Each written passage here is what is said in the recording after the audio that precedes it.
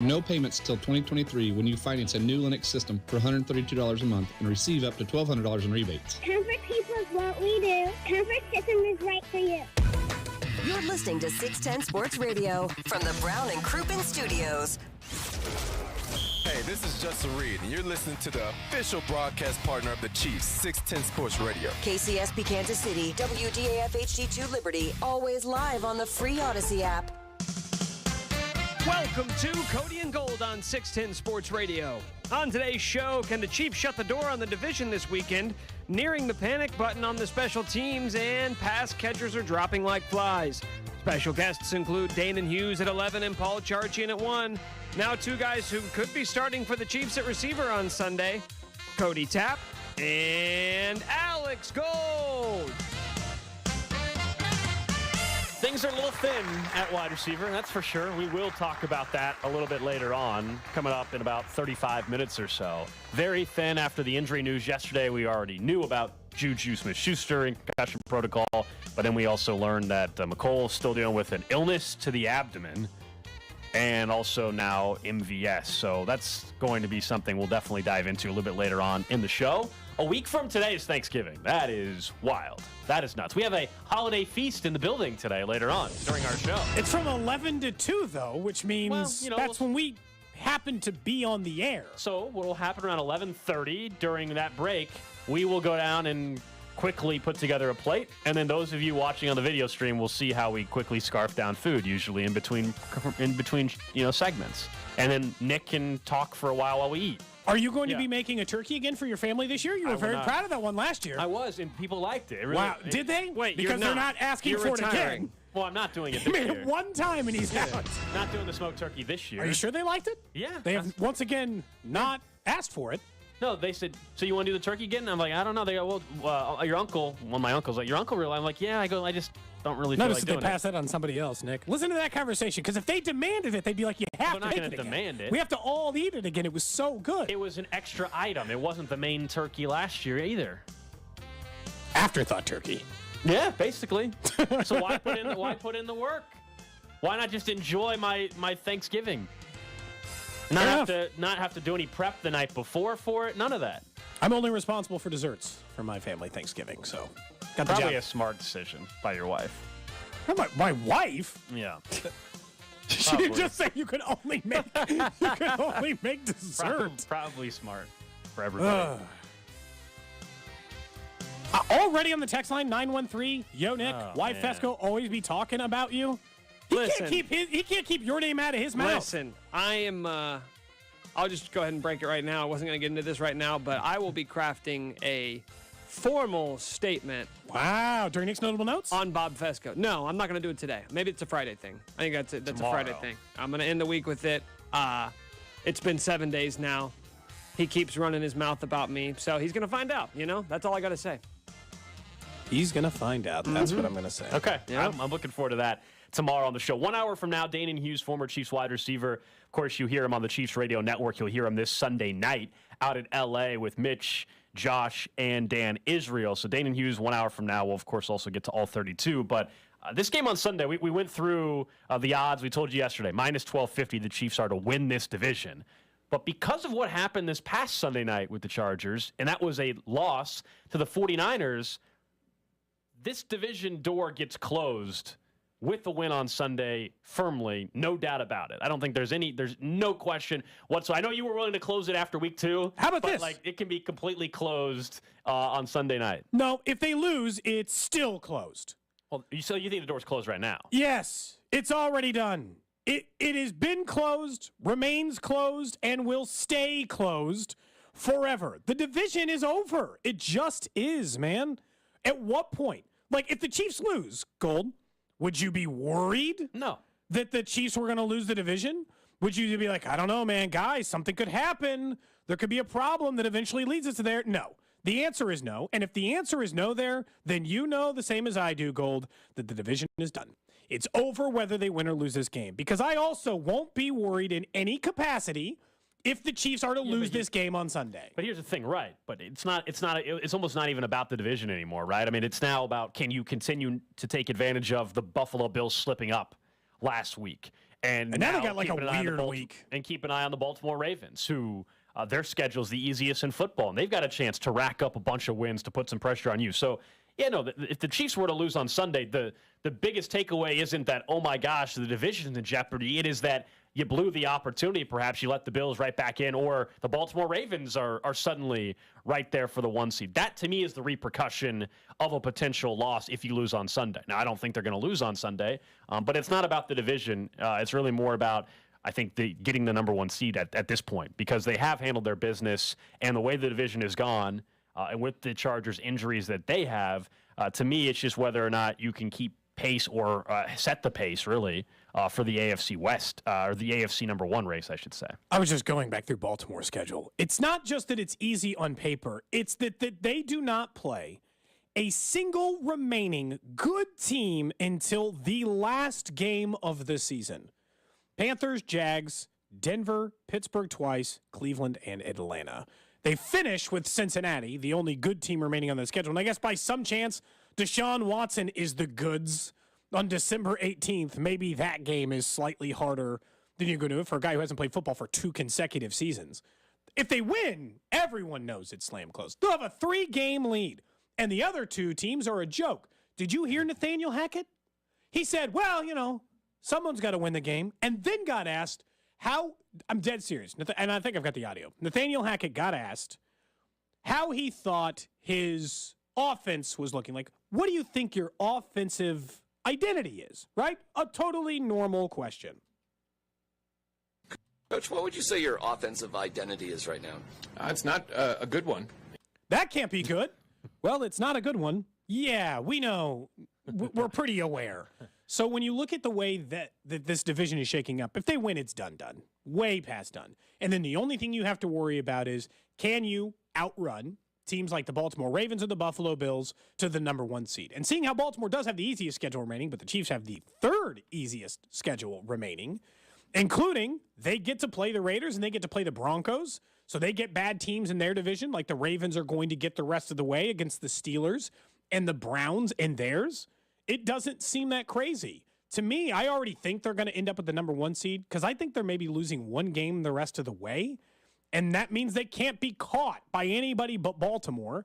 And I don't think that that's going to be the case because I don't think Buffalo, with the way they're going through their season, not that I think they're going to, but I don't think they're going to not lose another game the rest of the way. So the odds on FanDuel for the number 1 seed for the playoffs in the AFC, the Chiefs are the favorite at plus 125.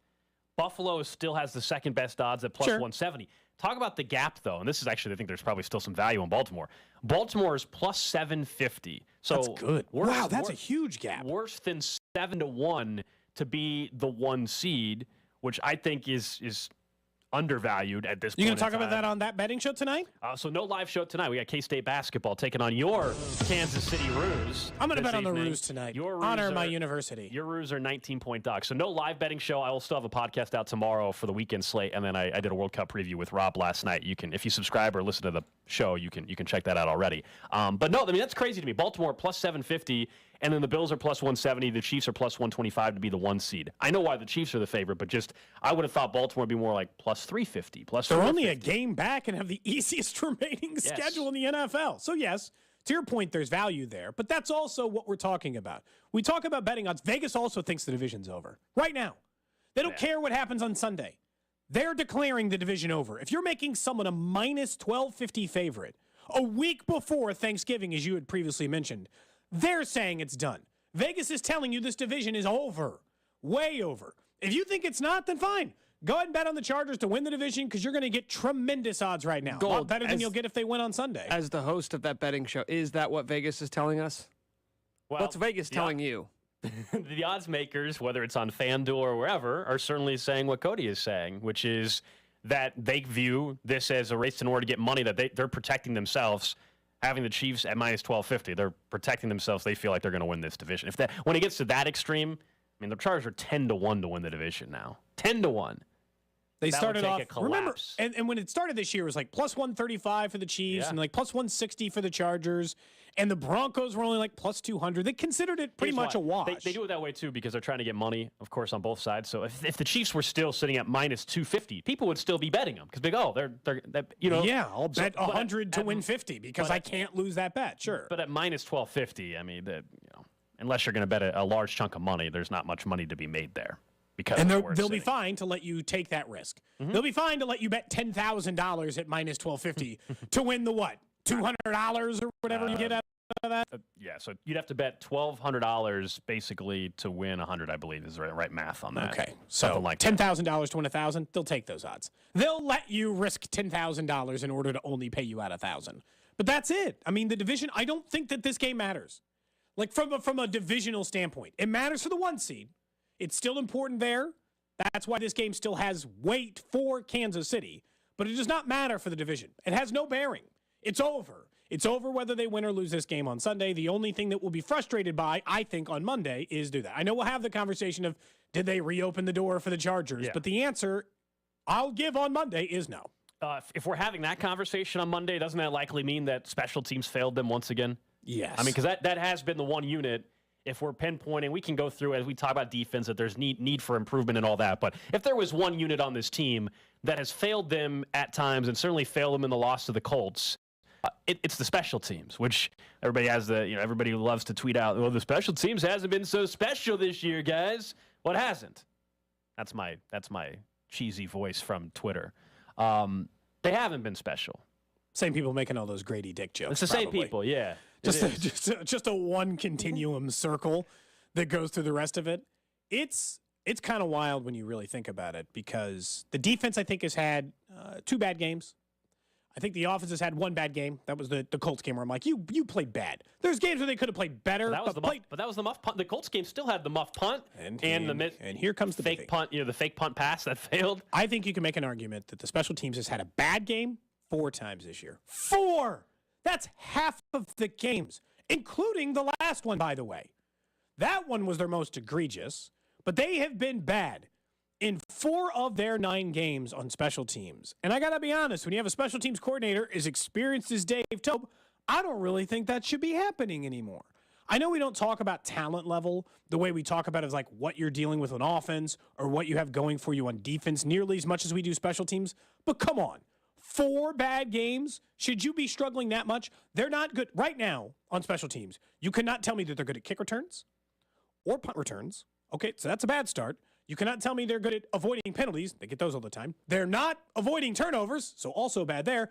And right now, they can't even kick. Yeah. They can't even make a field goal. The only thing on special teams that is working is Nick's boy, Tommy Townsend.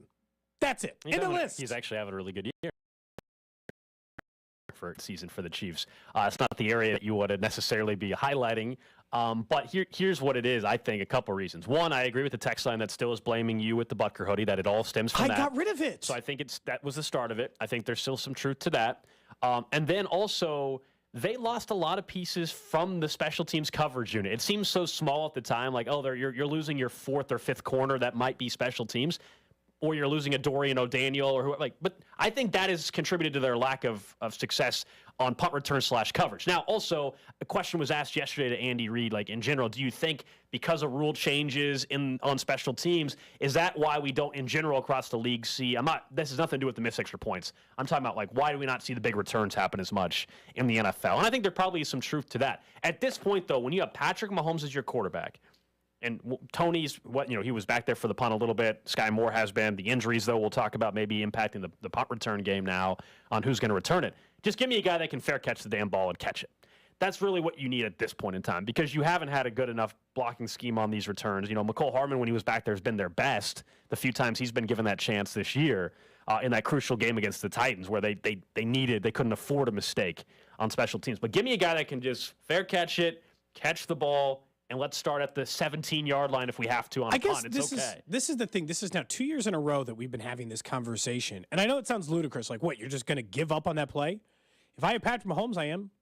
They're the number 1 scoring offense. They're better getting first downs than any other team in the NFL. Why not? Why wouldn't I just take the chance at Mahomes getting the what? Because, like, on average, An average good punt return team gets like 9 yards per return. You don't need to return a punt for touchdown to win. You haven't done it all year. You haven't returned a kick to win a game. You don't need it. You are good enough on offense and defense to win. All you need special teams to do is not be bad. And that has been the issue. They have just been bad for a majority of the year. The Butker one's the most frustrating because he's supposed to be the second best kicker in the NFL. Look, Justin Tucker is going to get the title of best kicker forever. Yeah. He's going to go down as one of the best kickers ever. He might actually get a conversation around the Hall of Fame with him because he's going to be the Ray Guy version. It's going to be the single greatest kicker of all time. So when people vote for the Hall of Fame, they'll probably put Justin Tucker in. But if you're the guy right below that, you're at the next level, you're the second best version of that across the league, stop missing gimmies. I wonder if... Stop, kick the ball through the back of the end zone. Like, he keeps leaving kicks short, too, and it doesn't look like it's on purpose because they don't look designed to tackle the guy. Yeah, that's always the tricky one because there are times where Dave Tobe will intentionally tell him, don't kick a touchback here. We want to make them return it. That does happen. But they're not good at kick coverage, so just bury it. They haven't been. I still wonder if he fully isn't healthy. Talking about the extra points and kicks in general, that we know it took way longer than they thought to get him back to being available and still going through that routine. But it's a weird spot to where I feel more confident in Butker making a 55-yarder than I do a 38-yarder, and that's just weird, but that's where we're at. I'd rather it be the other way around, wouldn't you? I want the 38 one knocked in. I want my every extra point. I don't want you to, even though you have Patrick Mahomes, I don't want you playing catch up potentially because of a mixed extra point. But there's a hell of a luxury of being able to have a kicker that can kick a 57-yarder and potentially win a game for you too, right? When looking for solutions, or to just take the other side, right? We're both burying the special teams right now. Let's talk the other possible side of it. Because right now, Butker's missed 2 extra points, and he's only 5 of 8 of field goals.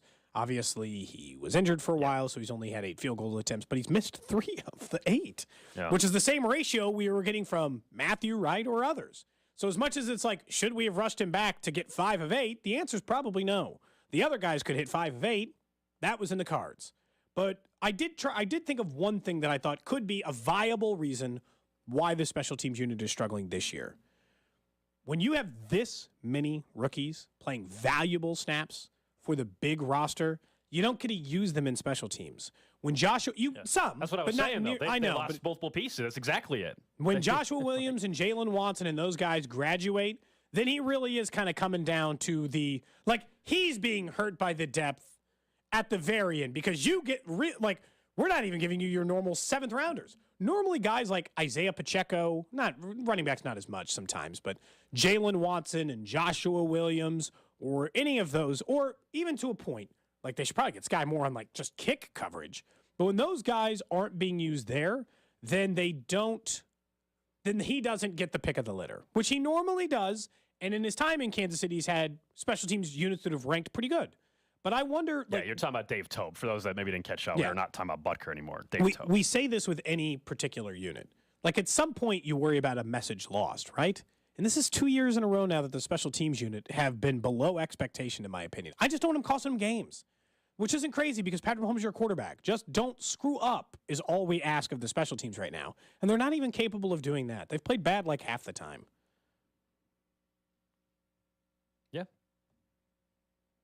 Yeah, I think, as I said a few minutes ago, I agree with you. I think the coverage is because they don't have some of the guys like Dorian O'Daniel on this team this year. I don't disagree. Since there's the feast later, should we let you, Gold, take the camera down to the Thanksgiving feast to show everybody what we're getting? Do we get audio too? So you want me to We could get audio of Alex or me. Either of us could go down, but I would not be able to hear you. I could go down and show you the feast, but you would not be able to hear. You'd be able to hear me, but I wouldn't be able to hear you. Which seems dangerous, obviously, if you're the person who can't hear what everyone else is saying about you. So that would just be for people on Facebook and Twitch and Twitter and YouTube. Yes, but people could go check it later, and I would give a live play-by-play. I could watch what you're doing. I could pull up the stream just like any other person could pull up the stream. I assume you have it up at this moment. I did. Yeah.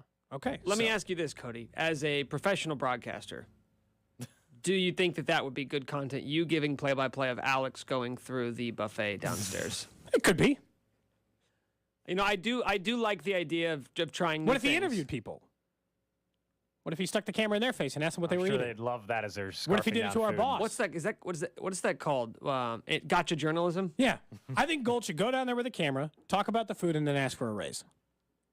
Just go grab the camera and walk you through the spread. Or, hold on, is it better for the audience if he takes a whole pie? He takes a comically large amount of the food that is available. Walk downstairs, Gold. Say, oh my gosh, this food looks incredible. Where is it from? And as you say that, you grab a pie and walk away. Don't wait. Bring it up for the whole show. Like uncut. Don't wait for an answer. Just bring up the whole pie. I've been told there'll be pie 11 o'clock. downstairs. Well, yeah, we all were told. There was an email. Not just you. There was an email for everybody. I don't know what I don't know. That way. I was just trying to. That happens a lot. This was a radio effort. You don't have to peel behind the curtain. I was just trying to say something. No, that happens a lot though. It's like, I got this. Like we all got the same thing, man.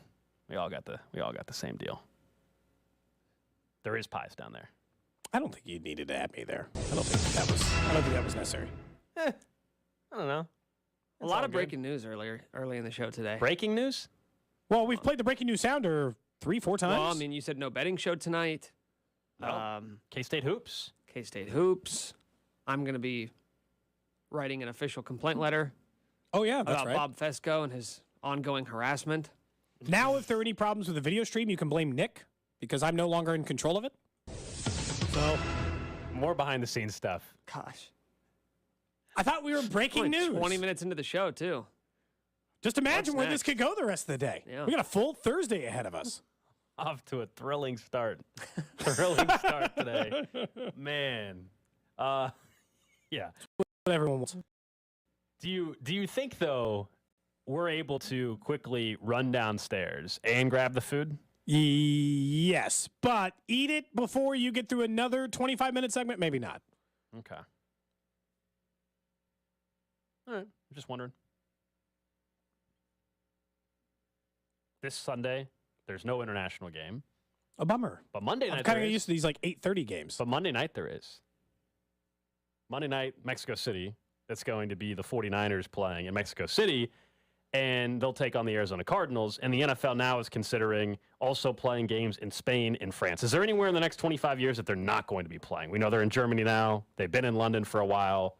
At this point, the NFL this year is playing 5 neutral site international games. 4 of them were played on Sunday, and as I said, one of them is going to be on Monday Night Football. But why wouldn't they at this point? Every time they go to another city, international city, it's been successful. They have no problem selling out the place. They had 3 million ticket requests for the game in Germany. I assume at this point that the NFL is trying to figure out, because their brand is huge in the United States. It's so big. It dominates by so much. They are the king at the top of the mountain, and it's not particularly close. And if you have something that's going that well, why wouldn't you do it? Like, if you're the number one social media platform in the U.S., like this is what happened with Facebook, right? Every school, everyone wanted to be a part of it. At some point, you're going to test other markets, other people available to your service. And I think that's what the NFL is. It seemed like they tried this a little bit about 20 years ago, we talked about with NFL Europe, and they gave it a try, and it was maybe a little too early in the game for the game growth to try to convince people to do it. But now the NFL brand is so strong that they think they can start traveling into these markets. And doing it in these one-offs is great because then it makes it seem exclusive. It doesn't make me be confident that a team permanently in Paris would work yet, but it makes it very exclusive. And if you do that, then there's always going to be massive fanfare into it. Even go back to what NFL Network is now or was then when they were trying to promote it. It didn't even have the same promotional arm as it does now, or the money or resources that all these teams put into it. Like what the Chiefs put into advertising themselves in Mexico City and Germany is significant now. So to me, it's easier. But to answer your question, no, I don't think there won't be anywhere they won't play in 25 years. They'll probably be in 25 years. There'll probably be some game in Japan. I don't think it's crazy to think that they'll just keep doing that. Years ago, didn't they used to have those preseason games in Tokyo?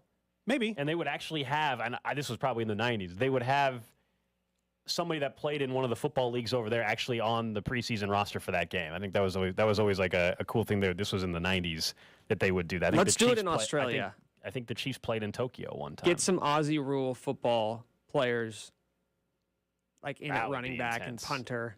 That would be intense. We've seen a few of those guys crack into the league. I just think we know that money is the driving force, but I still think for a lot of fans, it still sucks to see your potential home games, right, end up overseas where you lose the home game and all that. You know, the extra 9th home game, though, if you treat it like how the NFL teams are treating it, that's a freebie, then treat it like it's a freebie, right? I mean, doesn't that feel like the most logical thing? Because next year the Chiefs are going to be in Germany. It'll be one of their home games, so they will only get 8 home games. The Chiefs don't make you pay for 9. Like, the rate per game is the same. I understand that you might want to go to 9 games, but what percentage of fans, people who are fans of the Chiefs, does that actually affect? How many people are season ticket holder members for the Chiefs? 20, 30,000? So More if they're than that. More than that. God, how many game tickets? But I kind of agree with Cody in that if you do think about the 9th game, it's like, how much are you really affected as a fan by going to 8 games instead of 9? The only thing that stinks, like, while you're right, they don't have to pay for the extra home game that's overseas. You remember the years where they have only quote unquote 8 home games? You have to pay for 2 preseason games at home those years. Remember, when you have the 9th home game, you only have 1 home preseason game. And remember, those are full price tickets for season ticket holders. When you're still the years, I think, when they only have 8 home games now, they also get the 2 preseason games at home, I think is how it works out, something like that. And so you end up paying full price anyway for that game. You'd rather pay for the full price of the real game than the preseason game. Yeah. That'd be the only part that's different. I think a lot of this is, you're right, but I mean, it shouldn't, like, if you treat it like it's just an extra, it's not a big deal.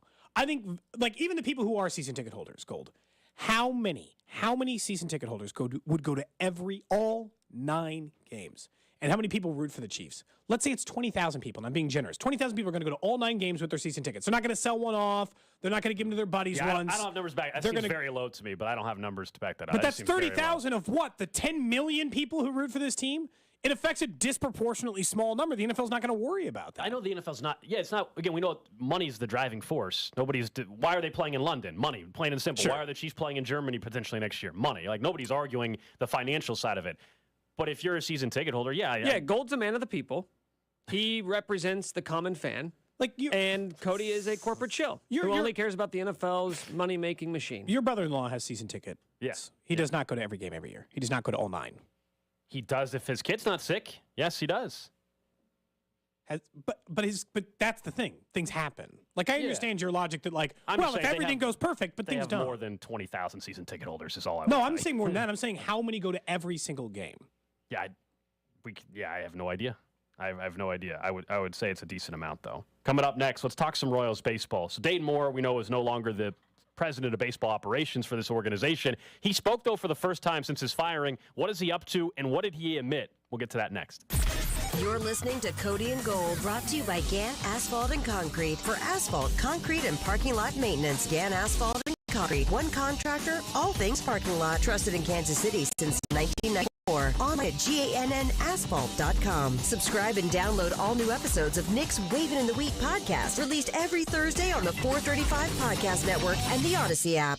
NFL Sundays are only getting better, and so are the incredible offers at DraftKings Sportsbook, an official sports betting partner of the NFL. New customers can bet just $5 on any NFL team to win and get $200 in free bets if they do. Plus, everyone can earn up to a 100% boost with DraftKings stepped-up same-game parlays. Go to the DraftKings Sportsbook app, place a same-game parlay, and combine multiple bets like which team will win, player props, and point totals. Download the DraftKings Sportsbook app now. Use code KCSP. Place a $5 pregame moneyline bet to get $200 in free bets if your team wins. That's code KCSP. Only at DraftKings Sportsbook. Gambling problem? Getting help is your best bet. Call 800-522-4700. 21 and over. Physically present in Kansas. Bonus issued as free bets. 1 boost per eligible game. Opt-in required. 10+ leg required for 100% boost. Deposit, parlay, and wagering restrictions apply. Eligibility and terms at sportsbook.draftkings.com/football terms. If you are a business owner, listen up. And remember the website, getrefunds.com. If your business has 5 or more employees and managed to survive COVID, you could be eligible to receive a payroll tax rebate of up to $26,000 per employee. It's a little-known program, but it's out there. It's a payroll tax refund, not a loan, no payback.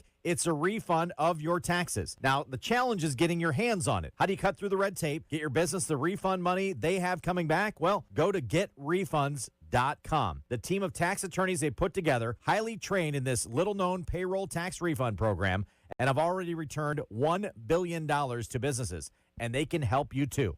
To find out if your business qualifies, just go to getrefunds.com, click on Qualify Me, and answer a few questions. They do all the work, no charge up front. Simply share a percentage of the cash they get for you. Don't miss out. Go to getrefunds.com. That's getrefunds.com. Okay, we admit it. With literally thousands of different wines, craft beers, and fine spirits, Lucas Wine and Spirit Superstore can sometimes make it hard to choose. That's why we have certified sommeliers, cicerones, and spirits experts right there in the aisles to help. But one choice you will never have to make.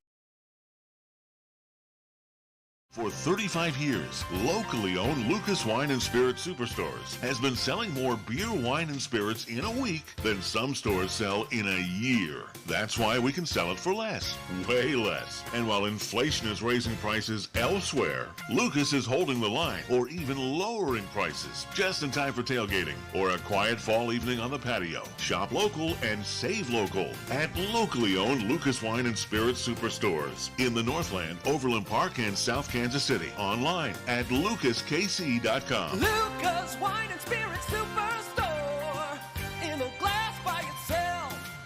Hey, it's Derek Johnson, and I know there's nothing better than being a part of a team, a group of great people you can count on and learn from.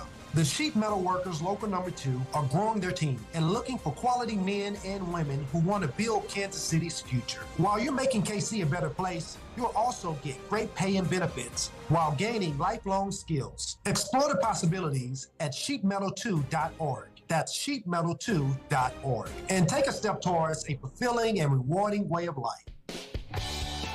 Chiefs Kingdom. And you know I love touchdown celebrations. And this season, I want to see you celebrate. Bud Light is throwing epic watch parties all season long where you can dance your way into unbelievable prizes. Head to 610sports.com/Kelsey for more details on where the parties are at this weekend. Must be 21 or older. Please drink responsibly. It's time to get your remote start installed before you have to scrape your windshield or upgrade your car with better speakers or Apple CarPlay. Go to Santa Fe Auto Sound. Santa Fe Auto Sound, 8030 in Santa Fe or SantaFeAutoSound.com. Kansas City's home for car audio since 1967. Without the ones like you who work tirelessly to keep things running, everything would suddenly stop. Hospitals, factories, schools, and power plants, they all depend on you. No matter the weather, emergency, or time of day, you're the ones who get it done. At Grainger, we're here for you 24/7 with supplies and solutions for every industry and access to product specialists ready to help. Call, click Grainger.com, or just stop by. Grainger, for the ones who get it done. Hi there, I'm your host, Dog, filling in for the human who's normally here and bringing you the smells and sounds of the holidays, courtesy of Beggin' Dog Treats. We wish you a begging Christmas. We wish you a begging Christmas. Dog rest ye merry Doberman, let begging you acquire. Deck the halls with strips of begging. Arf, arf, arf, arf, arf, arf, arf, arf. Remember, for bacon-loving dog excitement this holiday, it's beggin'! What's worse than calling your groin your junk? Treating it like junk. Respect your pubic region with Gillette Intimate. Gentle and easy pubic hair care from America's #1 trusted men's grooming brand. Gillette, the best a man can get. Buy now at Walmart. Prescription products require an online consultation with a healthcare provider who will determine if a prescription is appropriate. Restrictions apply. See website for full details and important safety information. Subscription required. Hey guys, did you know there's a generic form of Viagra that works just the same but is 90% cheaper? And you can get it online? Go to 4hims.com/joy. At Hims, you'll get a free medical consultation and discreet shipping if prescribed. You'll love your results. To start your free online visit, go to 4hims.com/joy. That's FORHIMS.com/JOY. Throughout the 60s and 70s, cops hunted down key figures of the Dixie Mafia, including its enigmatic ringleader, Kirksey Nix. I'm interested in making money. I'm not interested in hurting people. 15 years into Kirksey's life sentence, the Dixie Mafia was practically folklore, but that would soon change. I'm Jed Lipinski. This is Gone South, a documentary podcast from C13 Originals, a Cadence 13 studio. Season 2, The Dixie Mafia. Available now on the Odyssey app or wherever you get your podcasts. Chiefs coverage is brought to you by IHOP. On long winter night, we put hot cinnamon apples on top of the thickest and fluffiest French toast available at IHOP. Try our new thick and fluffy ginger snap apple French toast today. Part of our holiday menu. Let's put a smile on your plate for a limited time at participating locations. You're listening to 610 Sports Radio from the Brown and Crouppen Studios.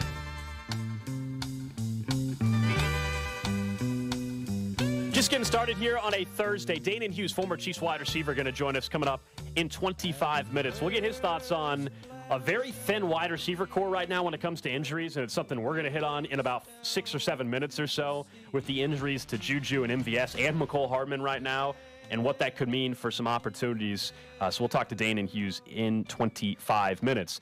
Before we get back into the Chiefs, though, it had been, a month plus since we have heard from Dayton Moore. Of course, that he was let go by the organization and kind of laid low for a little while, I'm sure, as collect, his thoughts, and as most of us would, as anybody would when you lose your job. And now that we're at the GM meetings going on in baseball, you'd figure that maybe he's got some future opportunities. He was on one of our podcasts that are part of Odyssey. Baseball Isn't Boring, I think is the name of the podcast.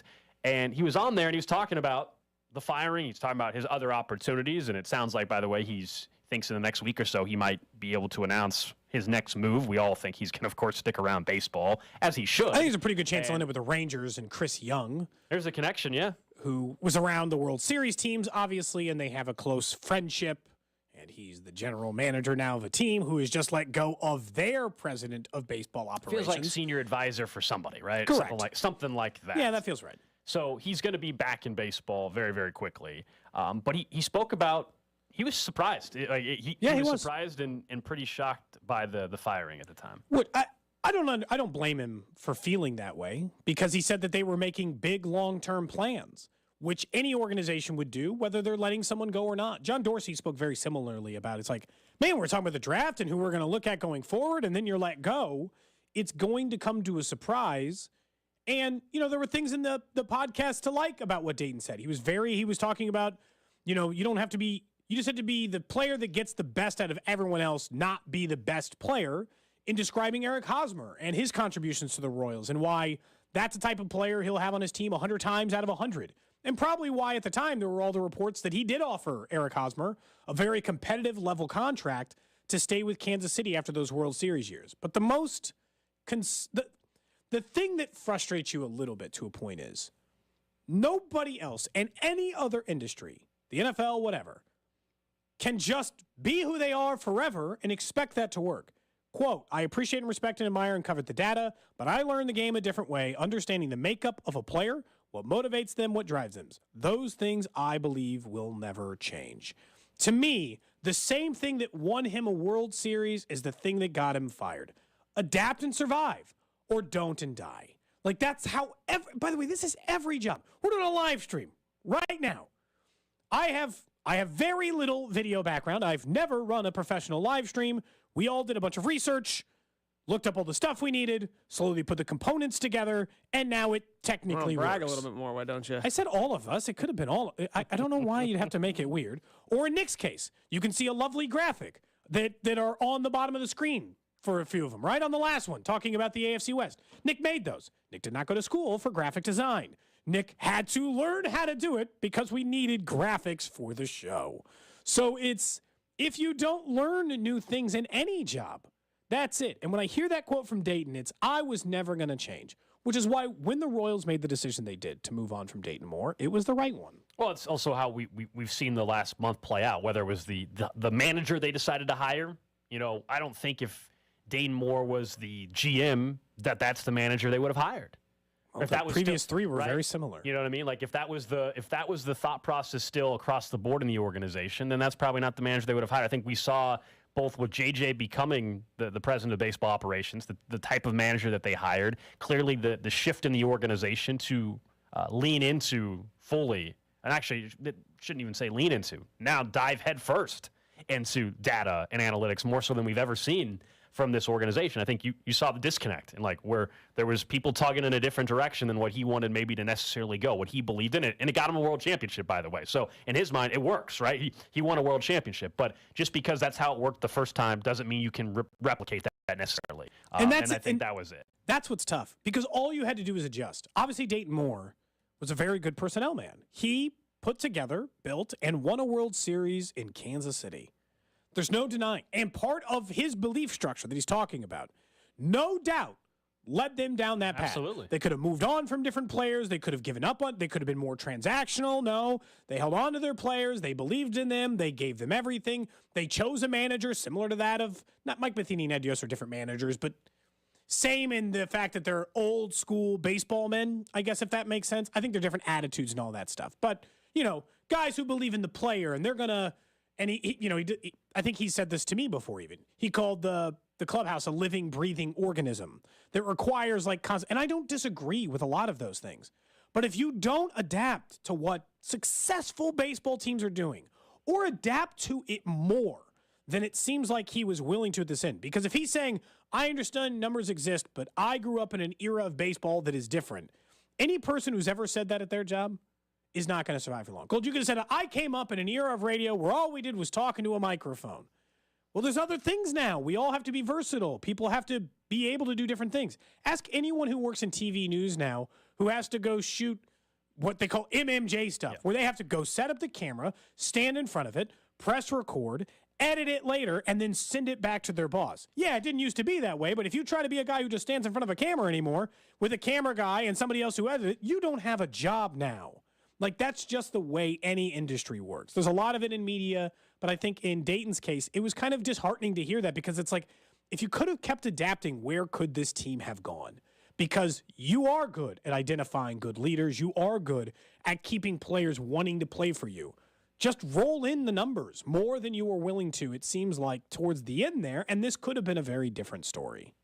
Thought it was really interesting. Check it out on Odyssey app as well if you want to listen to the full interview. Again, Baseball Isn't Boring is the name of the podcast, and they had the former Royals GM and baseball operations, president of baseball operations, Dayton Moore on there. And I'm guessing, based off of that podcast and what he had to say, in the next week or so, expect, whether it's with the Rangers, some other organization, or the league, who knows, right, that he's going to be certainly having some type of executive front office type of role. I had mentioned Dayton Hughes, former Chiefs wide receiver, coming up in about 20 minutes, and I want to get his perspective on these wide receivers, because all of a sudden they're kind of thin. We don't know for sure the status of everybody for Sunday. We all know about Juju, who's banged up. Not just banged up, he's in concussion protocol. And the likelihood of him playing Sunday seems pretty small. Then McCall Hardman's dealing with an abdominal illness. Again, we still don't really know exactly what that is. And then MVS as well. I mean, that's three of your top wide receivers to now where you're talking about healthy Kadarius Toney, healthy Sky Moore, healthy Justin Watson, and I guess Marcus Kemp. That would normally be the next guy up, down off the practice squad. That's it. Or Darius Fountain, I guess, right? Is he still around these days? I don't love that list of wide receivers you just gave, because the guy you'd have the most confidence in somehow is Toney. Well, I don't like it for our bet, because if Justin Watson is a key player in the game, I forgot about that. That's very bad for our bet, because Justin Watson will definitely get some targets. I don't know, bet for you. will definitely get some targets and make some headway in the offense. So I don't love that, admittedly. But if the guy you trust the most is Kadarius Toney, who I have 1 game's worth of evidence, essentially, played 9 snaps in the first one, that seems like a recipe for disaster. And while the Chargers defense is not good, their pass defense is way better than their run defense. So then what? Because is this really the list? Or is it Toney and then Watson? And then we should be mentioning McKinnon and Clyde and, I think so many of these other guys before we get to Sky Moore and Marcus Kemp. I think MVS is going to end up playing. He was diagnosed as just sick yesterday. Yesterday was Wednesday. The game's if he's truly just sick, I expect MVS to be available. So I really think ultimately the list is going to end up being at least MVS, Toney, then Watson and Sky. Which with Kelsey, you can make that work certainly, and with what they can scheme up, I don't doubt that one bit. You really do need MVS though to be part of this thing on Sunday. I think so, because if you're without Juju and MVS, then I really don't trust the wide receivers. And it's not that Mahomes can't work miracles with guys who are lower in the depth chart, but there's still a limitation for what you're going to be able to do against any defense if you're missing those number of players. do you like this as an interesting case study of what the offense would look like without Juju Smith-Schuster next year? Because if MVS plays, then we are kind of emulating that. Yeah, MVS, Tony, and if Hardman now play, Hardman. need Hardman. No, but Hardman's not going to be on this team either. Yeah, that's true. This is pretty much like if Hardman doesn't play and neither does Juju. If you'd like a little preview of what would happen if we didn't pay Juju Smith-Schuster next year, this game would be it. And a divisional opponent, so somebody who knows what you like to do on offense. And all the running backs are still, like we would assume Pacheco, and I assume Clyde will be back here next year. Rookie contract. Jarek is the guy we don't know because he keeps just coming here for a year or so. But when you, this would be a pretty close to what if they signed and drafted no one next year would look like, which I don't want to happen. I want Juju to come back. But I am kind of fascinated to see how it looks. Isn't this where it's an opportunity once again, though, to continue? We know the snaps have been there all year for Noah Gray, but is this a Noah Gray and Jody, honestly, Jody Fortson, where both those guys could end up getting more playing time if they're going to be 14, really thin? We're back to 13, 14 personnel, whatever, yeah. Maybe so. I mean, we've definitely seen Noah Gray be more involved this year than he was a season ago. I think what we've seen from Noah Gray this year is what people were thinking maybe he was going to be right out of college as a rookie, because last year there was a lot of, hey, the Chiefs love this guy, and then we just didn't really see it. This year we're seeing kind of what people maybe thought he could be, and that is being more involved in the passing game as well. I think there could be. I definitely think there could be more of a tight end. Look, if you're going against the 30th ranked rush defense, you should probably try to run it some. I mean, they have no one left on their defensive line, and you have I would say, pretty highly invested offensive line. You've got the highest paid left guard in football. You have one of the higher paid left tackles in football, one you gave up first round picks for. You have a second round center. You have investment in that position. And depending on who you talk to, some people will probably be higher on where the offensive line has performed this year than others. I saw Sam Monson put out his offensive line rankings right now. He had the Chiefs second. And I do not think like they've played like the second best offensive line. Admittedly, I have not watched the offensive line of the other 31 teams play on a consistent basis. And I respect Sam Monson's general opinion on things, but I don't know that they've ever lived up to that. I thought they'd be that before the year, but this feels like a good chance to take advantage of a bad defensive line, right? Yeah, and a defense that has given up the, fourth most points in the NFL? Yeah, they're getting some guys back on offense, the Chargers are, but that defense, specifically that defensive line, they were already thin on Sunday night against the Niners, and then they lost a player or two against San Francisco on Sunday Night Football. So they're extreme, and Tillery's gone, right? They cut him. So they're really thin. I like how they were already bad on defensive line, and they're like, nah, we can't even use a former first rounder. Get out of here. And you told who with the Raiders, is that right? Who picked him up on waivers or something? Raiders did. Yeah. Chiefs put a claim for him. Yeah. 8 teams put a claim in for him. Former I'll tell you first-round this. pick. If 8 teams put a claim in for your player, you should have kept him and traded him in the offseason or done nothing, but you should have let him play for your team the rest of the way, seeing how you already don't have depth in the defensive line. I don't know how toxic that had to be, but jeez. That's the thing. We don't know what that relationship was like or what his buy-in was with them. But if the Chiefs cut a guy and 8 teams put a claim on him, I'd be like, you couldn't get any deal done with anybody at the trade deadline for a guy that 8 teams are interested in? Yeah, the thing is, remember, we're post-trade deadline now. So no, I know, but before. Yeah. Presumably, if you're willing to cut a guy 2 weeks after the trade deadline, you are willing to move him before. Yeah, unless there's more to the story there, right? I mean, unless he's flat out said, like, basically, I'm just not going to really play for you guys. Who knows? We have no idea. We're not in L.A. covering the Chargers with Tillery. But, yeah, that's interesting that he was willing to, or they were willing to just cut him just like that. All right, let's get to Nick's notable notes. Gotta write something down. Nick's notable notes. All right, guys. Today it's another edition of If Then. Are you guys familiar with this game? Yeah, I think we've had it a few times. Cody, I am aware. Okay. If blank happens, then what? Right? I assume that's what we're getting to here. Wow, well said. Couldn't have done it better myself. All right, first one, guys. If the Vikings beat the Cowboys on Sunday, then they are the best team in the NFC. Wow. Then Kevin O'Connell really is in line to be Coach of the Year.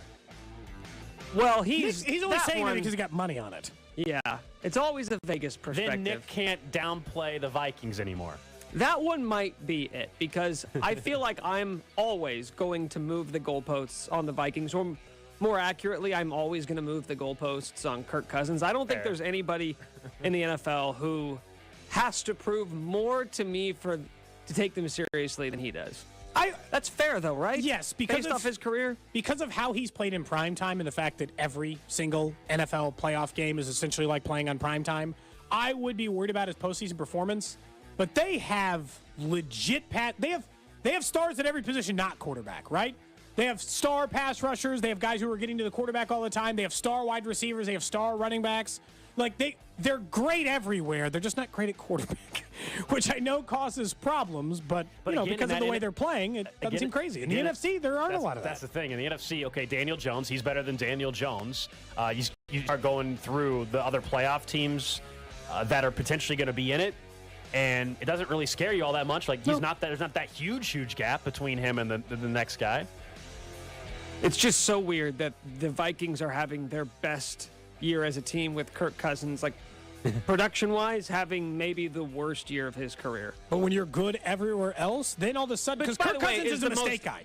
Kirk Cousins is a screw-up-the-game guy. If you tell him not to screw up the game, you might win. That's the most Kirk Cousins thing ever, for him to have a career down year and for the team to have their best year. All right, up next, guys. Garbage time. He's the garbage time king, dude. You guys just talked about this. If the Chiefs are without Juju, MVS, and Mecole Hardman this Sunday, then they still beat the Chargers, but the offense scores less points.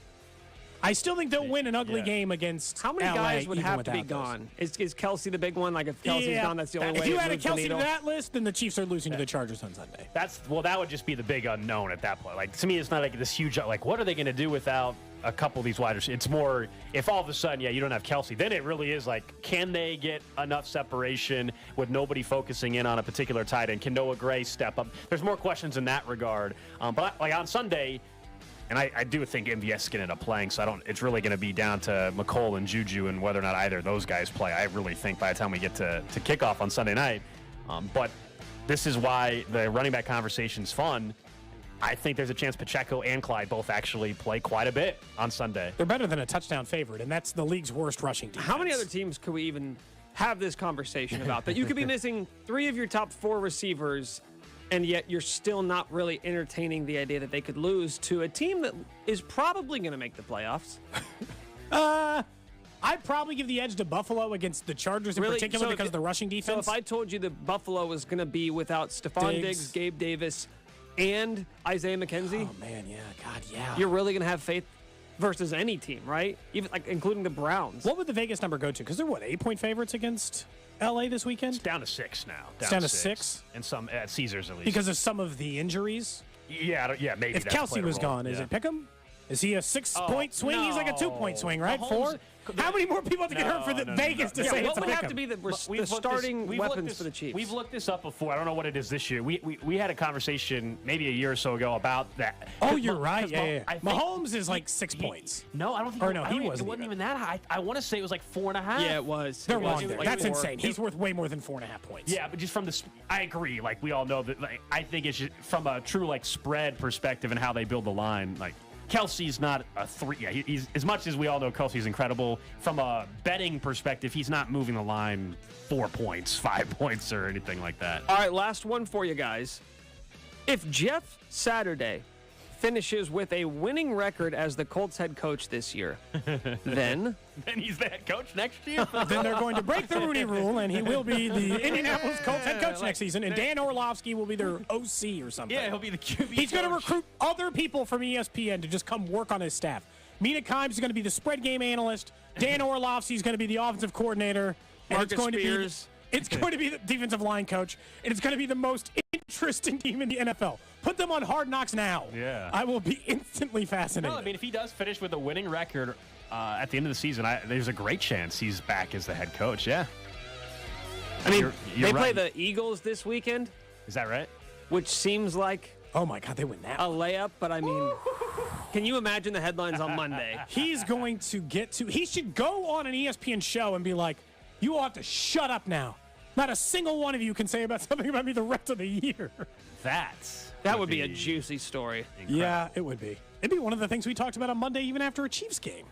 Oh, it would get some mention. There's no question about that. That'd be something. I don't even know what the line is for that game. I'm assuming they're at least 6.5, 7.5 point. I think I saw it at 8. By the way, I like that Michael Massey came on the show, and we're going to keep trying to incorporate him as an NFL insider, even though Vinny Pasquantino will be back next week. Came on the show because things are being discussed on the show, and then later on Twitter, an app he was not yet on. He has joined the app, and he's chosen violence, essentially across the board. The Royals Farm Report Twitter account sent out, all right, you choose one, right? Extend, trade, and wait and see. Game one of the options of Vinny Pasquantino, MJ Melendez, and Bobby Wood Jr. To Michael Massey's response was, extend Bobby Wood Jr., trade Vinny to the Jets for cash considerations, use that cash to also extend MJ. So just burying his guy immediately on Twitter. That's what his account's going to be. That's it. It's just here to keep Vinny in check. Someone responded, cash considerations, that's a steep price. Michael Massey responded back, though, and just said, an Italian running back in New York? Can't put a price on that, man. That was Michael Massey's response. So, oh, yeah. I'm enjoying it. It is entertaining to see them going back and forth. All right, up next, though, we were just talking about how thin the Chiefs are going to be at wide receiver. Well, let's talk to a former Chiefs wide receiver to see what that could look like. Danon Hughes, part of the Chiefs Radio Network. He stops by next.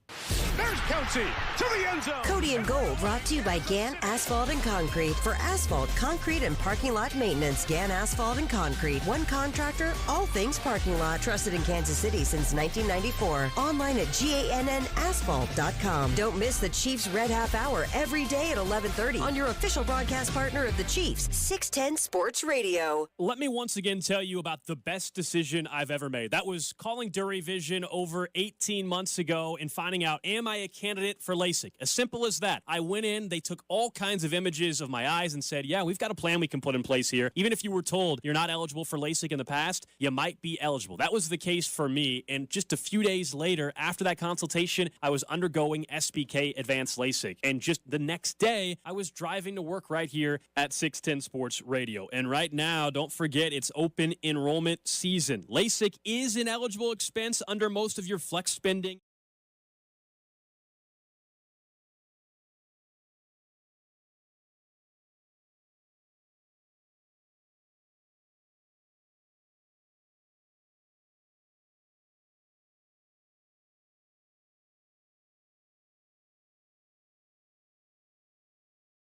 DuraVision.com and tell them Gold from 610 sent you.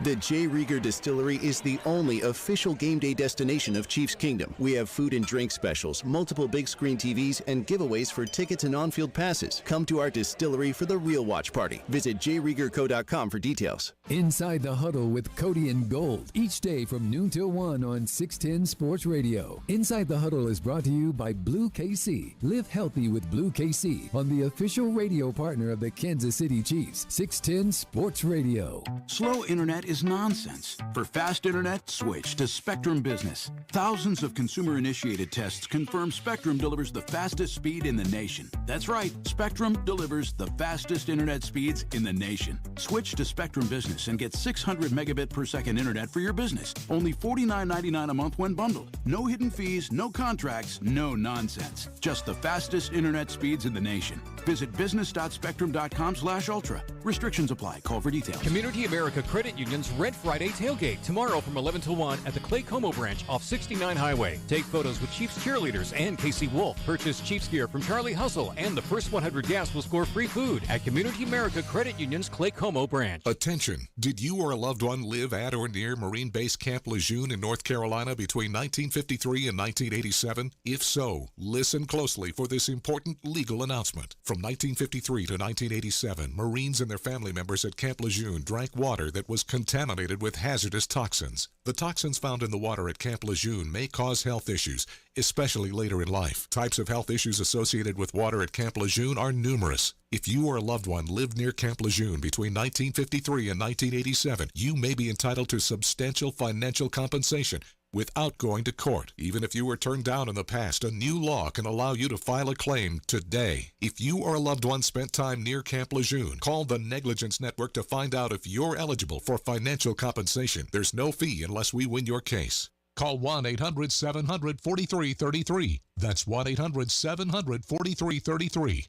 1-800-700-4333. You're listening to 610 Sports Radio from the Brown and Crouppen Studios.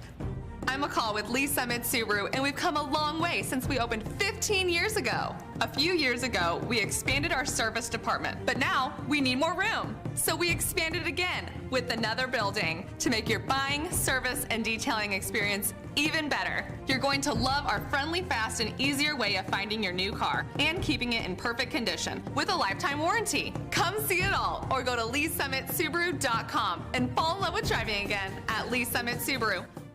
Diamonds Direct is great. That's the first jewelry place that I walked into and was blown away by. Former pro football offensive tackle Mitch Schwartz talking about his jewelry store, Diamonds Direct. You're getting the best quality and the most for your dollar, and I think Diamonds Direct does that as good as I've ever seen in the jewelry world. Mitch and his wife, Brooke, love the selection, the quality, and the value at Diamonds Direct. But they also love the laid-back atmosphere and how the associates at Diamonds Direct customers. They're conscientious of educating you and understanding what your desires are and getting you the best value for what you're looking for. It was just a great environment, great atmosphere, making it easy to shop. Diamonds Direct, proud to serve you with exceptional diamonds, handcrafted engagement rings, and fine designer jewelry. We value our time, our money, and going to Diamonds Direct, knowing that they're going to value that as well, is a really special place to go to and to purchase jewelry from.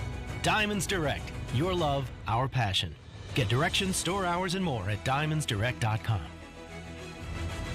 Supply issues are no issue at Shamrock Roofing and Construction. As one of the largest roofing companies in America, we stocked up early and big. We can do your job now. And because we paid less for our material, we can share those savings with you. ShamrockRoofer.com.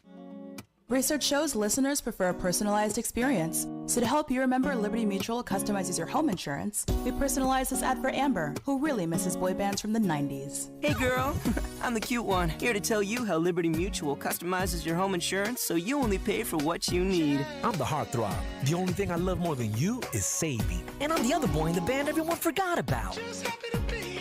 Only pay for what you need at LibertyMutual.com. Liberty, liberty, liberty, liberty. Hey guys, this is Keenan Thompson. I have a problem with you. Yes, you. None of y'all told me that AutoTrader has millions of new and used cars that I can shop from home. I thought we were friends. I put smiles on your face, but I'm not smiling. No one told me that with AutoTrader, a dealer can deliver cars to my home or that I could shop by price on AutoTrader. No one. Consider this friendship that you just learned we had officially over. Finally, it's easy. AutoTrader. Hey, it's George Karlaftis. Make sure you keep listening all season long on your official broadcast partner of the Kansas City Chiefs, 610 Sports Radio. KCSP Kansas City, WDAF HD2 Liberty, always live on the free Odyssey app.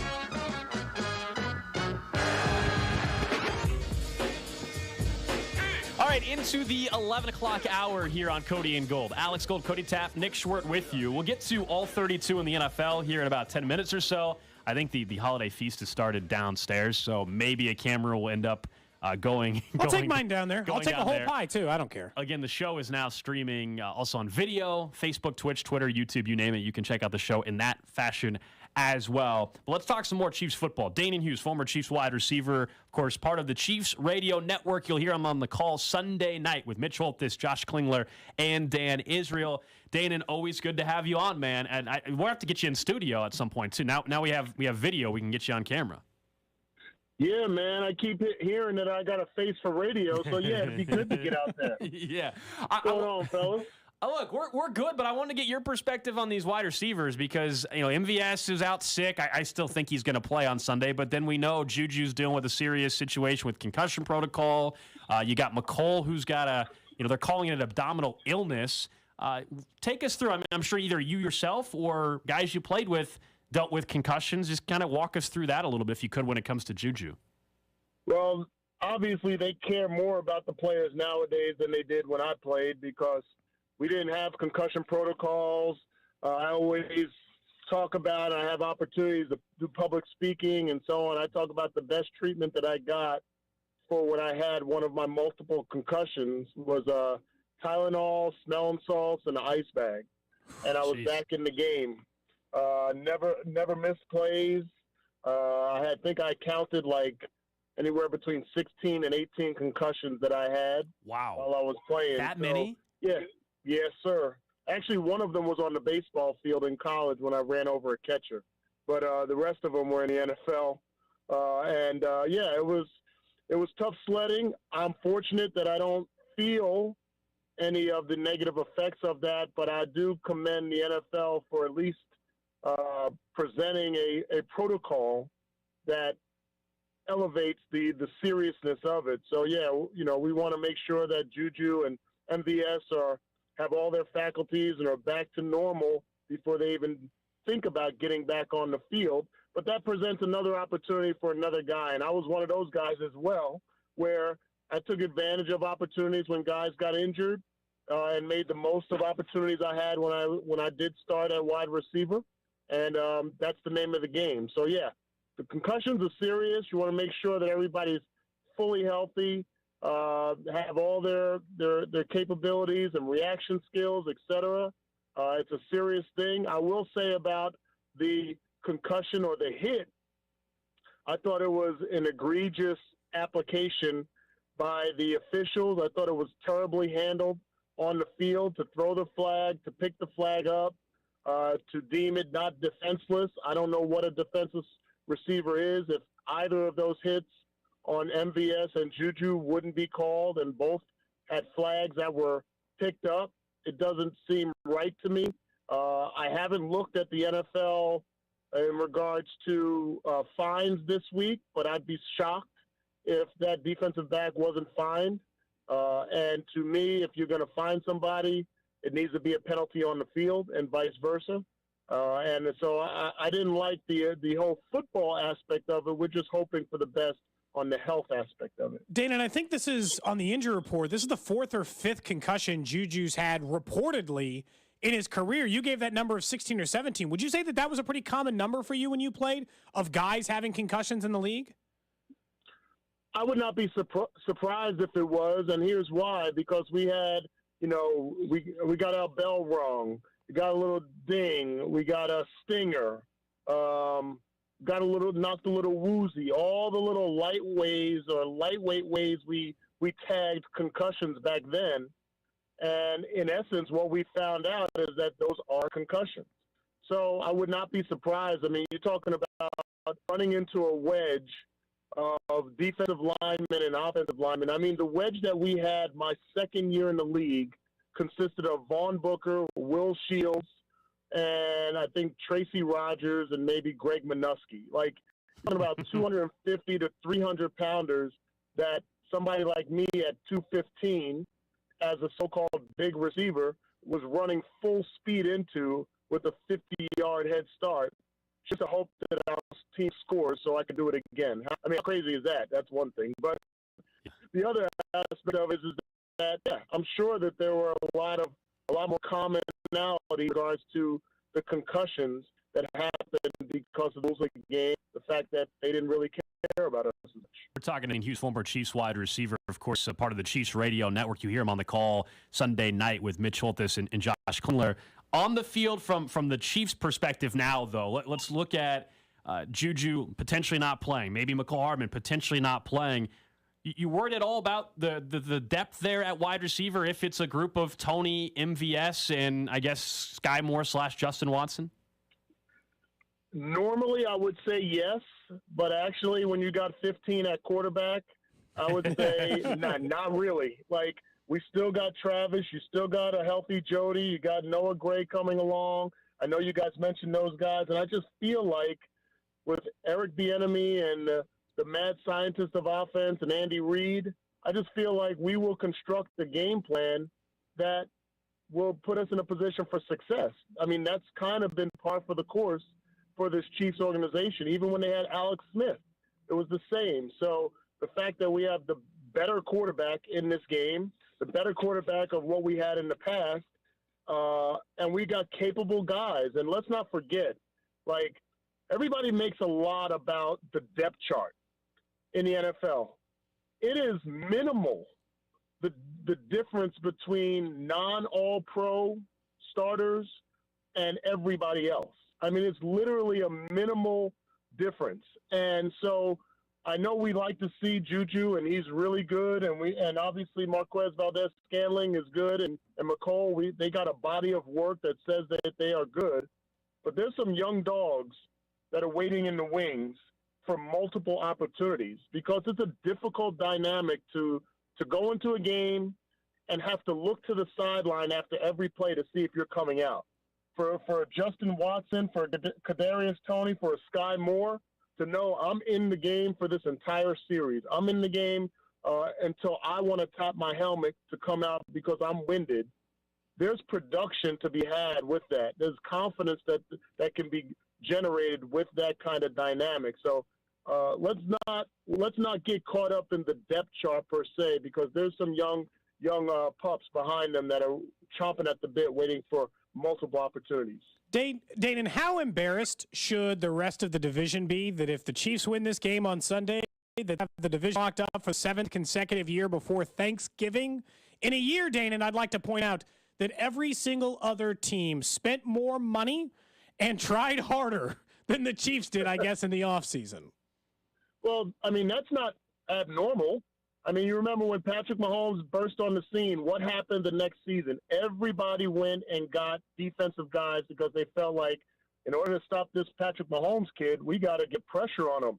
And then that didn't work. Now every team went and got a bunch of offensive guys because in order to stop this Patrick Mahomes guy, we got to score a bunch of points. And now that's not working. So to me, the embarrassment of the rest of the division, like, it's almost become normal because you haven't been able to knock Patrick Mahomes off of his pedestal. Other teams are hoping for other teams in the other divisions, like the Bengals and the Bills and the Ravens, to knock us off. While in our own division, we just have owned everybody. So I don't know if the embarrassment is different than any year. Maybe because there was a height of expectations because we get Russell Wilson and everybody thinks Justin Herbert was going to be the next up-and-coming superstar, and those guys haven't been able to do that. But I don't think that's different.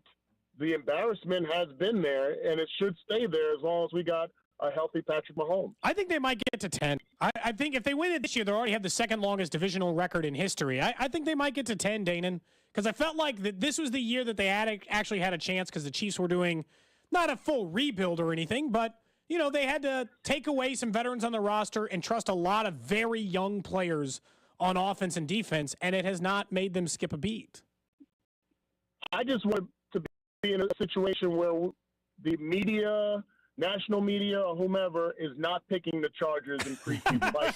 like if I have a Christmas gift that I can put out there for next month, like somebody promised me that we will not say that the Chargers are on the uptick next year and that they are ready to dethrone Patrick Mahomes and the Kansas City Chiefs, because that didn't happen with Phil Rivers. It's not happening with Justin Herbert. Let's just kind of put that to bed and relish what we have now with Patrick Mahomes and the dominance in the AFC West. But I will say this is a pivotal game, not just for the Chargers, but for the Chiefs, because you want to keep a sleeping dog lying. And right now, the Chargers, they don't need any boost to be able to fight and have a strong ending of the season or last half of the season. I feel like this is a game that we should win. We're a better total football team, even without injuries. But these are also the type of games where a team like the Chargers can get that necessary spark that can push them to a stronger finish that I don't think we want to have to deal with. So to me, it makes it more essential that we go out and win this game in L.A. Danon Hughes, have a safe flight out to L.A. Enjoy L.A. Sunday night. We'll be listening over on 106.5 The Wolf, and we'll check you next week. All right, fellas. Sounds good. There you go. Danon Hughes, former Chiefs wide receiver, and I guess we probably won't check in next Thursday. Thanks, but we'll talk to him next week, some form or fashion. Yeah, you know what? We'll just bump him up to like a Wednesday or something. We'll figure it out. That's a good plan as well. How about that, though? He thinks he had 16 concussions, because as he pointed out back then, they're just like, oh, he just got a little stinger or something like that. Nobody really took it seriously back then. I didn't even play so organized. Casually. I know, like it was just like 16. A normal number. Of course, I didn't play organized football, and I know twice of which I've had a concussion. So I mean, how hard is it to, I guess, get them? Apparently not super. Yeah, that's a crazy number. But they didn't have the safety stuff in play. No. You could wreck a receiver coming over the middle. The helmet technology was worse. They didn't care when you got it. As he said, on special teams, you were running into a brick wall, essentially, every special teams kickoff return. And he played. He played a lot of special teams throughout his career. Thanks again to Danon Hughes for joining us. We'll get to the trash of the day here in about 5 minutes or so. But let's go all 32, presented by Anthony Plumbing, heating, cooling, and electric technicians you can trust with your house keys. And we've been trying to figure out what's going on with Russell Wilson. Like, how could he fall off the way he has, even though there were some signs last year in Seattle that maybe he wasn't at least the top level guy Not this bad. that he was. I think we found the problem. Guys, I think he believes he's still in Seattle. So former Denver Bronco, who now does a radio show in Denver, Tyler Columbus, was talking about Russell Wilson. And this is a quote from a guy that you would, he played in the league. He's got sources with the Broncos still. He said, Russ is losing his mind out there. He's using audibles from the Seahawks. The guys don't know the audibles. He is using code words that the guys don't know. How is that? It's week 10, week 11, I guess now. Like he's just waiting for them to figure it out? It's like Peyton Manning went to a new thing and he's saying Omaha. They're like, we don't say that here. I don't know what that means. Now, I guess what's Omaha? If you're really looking for the optimistic side here, is like, well, this should be fixable, right? Like, just change the damn words, get everybody on the same page. But it's honestly, week 10 or 11. Let me ask you who something. should be responsible for change? He should change his words. But does he strike you as the type of guy who is really receptive to changing and adjusting his ways? No, but it's just crazy that it's on the coaches, of course, just as much as anybody. Like, how is it week 11 and he's still using code words that not everybody understands? But he only understands. What? I don't know. Yes, it's an easy fix. You're like, oh, we can fix that in the offseason. But why can't you fix that now? It's halfway through, past halfway through the season. And then imagine if they fire Hackett and he has to learn a different system with different words again. It's not saying they don't ever roll some things in. They do. But if he can't even get the language right, what the hell are his wide receivers supposed to be doing? If he said, you know what this is? This is the scene in Crash. Hot route! Hot route! He's like, I don't know what hot route is. What does that mean? Red 7. Red 7. Where do you want me to go? That doesn't mean anything to me. That's essentially what he's doing to his Denver Bronco teammates. One of the most interesting things that's getting ready to happen this weekend is the snow in Buffalo. We haven't talked about it yet, but the most recent forecasted reports of snow are up to 70 inches of snow landing in Buffalo starting tonight. How many feet is that? 70 At some point, you just inches gotta go of by. snow. At some point, you just have to go by feet because You're like, that's too I many. can't do the math. I don't want to do 70 divided by 12. I cannot be held responsible. It's 6 feet. It's just short of that, but just short of 6 feet Let me stand of up. snow. Let me stand up here. We're on video stream, so I'm 6'3". Just think about that. That's how tall the snow would be, Nick. That's ridiculous. The height of Alex, roughly, which is. You'd be able to see like Alex's forehead. That's pretty much it. That's insane. I can't even fathom. I'm looking outside, even at our window here, like just trying to fathom what 6 feet would look like on the roadway out there. It's not possible. I can't visualize it in real time. If you just imagine you walking out your front door, Gold, and you're head to toe. Well, you're not you walking. Have to just you're walk not walking out your front door. You're stuck in. Like you're stuck inside your apartment, your house, whatever. You're but not here's moving. the thing. This could actually be good for Kansas City because enough movement here could absolutely change the game. If they play this game in Buffalo, there's 5 feet of snow on the ground. Cleveland's got a much better chance to win this game. Yeah, Chubb. Because if there's 5 feet of snow coming down in the middle of an NFL football game, that could impact it. And it could impact the home field advantage you would normally get from playing in Buffalo and all the other things. If they make them go to Detroit, now they have to change their plans, move, play out of a hotel for the rest of the year, or the rest of the week, then play out of a hotel for the second week against Detroit. I'm not saying they lose to both of those teams, but it increases the likelihood of losing to either. So either way, this could end up burning Buffalo in a way that sets Kansas City up huge for it. But honestly, I'm rooting for the game in Buffalo. I want to see a game with feet of snow on the ground. That's way more entertaining. Also, just as a quick reminder, Buffalo did just get a $1.4 billion stadium approved that $850 million is going to be paid for by taxpayers. Did they decide to put a dome on it? Anybody remember? No, they want to play outdoors, man. I like That's it. correct. I like that. They want to play outdoors. I like that. I think the Chiefs should do the same thing whenever they renovate Arrowhead. Come on. They're getting 6 feet of snow in KC, man. I know. That's why it's cool. Thank goodness we don't. Thank goodness. Play in the elements. Whatever happened to that? What's happened to Nobody's us as a society, guys? They still do play in the elements. Nobody's eliminating that. We're just saying it's just crazy. Sounds like Cody's canceling weather. I'm saying if you can get 6 feet of snow in your stadium, put a dome on it. I don't. That seems like that's what Minnesota did. They're like, we're not going to play outside anymore. That was kind of stupid. Dome! So the Browns, the team that are heading to Buffalo to play in that snowstorm, they are now back with the services of Deshaun Watson, at least in terms of practicing. Now, he's still got a few weeks before he can actually play. But Deshaun Watson kind of quietly returning to the fold in Cleveland, or I guess entering the fold, seeing as how he has yet to play a game for them. He didn't play all last year. have we at all, just for a moment, right, considered the idea that Deshaun Watson, who got the most ridiculous contract and the biggest contract in NFL history, might not be great anymore? Oh, I've considered it. I think Gold and I might have had this conversation. Maybe it was even on a day you were off, because I think if you take 2 years off of football, there's a pretty good chance that you won't be nearly as good when you come back. Yeah, there's not a 0% chance of that. I just don't believe that will be the case. You know, I look at what he was before. I've also, you know, he wasn't hurt, right? You know, he's not playing for 2 years because he can't stay healthy. He hasn't played for 2 years for all the most notable reasons that we've discussed for time and time again.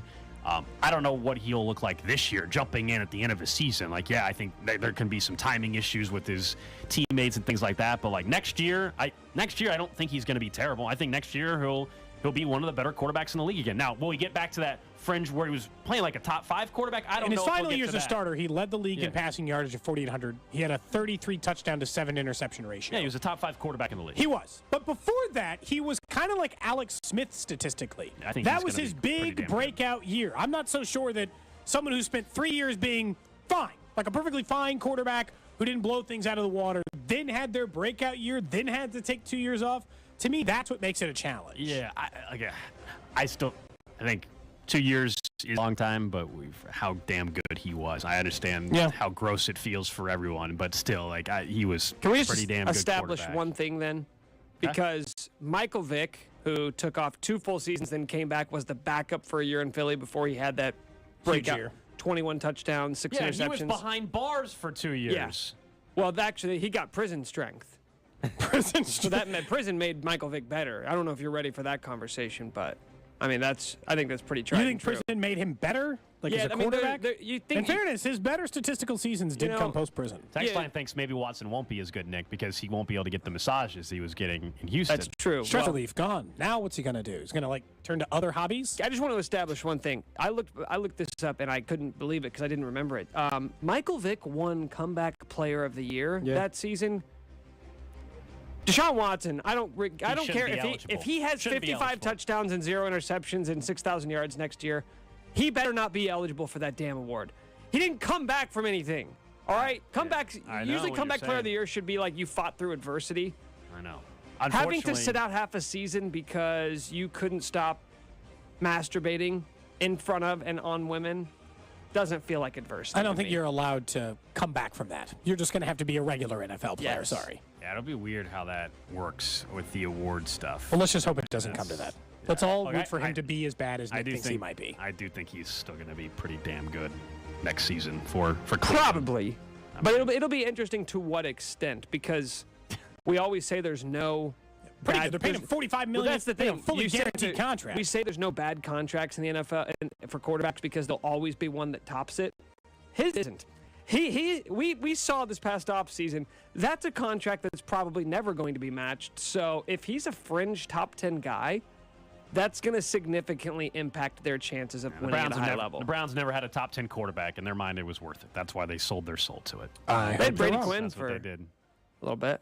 By the way, how do you walk that? Oh, they drafted him in the top. Let's 10. say he is. Let's say he is what Gold says, and he's like a top 5 quarterback by the end of this contract in year 5. At 31, you going to give him another fully guaranteed contract again, or no? There's no way. There's no. You legitimately. I think that contract is one of its kind. You know what's amazing is his contract is so guaranteed, Nick, as you point out.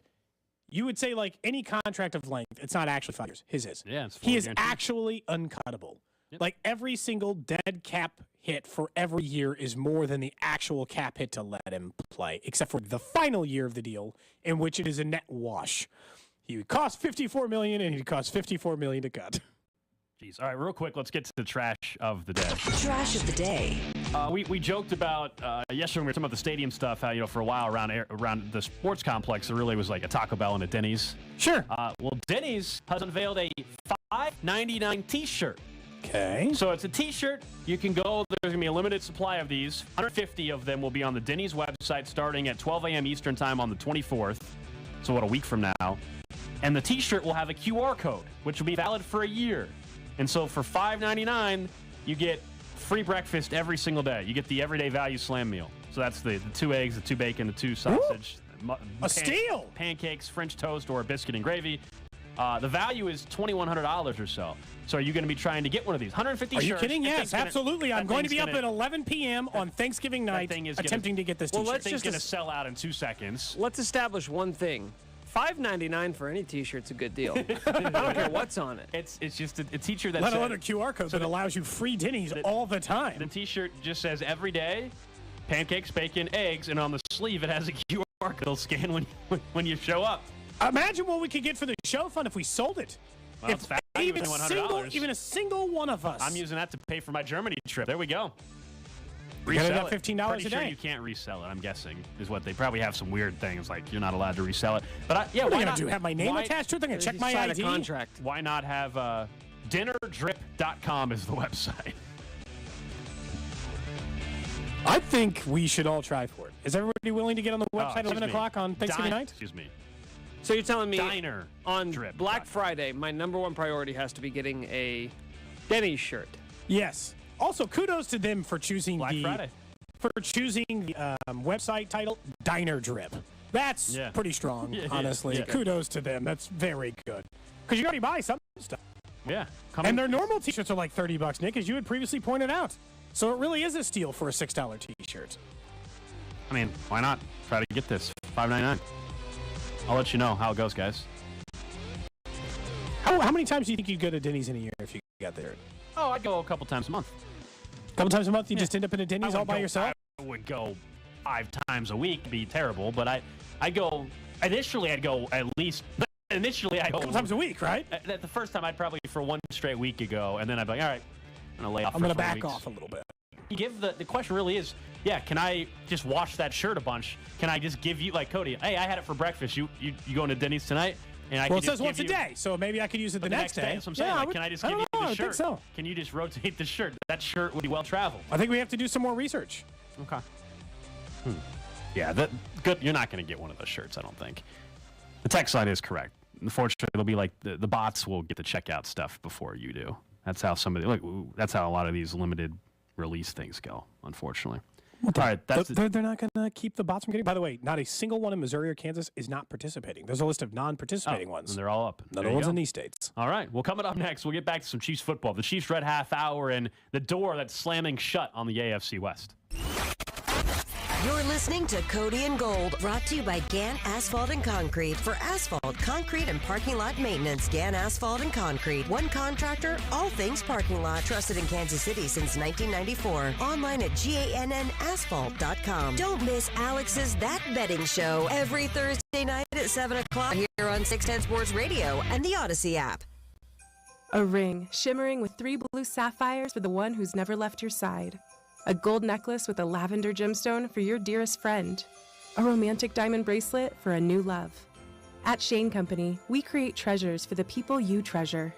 With the widest selection of fine jewelry, it'll be easy to find magical holiday gifts for your family and friends. We know your gift represents your love. That's why we put so much care into everything we make. At Shane Company, our diamonds are hand-selected one by one, so they sparkle from every angle. Our gemstones shine in a full spectrum of colors, so you can choose your ideal shade. Our cultured pearls are hand-matched, so when the light hits them, they illuminate beautifully. Visit us today. We're open every day of the week. You can also set up an appointment to meet with a jewelry consultant in the store. We offer virtual appointments too. This year, find true treasures for the ones you love. Now you have a friend in the jewelry business. Shane Company and ShaneCo.com. It's the most wonderful time of the year. Sign Then Drive is back at Volkswagen Lease Summit. Lease any new 2023 Volkswagen for $0 down, $0 security deposit, and 0 payments for 4 months during Sign Then Drive. There's nothing down on any new Volkswagen at Volkswagen Lease Summit and no payments until March of 2023. Simply sign, then drive away with your favorite VW. Plus, we have used cars in all makes and models, and you can sign and drive on any of those too. Pay nothing nothing out of pocket and nothing for 4 months when you buy a used car from Volkswagen Lease Summit this month. When we say zero, we mean zero. Are you in a lease and wish you'd bought? Or bought a car and wish you'd leased? Is your interest rate too high? Do you owe more than your car's worth? Bring your car to Volkswagen Lease Summit and we'll buy your car for its original base MSRP, deducting only for mileage, manufacturer incentives, and any damage. Upgrade your ride during Sign Then Drive today. Visit VWLeaseSummit.com for details. Trade offer for 2012 and newer. Excludes highlights. Financing through VCI OAC. See dealer for details. In this market, you'll find Fisher Investments is different than other money managers. Different how? Aren't we all just looking for the hottest stocks? Nope. We use diversified strategies to position our clients' portfolios for their long-term goals. You don't just provide cookie-cutter portfolios? No, we tailor our clients' portfolios to their goals and needs. But you still sell investments that generate high commissions for you, right? No, we don't sell commission-based products. We're a fiduciary, the highest standard of care for a financial advisor. It means we're obligated to act in our client's best interest. So when do you make more money? Only when your clients make more money? Yep, we have one transparent management fee structured, so we do better when our clients do better. Sounds like you really look out for your clients.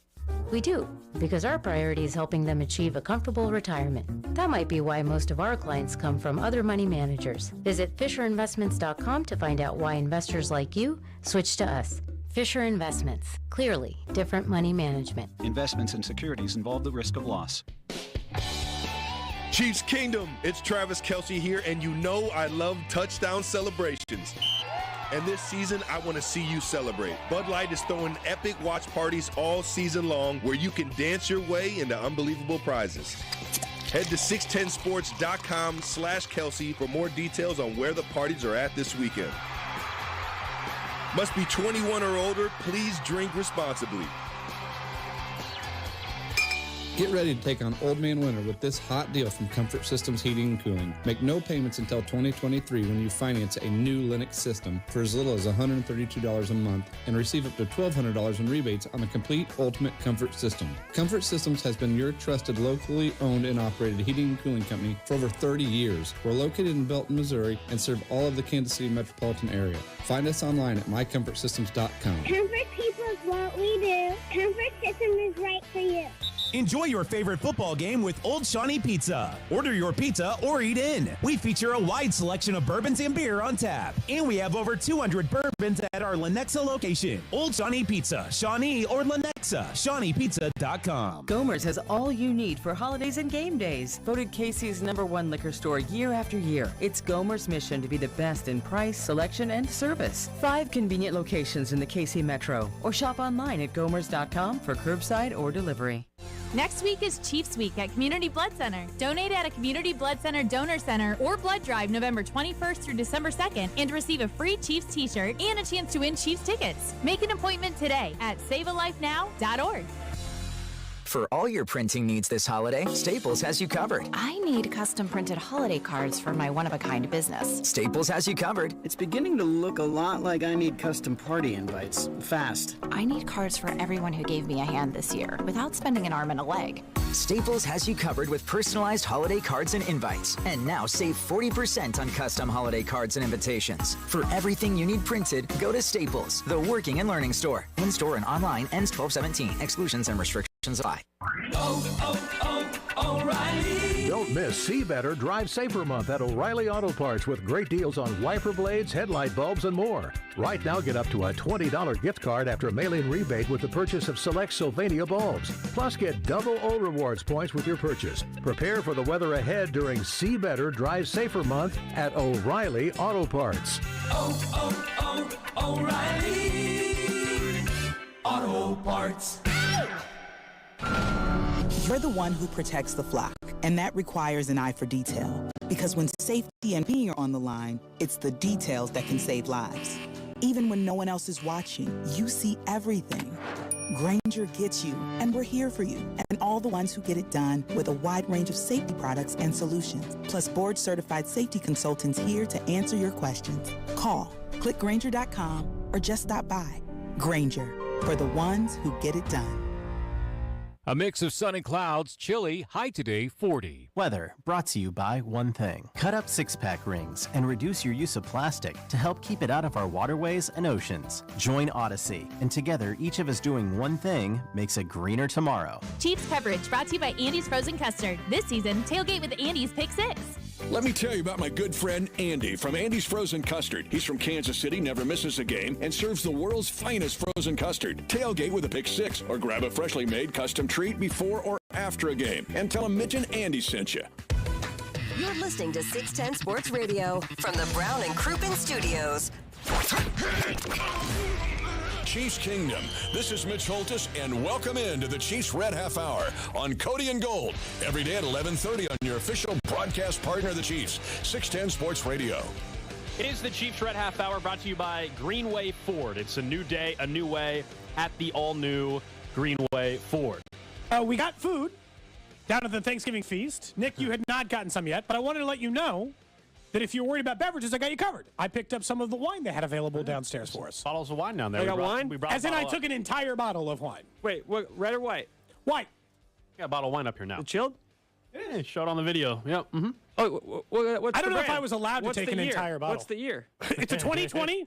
Kim Crawford. Oh, Kim? Kim Crawford. Dude, I'm not even From kidding Marlboro. you. Kim Crawford's good Sauvignon Blanc. I know you think I'm. I know. I'm you not. think I think it's good. No, I know because my girlfriend and my sister drink Kim Crawford. Kim, my girl. Am I allowed to take a whole bottle, or what do you think the protocol is on that? I think we already did it, so. So too late. Might as well open it up now and just sip on that. We need some glasses. Well, just let it breathe for a minute. Let it breathe. Yeah. No, you're just saying wine buzzwords. I have fully exhausted my wine buzzwords. Okay. Well, want some glasses? We can all have a little. Okay. Thanks to Smokehouse Barbecue for the food, man. Appreciate that.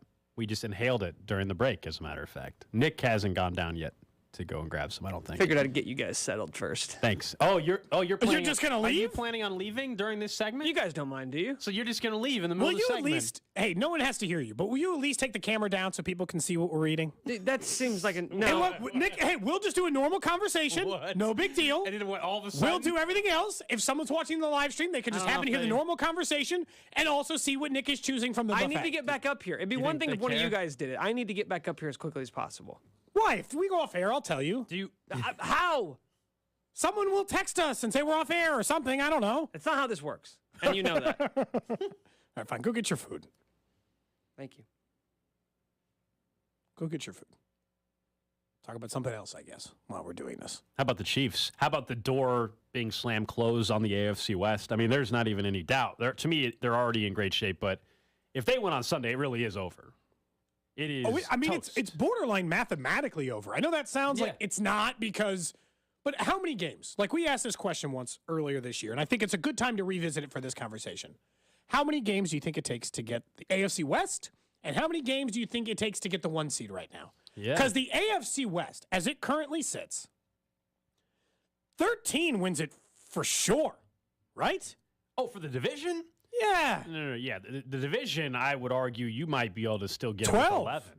Well, I mean, the Chargers only have 4 losses right now. They're about to have 5 on Sunday, though, Cody. I know, but if they didn't, Like- but if they You think they're didn't, gonna- if they that's won. the thing. And you'd have the tiebreaker. So if You know what it is? I think 12 wins it. I think I'm with you. I think not 11. I wouldn't go as far as 11, but I think 12 wins the AFC West, which means Chiefs only have to win 5 of their final, not 7 games or 8 games. I'm nitpicking here, but the reason why I still think it's 11 is because the Chiefs have the tiebreaker. So they could, you know what I'm saying? Like 11. Yeah, but if they lost, then not so much. Yeah, this is going with the thought that the Chargers go to 5-5 on Sunday. Which means they're losing at least one more the rest of the stretch, which means they'd have the tiebreaker, And they which would means need 11 12. would do it. But So- it is crazy. You know, before the season started, I think we were having the conversation that we're like, oh, first team to 11 for sure wins it. And it looks like that will be the case, but it's just not the way we all thought. We thought it was going to beat up on each You other. would have actually needed 13 or 14 based on the way the Chiefs are going at this stage. Maybe 15 at the way the Chiefs are going at this stage, which means the Chargers never was a race to 11 in any way. Now, what do you think it is to get the 1 seed? Man, I think I still 2 weeks think ago it's we 14. said 2 weeks ago we said 14. It's not maybe 14 because of Buffalo as much anymore. I mean, I think they're certainly right there, but now to me there's 3 teams that can get it, and it's the Baltimore Ravens because of their schedule and the way it's setting up that there's a chance that you might need 14 to clear them. Now, they don't have the tiebreaker on you. I don't know what the AFC record for them is versus the Chiefs, right? Those deeper tiebreakers. But we know you can't tie with Buffalo because they'll beat you in the tiebreaker. You don't play Baltimore head-to-head this year, but then it goes to what, AFC record, conference record? Divisional and conference record end up being the next two. And so I don't know where things currently sit on that tiebreaker for the Chiefs versus the Ravens. But that would be the other team that's interesting. 14 locks it up. I don't think you're concerned about it anymore. Before we would have said the Bills had a chance to get to 15. Well, that's not happening anymore. Actually, between the tiebreaker in any particular, like for the wild card team or for the number 1 seed, it's the same thing. Conference record. And as you've pointed out, I mean, that's way too early to start diving into that's our week 14, 15 conversation, probably most likely. Where is Kansas City amongst the tiebreakers and where do they rank? But again, this game doesn't matter because you're right. If they win on Sunday, it's definitely over, as in no chance. I know this sounds rich coming from me because I told you after week 3. You said week 2 it was over. Week 2, I said it was done. I said if the Chiefs win this game, they win at Arrowhead, they go to 2-0, this division's cooked. I ended up being prophetic, right? As in I'm looking correct. Yeah. But you're saying, come on, man, it's way too early. Yeah, but even if they lose this game, they're winning the division. Because then they'll be tied for the same. And then it will be divisional record as the next tiebreaker. And the Chargers will lose more of those games than Kansas City will. Because Kansas City's only going to lose one. They're not losing any of the games to the Raiders, and they're not losing any of the games to the Broncos, which means they're finishing this division with a 5-run record. So losing this game will not and cannot cost the Chiefs the division. It's over no matter what. The Chiefs are going to win this division. I'm just not willing to give automatic wins the rest of the season to every opponent remaining on the schedule, essentially. I mean, so the Chiefs are going to win this division, and I think they got a great chance to be the number 1 seed. But the same way the Bills have lost a game or two we didn't expect, the same way the Chiefs lost a Colts game earlier this season, I'm unwilling to just go, Mark, win the rest of the way because I'm getting close with that with Kansas City. It's the I'm NFL. not fully there yet, but I'm getting closer and closer. I think, and I know Mahomes has won 24 straight November and December games, so right. But to me, they will lose at least one more game just because it is the NFL. Inside the conference, by the way, is the first tiebreaker for like if the Chiefs and the Bills ended up tied, or the Chiefs and the Ravens ended up tied. Inside of the conference is that the Ravens have lost to the Bills. So an in-conference game. They lost to the Giants, a game that doesn't matter, obviously, and they lost to Miami. So they do already have 2 losses inside the division, which is probably the same number as the Chiefs, right? Chiefs' 2 losses are to the Colts in the conference and It's the Bills and the Colts. The Bills. So the Bills really the advantage there in the tiebreaker department here in the early going. So as it sits right now, those 2 teams are even on the first NFL tiebreaker, and then it'll be like the dumb one that nobody's going to do the math on right now, which is 1-loss tied percentage in common games. I don't care. They both lost the Bills one. I can start with you there. The rest of it doesn't matter to me. That's a whole different conversation I'm not willing to have right now. We're 2 weeks away from the long chart that'll get sent out essentially, where people have this long grid with colors that'll explain this scenario with this scenario with that. I'm going to wait for somebody else to put that together. That's not me. I'm kind of this, not to the same extent of me loving renderings for stadium projects, but I'll admit I'm a sucker for the playoff simulator and the playoff calculator and the playoff grids and everything. As Cody just put a bottle of wine in front of the camera. See that we had it. The $9.99 bottle of wine that is going to be. Is that how much Kim Crawford is? I think at Target right now it is. Did you look at the price tag on it? I did, absolutely. Yeah. Okay. That's an interesting decision by you. Do you want to make sure it's good? It's good wine. Not everybody likes Kim Crawford. I'm always curious whenever I see a bottle of wine. I'm like, how much is that? I'm always curious what it is. That's all. Do you do that with whiskey too? Yeah. Nick brought a bottle of whiskey, and I actually looked it up. I had a fantastic old-fashioned yesterday. I was curious. I was getting my hair cut. You drank an old-fashioned? I was getting my hair cut, and they have the old-school barber set up. And surprised to hear this. And you got a beard? He's drinking old-fashions, Nick? He's a different dude when he gets the beard. Nobody he's drinking that old-fashioned, no beard. They have a bar at the place to get my hair cut now, and they have one of their signature cocktails is a smoked old-fashioned. So they do the torch thing, and it's fantastic. It was terrific. And I think it was Elijah Craig is what they used for that one. It was really good whiskey. Solid. Just telling you, you're a different guy. Winter Alex with the beard. This is definitely a winter thing. The beard, there's a chance it's gone in 3 weeks as well. It's definitely got to get cleaned up. If it was not for our show's No Shave November, I would have at least got it cleaned up. By the way, no one's allowed to complain about cleaning up their beard on this show, but me. Well, you have nothing to clean up, Cody. No one's allowed to be like, oh, I wish it was a little shorter. I look hideous. You're not allowed to be like, oh, I wish you were just a little short. No. No. I'm stuck with this. Anything you got going on there cannot be all that bad. So it's a little itchy. Too bad. It's actually not even itchy anymore. You got past that phase. How about that? It's not Mine's even not itchy either. Well, I don't even. There's nothing to itch. I don't even know. I don't know what it is. It's hair. It's on my face. It's not great if you're looking for a general breakdown of it. We talk about the running back situation from a Pacheco/Clyde standpoint, because we all know Jerick McKinnon's staying on the field for one reason in particular, because he's a hell of a pass blocker. And I know Arrowhead Pride had a write-up about him, just how underrated he is in terms of how important he is for this Chiefs team. I kind of feel like we have let his contributions to the offense fly way under the radar, because essentially what we're getting is playoff Jerick McKinnon. Playoff Jerick McKinnon was a whole different ball game. Remember when he just burst onto the scene all of a sudden and mattered to this offense, seemingly out of nowhere? Well, he's healthy. He's staying on the field, and they're utilizing him. First, the thing you can't see. If you listen to anybody talk about him, including Patrick Mahomes yesterday, he is their best pass blocker. It is not particularly close, and the team knows that. So there's the contribution you probably don't, notice as much as a fan, right? It's not like we spent a bunch of time in the show breaking down someone's pass blocking effort. I think we talked a little bit about it with Nate. Not a common conversation, so not something you would notice. But his ability in the receiving game and keeping teams honest, that is what we've been asking for 2 years. Most of this year and all of last year, when teams started to play Kansas City further and further back from the line of scrimmage, all we kept asking is there not a running back or something you can throw this ball to in order to keep teams from just letting it give away? He has 25 catches for 212 yards. He's on pace for 40 catches for this team this year. He is definitively on the year, mostly their third option at running back, and sometimes he's in there just to pass protect and not catch it all. He has been a lot of this largely in his career, but they needed this.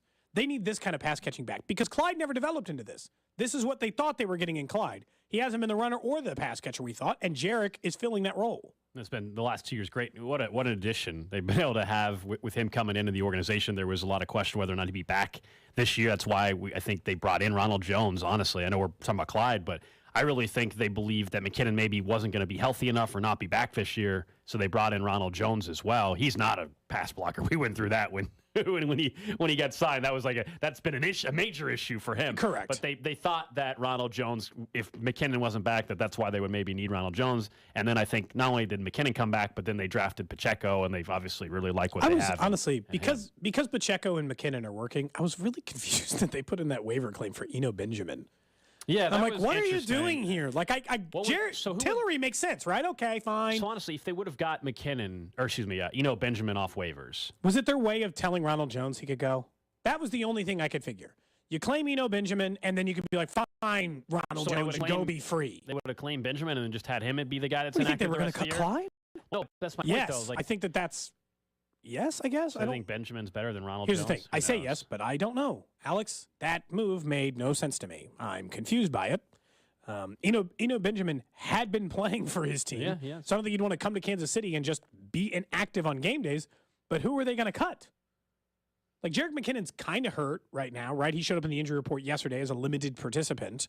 But he's not, done for the season or something. That was just a weird move. But when you talk about Jerick McKinnon in this offense, he's not the most important, right? We understand that that's Kelsey, and then it's Juju, and then even before you get to Jerick McKinnon. But I think that you would get to some of the other wide receivers like McColl and MVS. I think you can make an argument he's their most important running back. And I think that he is. Because it's not Clyde. It's certainly not Clyde. Not anymore. So it's Pacheco, who is truly one-dimensional. You can still hand the ball off to Jerick McKinnon if you want. It's not going to be successful, but you can do it.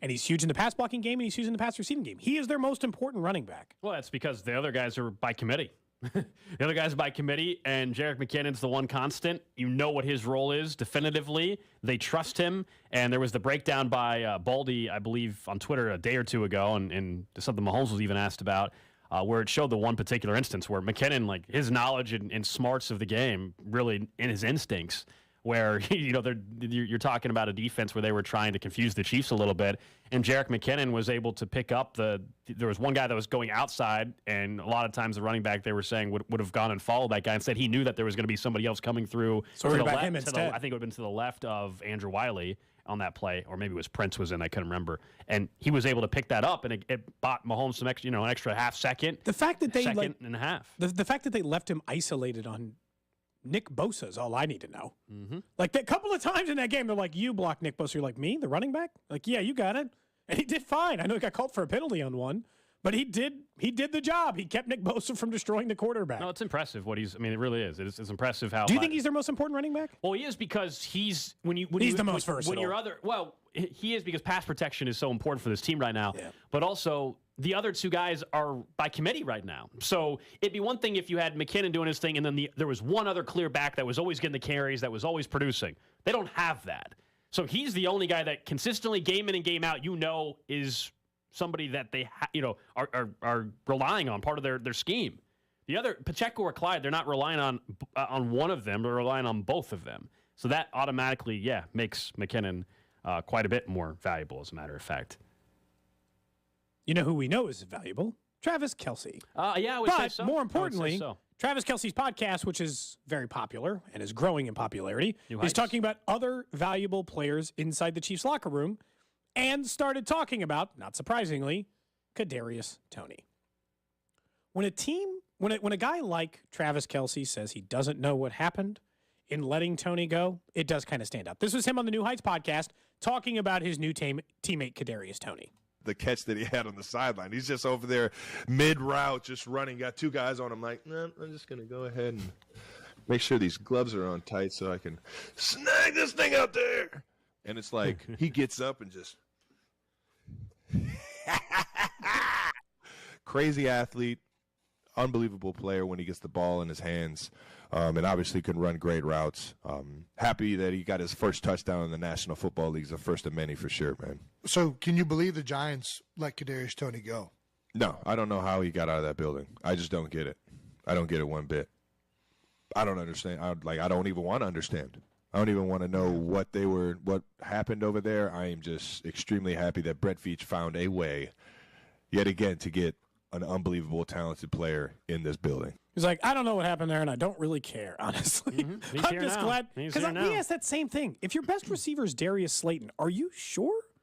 Just watch Toney play once. Are you sure you don't want him to play for you? I think in sport, there's so many reasons why a guy has success in one market and not the other, one organization, not the other. We can talk about this in baseball, basketball, football. It's weird. There are a lot of instances where sometimes it doesn't make sense. A guy will go to one place and looks like a completely different player.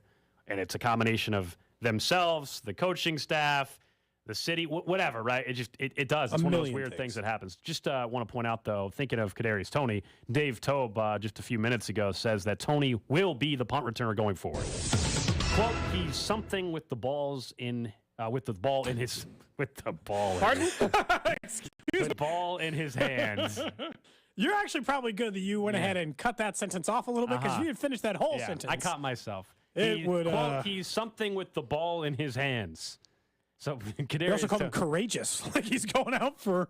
Kadarius Toney is going to be the punt returner going forward, as he should be. Now, right? I wonder if the wide receivers are banged up, though, does that impact that? Because today, with Pacheco, it didn't. They made him the lead back, and they still made him do kick returns. So Juju's not practicing today. Same with Chris Lamons, both in concussion protocol. McCole Hardman dealing with now they've officially classifying it as a abdomen/heel injury. Will not practice, but MVS. We mentioned this earlier. Illness yesterday. Think he's going to play Sunday. He's already back at practice, or expected to be. So I think they'll have MVS. Okay, so when we have this conversation later, we can have it, with what it looks like now that we know MVS is in there, which is still thin. Mm-hmm. Like Juju and Noah McCole is still thin. But the Toney kick return, we talked about the punt return stuff. It was too obvious with Toney when they got him that made more sense that he did it than Sky Moore ever did. And it's not Sky Moore's fault. You didn't know. He had never done kick or punt returns. So you put him back there and you find out if it's a skill set that he possesses because he's a good athlete. So you think, all right, we could teach him punt returns. Other guys have learned it or found ways to learn it across the board. But whether or not he can do it in the long term, we didn't know. And it wasn't working. He was making mistakes consistently over and over and over again, and that was causing problems. So we were at a point, remember, we were just like anybody back there that isn't him. We were hoping for Trent McDuffie to come back so it could be him. We didn't care. But now that it's Toney moving forward, I think Tobe's got it right.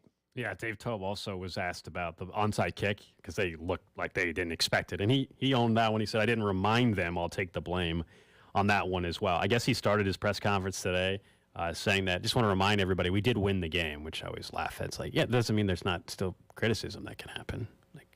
Wait, so he's getting mad at us? No, I think he was joking at the beginning. The quote was that, but I'm assuming he's probably joking. Tobe's got a good sense of humor. Yeah. He's probably like, That's what before I'm you saying. I think guys he's joking. hammer me with a bunch of questions about how bad the special teams have been, I'd like to remind you that we've won, and we're first place in the AFC right now. So just before you want to ask anything, please go ahead and consider that some news. I still think it's ridiculous that I know you're saying like circumstances change, man, but I'd be actively mad at the Chiefs if they had let go of a player like that and they immediately showed up for another team that way. Like, what the hell were you doing this entire time? Were you even trying to coach him? Did you try to get him on a field?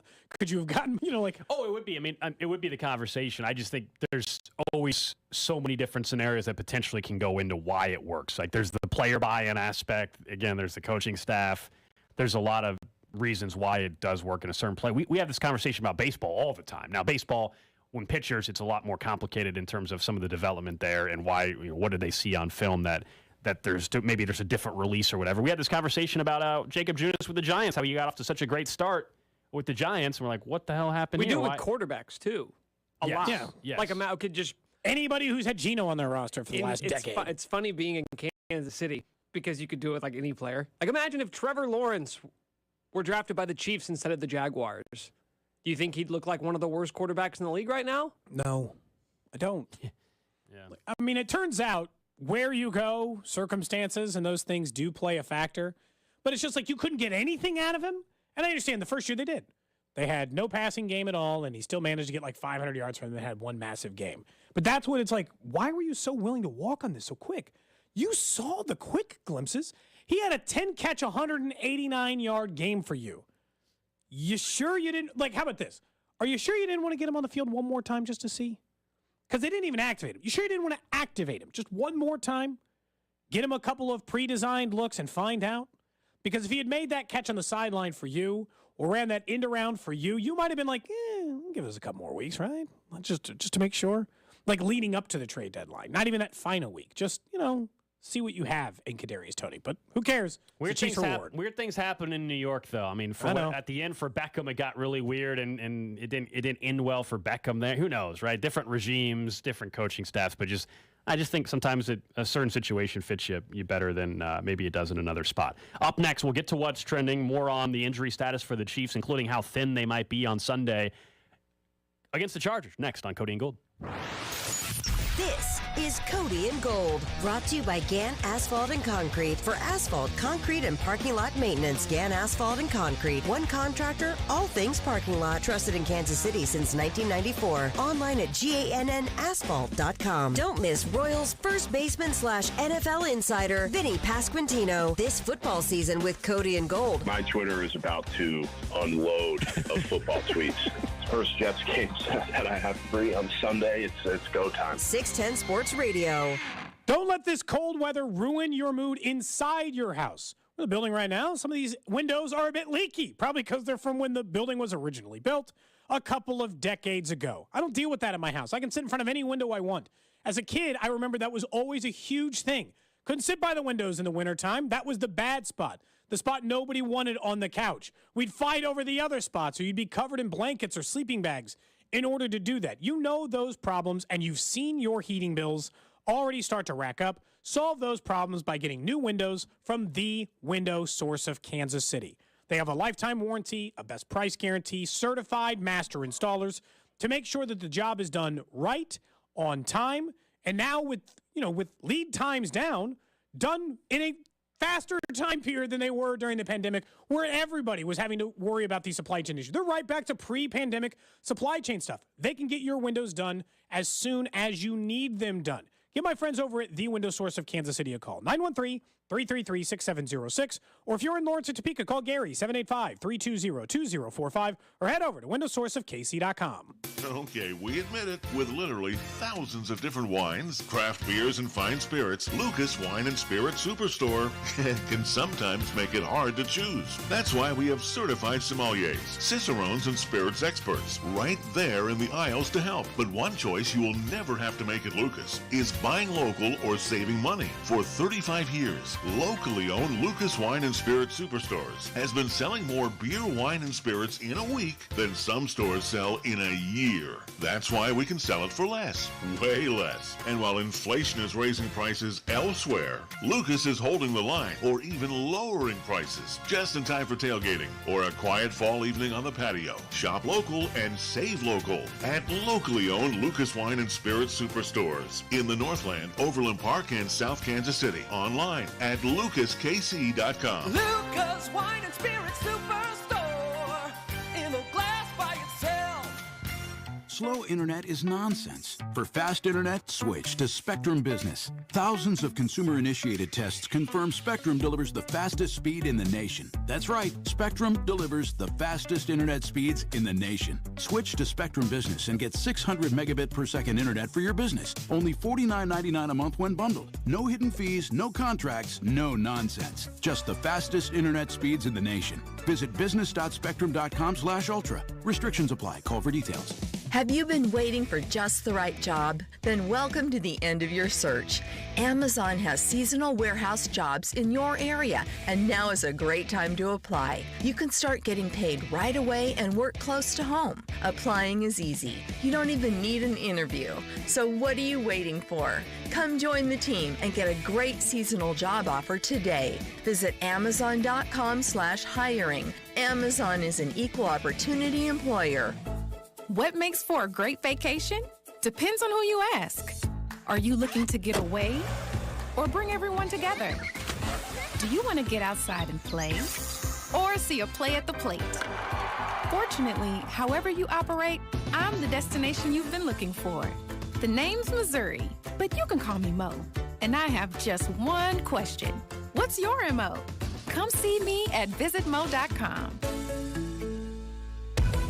You're listening to 610 Sports Radio from the Brown and Crouppen Studios. I'm Steve Hedgepeth with Quad Power Products. People know us for excellent customer service for their hydraulic hoses, couplers, adapters, and accessories. We also offer hydraulic cylinder service, where besides resealing, we actually recondition your cylinder by honing and polishing all sealing surfaces. We also bench test each repair before handing it back to you. All of that with a full 1-year warranty. Come to Quad Power Products in South Kansas City on Hickman Mills Drive. Find us on the web at quadfluidpower.com. I'm McCall with Lee Summit Subaru, and we've come a long way since we opened 15 years ago. A few years ago, we expanded our service department, but now we need more room. So we expanded again with another building to make your buying, service, and detailing experience even better. You're going to love and fast and easier way of finding your new car and keeping it in perfect condition with a lifetime warranty. Come see it all or go to LeeSummitSubaru.com and fall in love with driving again at Lee Summit Subaru. Here's to Prilosec OTC. Without Prilosec, I wouldn't be able to enjoy all this yummy holiday food. Speaking of, whoever made that apple pie, delicious. I just take one pill each morning and zero heartburn all day. So cheers to Prilosec OTC. Ooh, are those jalapeno poppers? Prilosec OTC prevents excess acid that can cause heartburn, so you can enjoy the holidays. 1 pill a day, 24 hours, zero heartburn. It's possible while taking Prilosec OTC. Use as directed for 14 days to treat frequent heartburn, not for immediate relief. Everyone can boost their digital confidence with NordVPN. All it takes is one simple click. NordVPN will block online trackers, hide your virtual location, and secure your devices from malware-infected files during downloads. It will also detect malicious websites. So catch the Black Friday deal for a 1 or 2 year plan at NordVPN.com and get 3 months for free. NordVPN, cybersecurity built for every day. Hey, I'm Andy. If you don't know me, it's probably because I'm not famous. But I did start a men's grooming company called Harry's. The idea for Harry's came out of a frustrating experience I had buying razor blades. Most brands were overpriced, overdesigned, and out of touch. At Harry's, our approach is simple. Here's our secret. We make sharp, durable blades and sell them at honest prices for as low as $2 each. We care about quality so much that we do some crazy things, like buy a world-class German blade factory. Obsessing over every detail means we're confident in offering a 100% quality guarantee. Millions of guys have already made the switch to Harry's, so thank you if you're one of them. And if you're not, we hope you give us a try with this special offer. Get a Harry starter set with a 5-blade razor, weighted handle, shave gel, and a travel cover. All for just $3 plus free shipping. Just go to harrys.com and enter code JOY at checkout. That's harrys.com, code JOY. Enjoy.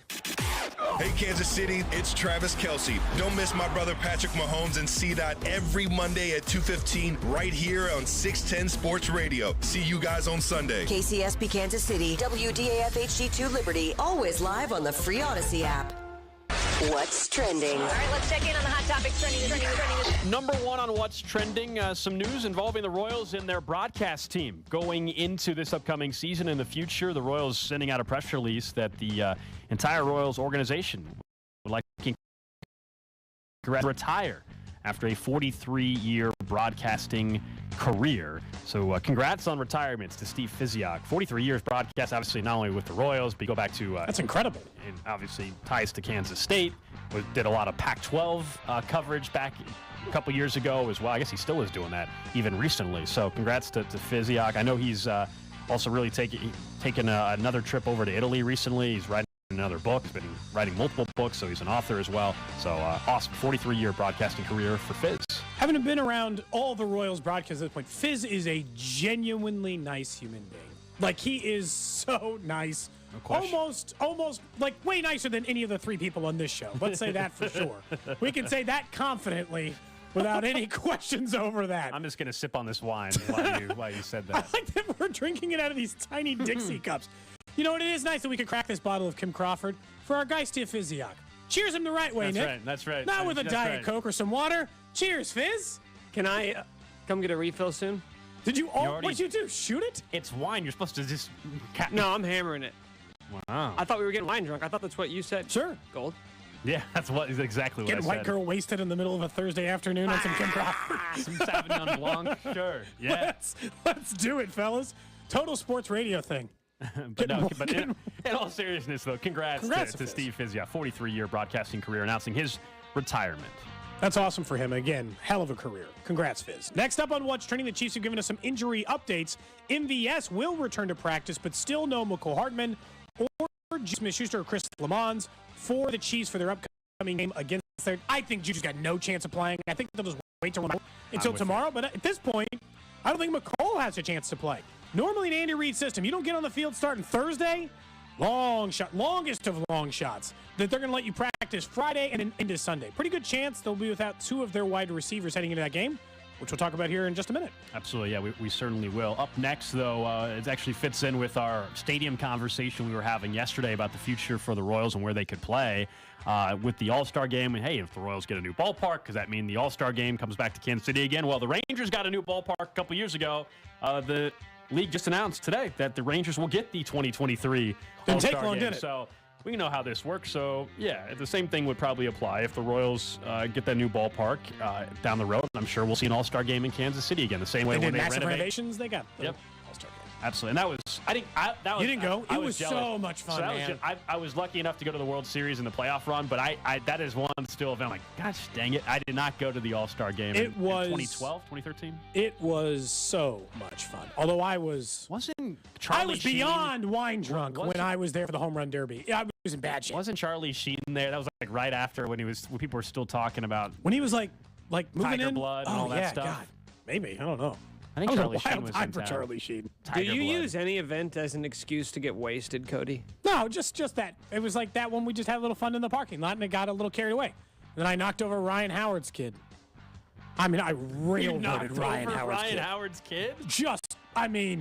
What? It made it. Yeah, what? It made it. What do you mean you knocked him over? So we were. How old was this kid at the time? I don't know. I mean, just do the math. I don't look how old he is now. Like, are we talking a 5-year-old child? He's probably like 7 or 8. Oh my goodness. We were in the parking lot drinking quite a bit. Ryan Howard got lost down there looking for a parking spot. We directed him in. Walking into the stadium with him at the same time, I was like, we should have gotten a photo with Ryan Howard. So I went to try to be like, hey, let's just go get one real quick. Since we had fun, we had a couple of interactions. In my His son got in your way, and you said, move it, bitch. In my attempt to go get him, I knocked over a kid on accident because I was too drunk and didn't realize it, only to find out it was Ryan Howard's kid when he came up there. So I'm guessing you didn't get the picture. I did. Look quite inebriated in it, as a matter of fact. So after you shoved his kid to the ground. I didn't know it was his kid at the time. I found that out after when his kid came up. Well, he knew it was his kid. Well, maybe he didn't see him get knocked down. He had his back to me at the time I was walking towards him. Good times. I hope we get a new All-Star game here in Kansas City sometime. I will try to mind my business a little bit better. Next up on What's Trending, the NFL is still trying to decide on the Buffalo game. They've said that league sources are closely monitoring what to do next. There are 5 sites being considered as possible alternatives to it. The most easy one seems like Detroit's not at home this weekend, and they play Detroit for Thanksgiving Day. Because if there really is 6 feet of snow expected in Buffalo, doesn't seem like it'd be really easy to play somewhere else, fly back to Buffalo, or fly into Detroit from there. To me, if you're going to move the game, and I know they're flying private, so it's different. It's not like getting a flight out of Southwest. But I think if they are going to move the game, then they probably should just move it to Detroit. That seems like it'd be the easiest thing for Buffalo. Yeah, it'll be, I know there's the conflicting weather like forecasts. Some people are saying that by Sunday, it'll actually be done, but that doesn't mean there's still 6 feet of snow on the ground. So that could still be a problem. But look, from the visual, the optics, definitely love a good snow game. I just can't fathom 6 feet of snow on the ground. That's just, even growing up in the Midwest, that's just, I can't fathom what that really looks like. Gold, you and I watched a nice snow game last night. Last night, a little action. Western Michigan, Central Michigan. You couldn't see the yard lines or I came into work today, I was like, oh, they're going to love this story. I can't believe the second I brought it up, you're like, yeah, I watched it too. Why? Of course, it's Maction. There's something to bet on last night. I know, but there was a really good on the under. There was supposedly a good college basketball Watched game on it. Gonzaga, Texas, but that ended up being a blowout. Yeah, I tuned into that game, that football game. I saw about 1.5 to 2 feet of snow on the ground, and I said, you know what? I'm going to go ahead and hammer the under. I probably should have. All I saw was Gold post on Twitter a photo of a guy carving out a snowman into a person in the stands. It was kind of cool. It was a real snowman, basically. That's about as much snow as I've ever seen at a stadium during a game. My kids have never made a snowman. Is that something I should put on the to-do list? They don't seem super interested in it yet. I'm not going to stand out there and do it for 2 hours. They're not going to help. The music. Yeah, please stop. You are a father of 2. Mm-hmm. They're 6 and 4. They're 6 and 4. You've lived in Kansas City your whole life. Your children have lived in Kansas City their whole life. It has snowed since they've been alive. Correct. Enough to build a snowman. I'm not just building one if they're not going to help. You have never helped. I think, the first one you do have to help them. Help. I want them to participate. Even go buy the old cliche snowman kit that comes with the hat and the fake stuff. Wait a minute. Have you never even offered to build them a snowman? Ooh, that's tough to say. We've been sledding multiple times. Not the question. I'd just like to clarify, we have done snow-related activities. Stop dodging. I got to be honest, I don't think I've ever... this Kim Crawford wine at home. I got to be honest, I'm not sure I have offered to build a snowman. I think I was just waiting for the request. You know what? The text line puts it perfectly. From the 816. That can't be good. Cody is a neglectful drunk. And you know what? Calling someone a drunk is like sort of old school. Like when you say your grandpa was a drunk, it's like, yeah, he was an alcoholic, okay? Drunk kind of has a softer... I can't believe... All right, this winter... Does it? Neglectful drunk is tough. This winter, at some point, I'm sure we'll get, enough snow. 4+ inches of snow, plenty of snow to make a snowman in your front yard or backyard. Okay, fine. You got to make one. Come on, man. Okay, we'll make one. I feel like this is part of the childhood experience. They got to make a snowman. Why don't you come over and make one? I just feel so bad for your kids. Constantly. They don't even know they're missing out on anything. Because, dude, I mean this with all due respect, Cody. With all due respect. Oh, boy. This is not going to go You're a bit of a deadbeat dad. That's not true. Well, oh, boy. Under what circumstances? Because I didn't build a snowman? Let's take inventory here. You haven't offered to build them a snowman. You get wasted at all their kids' parties. No, that was not true. I just said that I think that parents should provide alcohol for children's birthday parties. Hmm.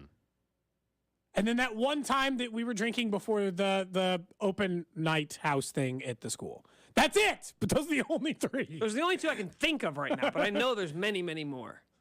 Text line, I remember if there have been other instances. Yes, they will.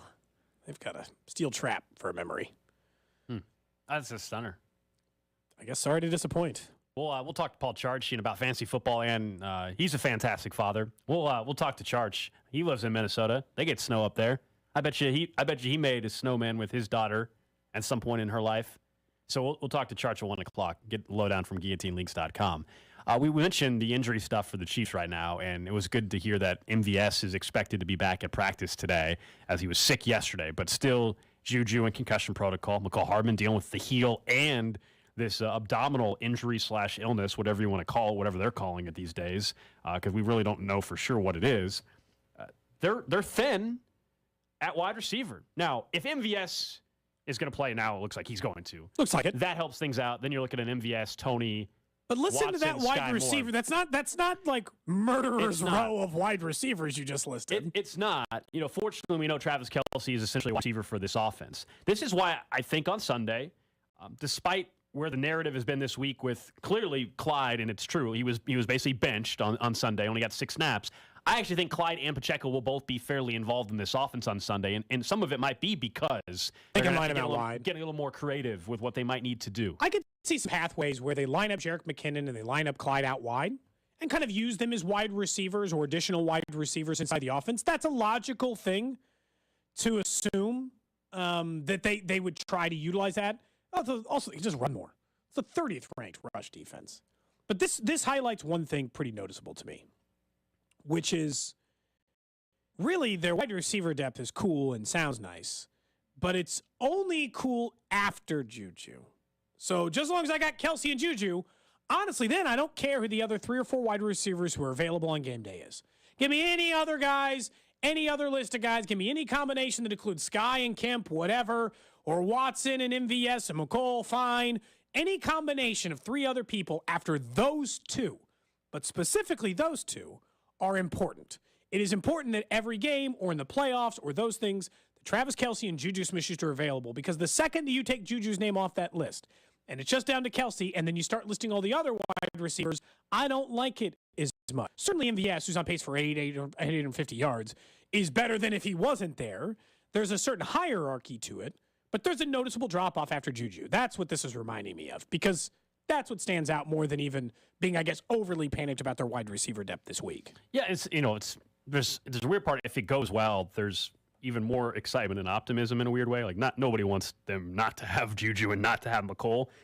But if they go out and look effective offensively and Tony continues to step up even more, and if suddenly it actually is an opportunity for Sky to get a little bit more playing time and there's a glimpse, maybe confidence boost for him and all that, and get some more rapport with Mahomes, like, there are some long-term benefits to that. Now, you first and foremost find a way to win the football game.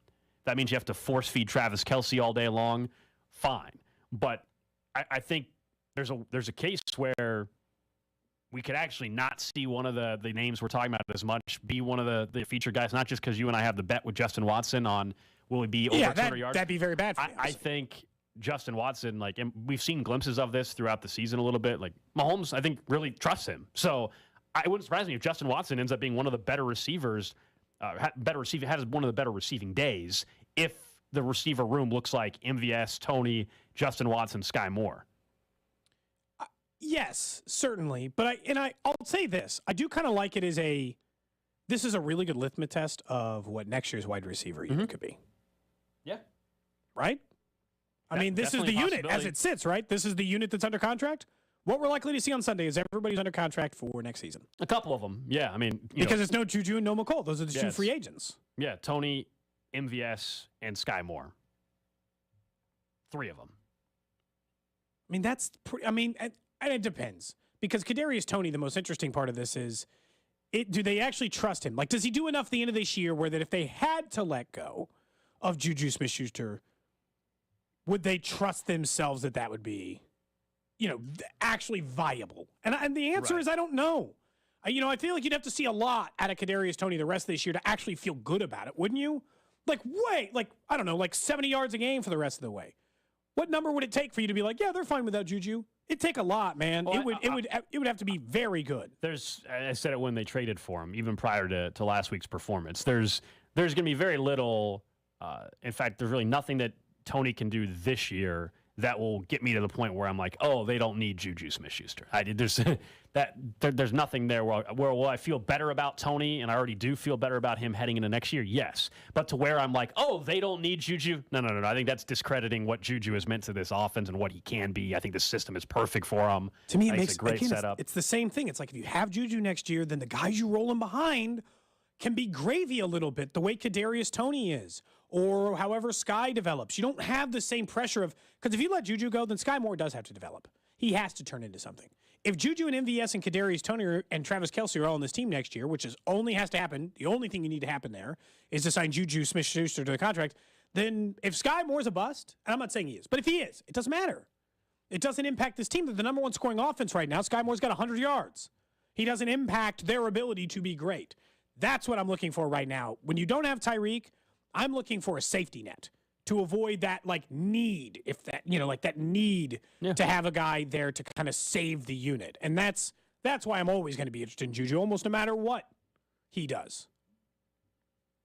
We'll get to our survivor picks, or at least mine, coming up in about 12 minutes or so. There's only Kling and I. Keep taking shots. Everyone knows it's just you. Can I ask you a question, Gold? I just mentioned that because I feel like it's once everybody's gotten out, there's not much buzz, not much talk around the Survivor League. Everybody liked it for a while, and now that it's just Kling and I, there doesn't seem, but you guys act as if it doesn't exist. It is. So I just want to remind people, there are still people that were loyal enough to vote for me and smart enough to vote for me and Kling that they're still alive, and they have a chance at a $1,500 Visa gift card thanks to Kling and myself. Kling gave his pick earlier. I'll give you mine in about 12 minutes or so. What were you going to ask me, Nick? Well, I was wondering, I know you're a big fan of legalized gambling in Kansas, and you think it's a great thing for the state and stuff. Do you think it's great for you knowing that I am going to consistently, every day, during college basketball season, talk in your ear while you're trying to listen to Cody to give you updates on Furman, Penn State? But here's the great thing. Nobody knew you were doing that.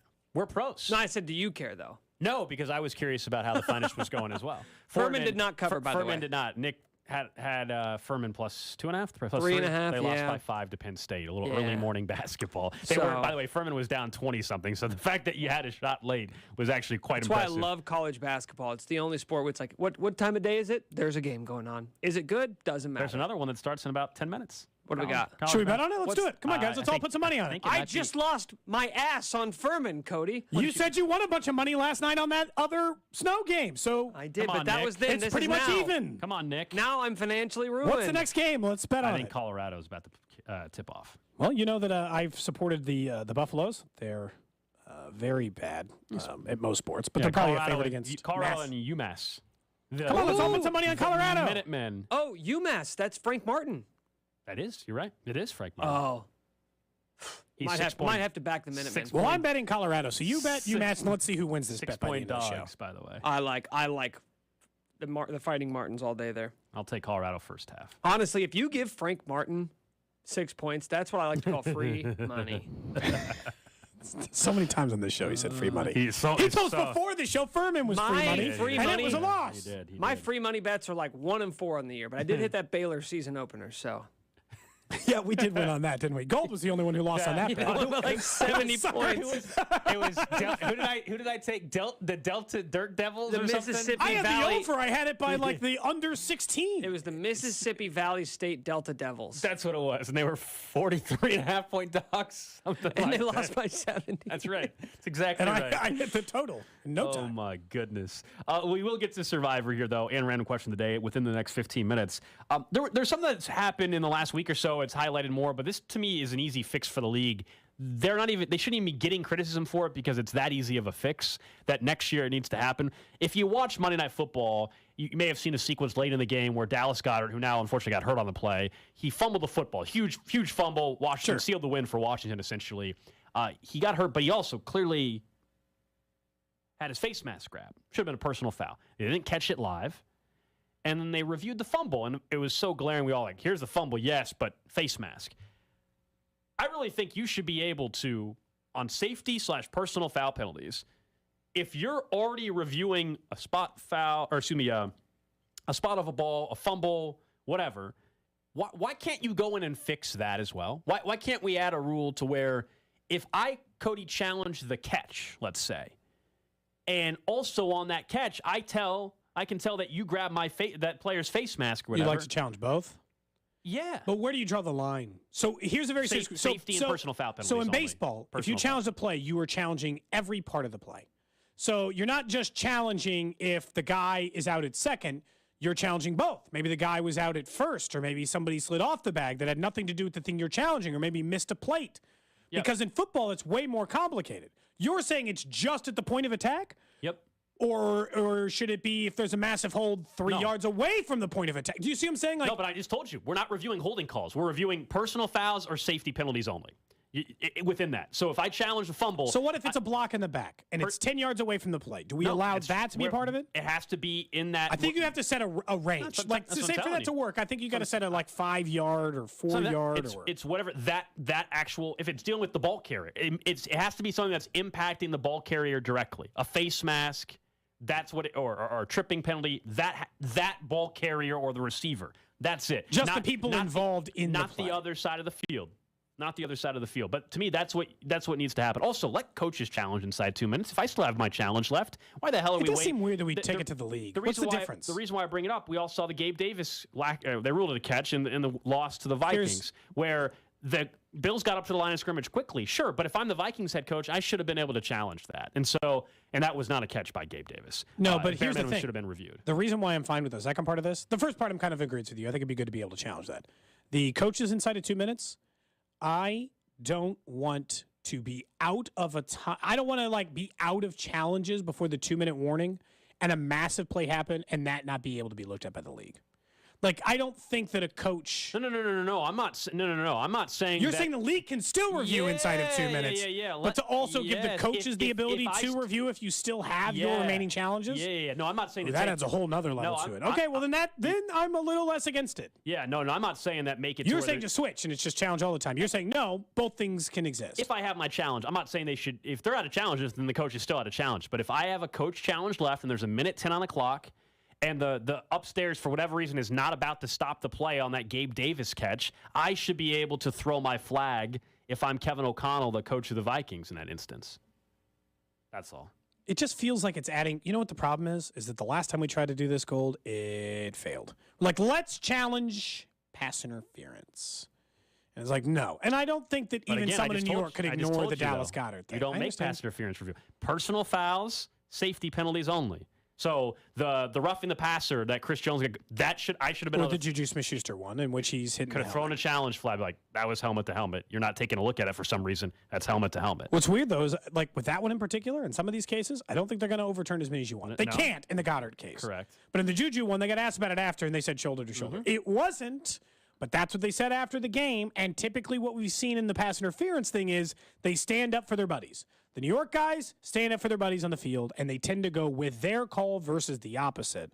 I'm always for kind of slowly changing the mood, but I don't know that whether or not that is going to really solve the problem. Someone in Texas says, won't the coach just challenge one thing so the ref sees a face mask? I still want to get it right. I have no problem. If you tell me that it's a minute inside of a minute to go in the game, and there's a catch that we all know is a catch, but I challenge the catch. If it was clearly a face mask, then I'm telling you, you can still challenge. I'm telling you, yes, that's exactly what I want. Why is that a bad thing? Them getting it right. That I don't have a problem with. Well, they're just going to challenge because of the face mask. Exactly. That's fine. Correct. That's fine. They know they're getting the 15 yards either way, and best case scenario, they're getting the 15 yards and their guy made a catch. Again, they're two different things. I'm saying inside 2 minutes, let coaches challenge, and then in general, if there is a upstairs review anyway, and they're looking at a certain catch, like the Goddard, or whether or not it was a fumble with Goddard on Monday Night Football, and we all saw the face mask, they should be able to say, yeah, it was a fumble, but there was a face mask, so obviously the fumble's wiped out, personal foul penalty, Eagles keep the ball 15 yards down the field.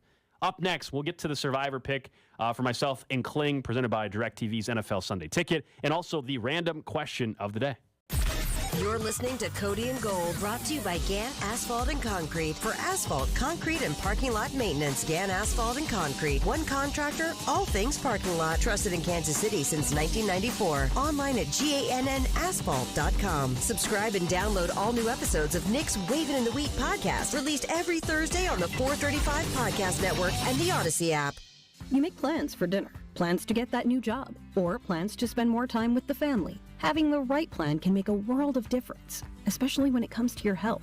That's why Blue KC offers health plans with coverage you need right here in the city we all call home. With a Blue KC health plan, you can enjoy $0 copays at Spira Care centers, access to a broad provider network, and much more. Enroll in a Blue KC health plan today. Call 888-892-8108 to get started. That's 888-892-8108. Today we're going to share a recipe for the perfect game day cocktail. First, we're going to need the game. Lovely. Next, we're going to add some friends. You can find these just about anywhere. I got mine from college. Finally, we add Red Kingdom Vodka, the official vodka of the Kansas City Chiefs. Once you have all the ingredients, shake vigorously and enjoy.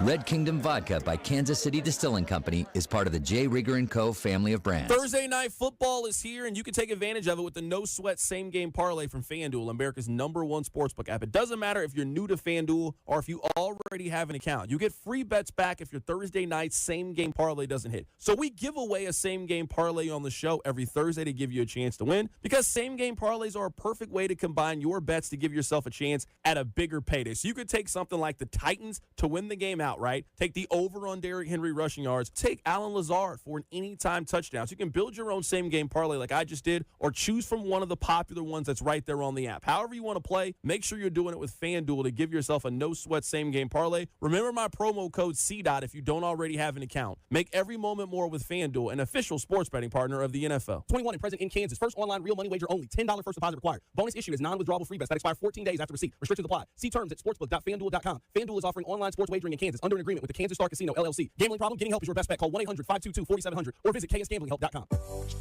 We asked Google Fiber customers what they think about their internet.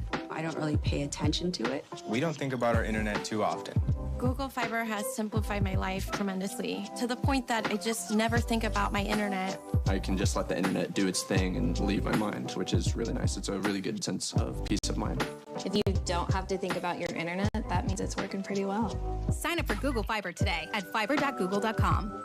Actual Google Fiber customer compensated for testimonial. Customer experience may vary. When it comes to winning at football, you need a great offense, defense, and special teams. When it comes to burgers, Sonic knows you need steak, butter bacon, and cheese. That's why they're introducing the Sonic Steak Butter Bacon Cheeseburger. It's made with creamy steak seasoned butter, grilled onions, bacon, and 2 slices of melty cheese, all layered with 100% pure beef patty and served on a toasted bakery bun. Get your delicious Sonic Steak Butter Bacon Cheeseburger today. Available for a limited time and only at Sonic. Community America Credit Union's Red Friday tailgate tomorrow from 11 to 1 at the Clay Como branch off 69 Highway. Take photos with Chiefs cheerleaders and Casey Wolf. Purchase Chiefs gear from Charlie Hustle, and the first 100 gas will score free food at Community America Credit Union's Clay Como branch. Attention! Did you or a loved one live at or near Marine Base Camp Lejeune in North Carolina between 1953 and 1987? If so, listen closely for this important legal announcement. From 1953 to 1987, Marines and their family members at Camp Lejeune drank water that was contaminated with hazardous toxins. The toxins found in the water at Camp Lejeune may cause health issues, especially later in life. Types of health issues associated with water at Camp Lejeune are numerous. If you or a loved one lived near Camp Lejeune between 1953 and 1987, you may be entitled to substantial financial compensation without going to court. Even if you were turned down in the past, a new law can allow you to file a claim today. If you or a loved one spent time near Camp Lejeune, call the Negligence Network to find out if you're eligible for financial compensation. There's no fee unless we win your case. Call 1-800-700-4333. That's 1-800-700-4333. 1-800-700-4333. You make plans for dinner, plans to get that new job, or plans to spend more time with the family. Having the right plan can make a world of difference, especially when it comes to your health. That's why Blue KC offers health plans with coverage you need right here in the city we all call home. With a Blue KC health plan, you can enjoy $0 copays at Spira Care centers, access to a broad provider network, and much more. Enroll in a Blue KC health plan today. Call 888-892-8108 to get started. That's 888-892-8108. Okay, can I have everybody's attention for just a Morgan's second? media planning firm just landed a multi-million client. Because we won the pitch. She needs to staff up before trafficking hits a traffic jam. So we're going to need research, planning, buying, obviously, and probably data analytics. Indeed can help her hire great people fast. I need Indeed. Indeed you do. We instantly connect you with quality candidates who's on Indeed match your job description. Visit Indeed.com/credit and get $75 towards your first sponsored job. Terms and conditions apply. Get in zone, AutoZone. Welcome to AutoZone. Thinking about gas mileage?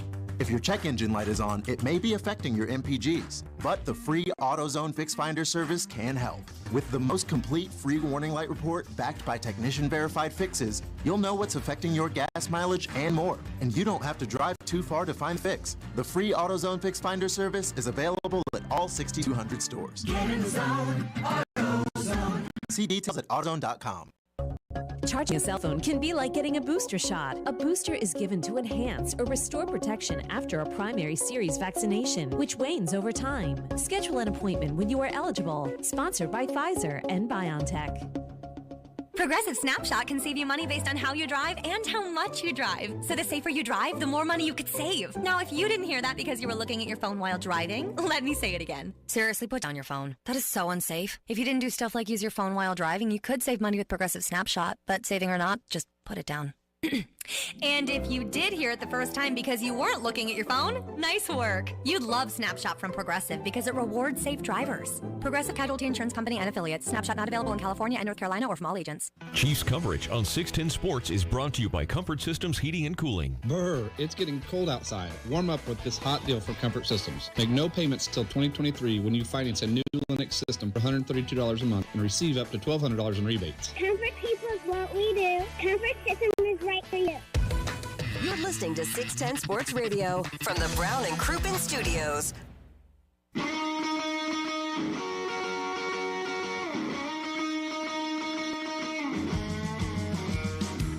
All right, back here on Cody and Gold, hanging out on a Thursday.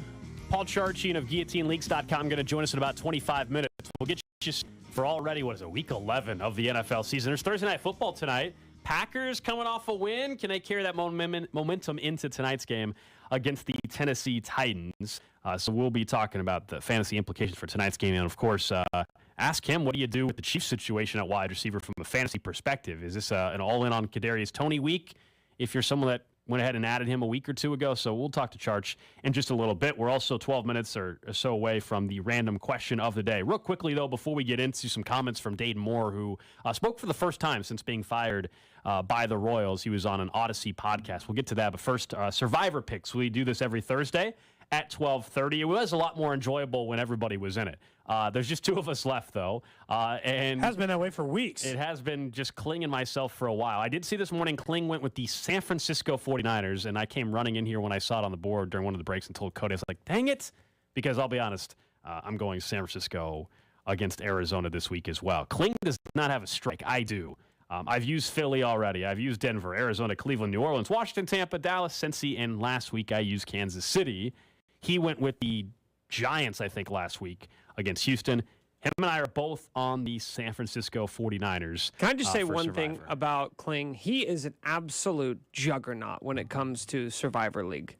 Well, he won it last year. I know, but like it's been a month now, and you can't gain any ground on him. He hasn't slipped up. He's just an unstoppable force. He's an Imperial Death Star destroying planets on his way to intergalactic domination. He doesn't have a strike. Yeah, that's what's impressive. He doesn't even have a strike. I'm sure he probably is hoping that I'm knocked out in the next week or two, though, because then it does get a little interesting. Because if we learned from last year with the tiebreakers, even though I think it should have gone this way, if both guys are survived, then even if one person has a strike, you still didn't lose. So so even though he's ahead of me right now, it's Survivor, as in you're not alive anymore at all. So he needs me to get knocked out here pretty soon. Is Kling a sharp? No. He's just good at Survivor. He's very good at Survivor. Also, as a side note, that bottle of wine we got downstairs getting shockingly late. Wine. Another one? Yeah, go grab another bottle, Nick. All right, go get another bottle of wine. Another white? Mm-hmm. Yeah, I mean, it seems like if we're I think going it's all white down there, isn't it? Or do we have some red down there? I didn't see. Well, you know what? There was some red. Let's take it back. I'm glad you grabbed the white one. I'm more of a white wine guy anyway. So should we have wine shows? Wine Wednesdays. Wine Wednesdays. Yeah, we go get every Wednesday. We buy a bottle of wine. It's got to be $15 or cheaper. Yeah, that's fine. I'm talking about this is fresh cut. You know, it kind of has some grass notes to it. We're gonna learn some stuff. So many stations distinct bit. That's old. Yeah. That's tired. Whiskey. That's beaten. It's sports radio. Let's be a little more refined. Yeah. Wine Wednesdays, Cody and Gold. Yeah. I think we should do it. We have sommeliers in. By the way, Cody has to go. Cody Get has some to cheese. go. Yeah, there you he go. has to go speak to a yeah, college class after this. You're going to go be molding the minds of our next generation. Just absolutely ripped on cheap wine. Yeah. That's how I like to go through That's life. true. Of Deadbeat? course, our Survivor picks, though, are brought to you by DirecTV's NFL Sunday Ticket. Someone says, hey, picking the same team is a bad decision. I understand that, but I'm also still trying to still survive through it. I'm not going to pick a different team that I don't just because. Take Buffalo. No. I don't even know where they're playing the game. You're going to play 6 feet of snow It's this week? Buffalo. Come on. They Nick, lost a game they shouldn't have lost. They'll be fine. I'm still trying to not be And screwed. he can take in a Buffalo week on Thursday, or he can take Yeah. Buffalo. What Oh, if there's so many Buffalo high chances wins, to take Niners Buffalo. lose, boom. Well, yeah, we can play that game with anyway. I understand that Kling basically has a free week now because if his pick loses, he still wins. He doesn't care. But I'm also don't think either of us are losing this week. So save it next week. I still want to be able to be in a better position to pick a team that he maybe can't pick. That's all it is. So yeah, of course it requires the Niners to win. But I am, yeah. And it's week 11. You got to make some aggressive picks here, man. That's all I did early on. What are you talking about? I just told you the teams I used early on in the season. Early. What about lately? What have you done for me Nick, lately? there was a stretch where I used Arizona, Cleveland, New Orleans, and Washington before Washington was playing well. Yeah, but that was then. It's a new ball game when it's only a two-man in fact, race. my one strike was Tampa against Carolina. It's kind of like so that one still After pisses they me fired off. their coach, That still right? pisses me off. It's poker when there's two guys left and one guy has all the chips, Don't man. listen to him about poker. He lost all of his chips. Okay, well, you've never lost all your chips before playing poker? Not that I know of. I think he's won every time. I think you got owned at poker on Friday night. That's Got what I've been, owned? That's what I've been heard. That's what I've been told. Oh, Yeah. have you? You were the biggest loser of the game. You had the No, biggest there's deficit. no biggest loser. Well, You yeah. lost the most money. That means you lost the most. Okay, if you want to go off that, if you want to go off of money lost, then sure. I mean, kind of, yes. When if it comes to that's how poker. you want to gauge success. But yeah, well, Are you going to come back again if I invite you? Yeah, I had a great time. Oh, just curious. I'm not a sore loser. I got an invite. Unlike to some your other ass Cody when you event. get smoked in a hot dog race and won't shut up about it for 3 weeks. Some other tap event I did receive an invite Yeah, for for the chili. other day. Chili night. Or I also Oh! invited Nick, despite his complaint about. I need to probably actually respond to that RSVP, don't I? Yeah, when is that? I mean, it can't hurt. It is December. Holiday chili 3rd. party. That's coming up. Wait, 10th. I don't know. December 3rd. It is 3rd. December I 3rd. was like, wait. We You were gonna be between two making? dates. Can I bring my green chili? They're already having the Do you want? chili, We're going to right? provide chili. We don't want Oh, you to I have to thought work. it was like a cook-off. No, it's like, well, here is a bunch of chili and alcohol. Please enjoy yourself. And we're gonna. That's what it was for my great uncle John, and that's how we do it Okay, now. you did ask me for my green chili I recipe. did because I wanted to make it this week And how as a long? tester to see if it should be allowed in the main chili. So you are going to make it this week. Yes. Okay, I gotta let you know though. You gotta get some cheese for the individual bowls, and then you gotta dip tortillas in them. Okay. That's I mean, how I would green have chili is topping. commonly. Okay. So tortillas dipped into like a soft tortilla, not like a tortilla chip. Correct. Okay. And bring some Corn of or this- flour? Corn, I assume. I use flour, but you could do corn. Okay. Boy, Wine Wednesdays. We're talking chili. Feels right. Good fall conversation for us. Pour yourself some more of that wine, Gold. I will. I'm enjoying it. Thank you. So let's talk some Royals baseball, though, a little bit, because we hadn't heard from Dade Moore since he was let go by the Royals organization. But he was on one of our Odyssey original podcasts, part of the Odyssey family on the Odyssey app, called Baseball is Not Boring. And Dayton was talking about, his future plans, and it sounds like he is going to likely make some sort of decision on where he will land in the next week or so. We expect maybe another senior advisor role or front office role with another major league team. You had mentioned you think maybe the Rangers with Chris Young connection makes a lot of sense there. But he also spoke about, his philosophies and kind of like something he was very firm on, which shouldn't surprise people. And that was like he still believed that baseball should be a certain way in terms of how you operate a front office versus clearly the direction the Royals have decided to go in. It's hard. It's hard to try to do something the opposite of every other professional sports team in existence. Like, I'm dead serious. I don't think that there was another organization in the four major sports in the entire United States that was operating a team the way Dade Moore was, which was trust and family and, and some of the things that sound good in theory and helped him win a World Series. So I never want to take that away. His faith in players that I would have given up on, faith in managers that I would have given up on, some of the things that I would have just decided I don't think so. This isn't working. I'd have been more transactional. All of those things eventually led him to a World Series. But as in any sport, any job, as a matter of fact, I don't care if you work at H&R Block, you work here, no matter your job, if you choose to just try to do the same thing forever, you're not going to keep your job. You're going to get outdated. This is how people get fired for not learning new technology. For anybody who's watching on the video stream, Nick has put up graphics for a majority of the day today. He made those graphics. Nick didn't go to school for graphic design. He had to learn. He had to learn how to make some of those so that we could have them for the video stream. We all had to learn how to put together a video broadcast so that we could have those things. He chose and is still telling you, I'm never going to change. This is how I think baseball should be. I think baseball should be about gut and feeling, and it's not to say he never used a single analytical number ever, but he was never going to be transactional, even though he admitted that was probably an oversight. He was never going. This is why the right decision was made. I respect Dayton for what he accomplished in Kansas City. I'm not trying to laud or celebrate his exit or anything like that. But this is why it was the right decision. He wasn't going to change how he wanted to run a baseball team. And it's second in control. He can still do some of the things he likes to do, but he's not the arbiter of every decision.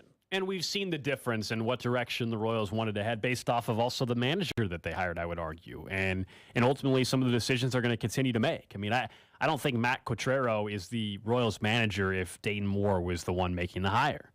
Based off of, I think it'd probably still be Mike Matheny. Right? I mean, yeah, that's actually probably fair as well. I mean, I think there's that, but even just this is an organization that had leaned into data and analytics, but now they're face first in it. Is how I would describe. And that was something they were never, to me, going to be with Dayton. And they needed to shift away from that, and that was a huge reason why they made the decision that they made.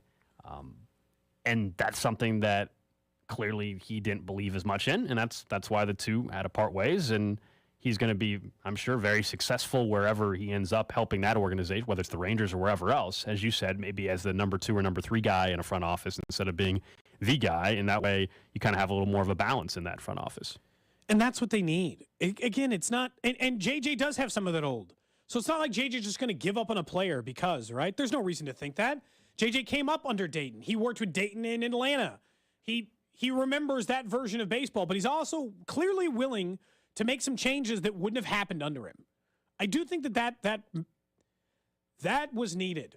It just was. They needed enough of a change. Because I know that people wanted to be like, oh, he's bringing back Ryan O'Hearn, so I guess, JJ's not going to change anything. And you're like, come on, stop it. Are we letting a $1.4 million baseball player somehow derail all this? I've made fun of, we've had comments about Ryan O'Hearn or how much he plays. He's a bench bat for $1.4 million. He blocked you on Twitter. Playing lefty. Yeah, long ago. His Twitter's been fantastic. Has it? I didn't even get to see it. Because when he knows how is he playing the heel? He is, and it's great. It's incredible. Good for him. Yeah. I'm liking Ryan O'Hearn more by the day. He's embraced the Twitter hate that people have shown at times towards him. It's the same thing. When used correctly, I have no problem with it. I don't. When used correctly, I have no issue with Ryan O'Hearn being a member of this roster. My problem was when he was getting 400 at-bats. I never thought that was necessary. That felt like too much. I wanted something below that number. And I told you, with the new shift, there's an argument to be made that Ryan O'Hearn will be more valuable than ever from an offensive perspective. So if you want to spend a little bit of time finding out what you got, fine. Or if JJ wants to simply protect the relationship because he was a good leader at a tumultuous time for this team when they were well underperforming, Whit Merrifield's comments were causing a bit of a stir, and they started trading people away. And after all their leaders were gone, except for Salvador Perez, reports from the clubhouse were that Ryan O'Hearn really stepped up. So if that's the case, and JJ wants to protect that relationship one time, fine. But I also want an analytical manager and other baseball forward-thinking guys in there. And that's the difference between, because I listened to the entire Dayton Moore interview. It's an Odyssey podcast. You can hear it up at Odyssey.com. But when I listened to the entire thing, I heard a guy in Dayton Moore who was still telling you, I don't want to change the way I want to do baseball. And that's why the change had to happen. All right, let's get to the random question of the day. Random question. For you, Gold. That's smart. For you, Gold. For you, Nick. And over in the J Southland Tow Service text line, 913-586-7610. And if anyone's monitoring the live stream comments, I am not. Gold, normally I count on you to handle that responsibility during this time, but that's fine. I didn't have it pulled up today. I can as well, if you would like. I was doing a better job. Anything left in that bottle? A little bit. A little bit. You want to split it? Yeah. Okay, we'll split it. Well, don't. Makes sense. The random question today brought to you by the Window Source of Kansas City. That way, after I ask the question, Nick, you can just come pick it up. Is related to what you just mentioned. I'm going to go speak to a group of UMKC students. Right after drinking a bunch of wine. Smart. Right after I finish this show. He just like stumbles in. Hey, and, kids. how about this? Also smelling like wine and with the facial hair situation, they're going to think you're an absolute degenerate. By the way, I'm going to convince everyone to just not get into radio. They're going to look at this guy and they're going to be like, nope. So what did you do today? What we talked about? We talked. Show them a picture of you right out of college when you were like, I'm assuming, skinnier than you are now and like better looking. This was me before radio. This is me 10 years into radio. And I'm just holding a new bottle of wine that I've also taken from my workplace. Yeah, walk in with a bottle in hand. Hey, kids, let's have a little chat about what it's like to work in radio. So that question is related to this, but not directly to radio, which is, what is the thing you wish someone would have told you about the job before you worked in the job you're in now, right? So you go work at the bank and you're like, sure wish they would have told me that the manager was an alcoholic. Be good to know. But what's the one you wish they had told you about the job before you got it that might have informed your decision?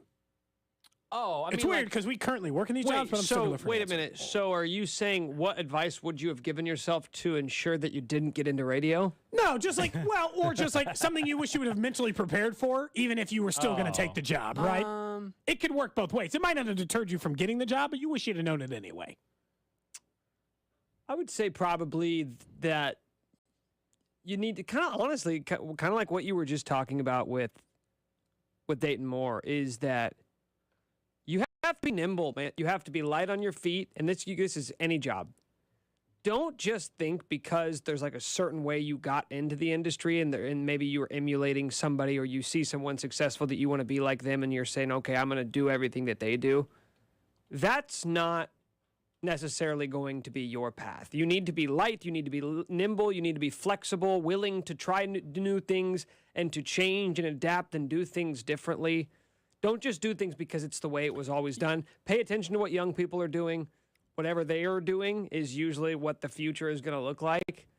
Just be flexible in what you're willing to do and try and learn. Yeah, I would agree. I mean, I think that's probably been the case for a while anyway. It's just now that you've experienced it too, so it's more. But a lot of more than people are ever, hesitant to that. Yeah, and I would say one of the things I value your time more than you do. I thought I had to do literally everything that was asked of, like go to everything, show up, and like there's a middle ground, man.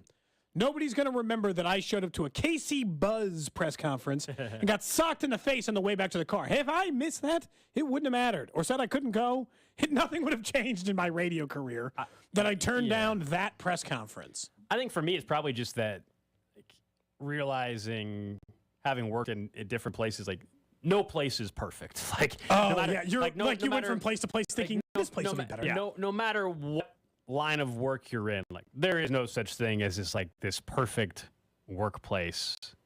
Like we're very fortunate in the job we have. I think our job is incredible. We get to talk about sports and drink random wine on a Thursday out of nowhere. Wine Wednesday's moving forward, but yes, a Thursday for the day. You know, like stuff like that is incredible. But overall, like no place is perfect. I think that's a good lesson for everybody very early to on that in their extent, career. to that point, I would say the other part of it that any profession should be willing to practice is that you not get your dream job at 26. You may not get it by 30. You may not get it by 35. That's okay.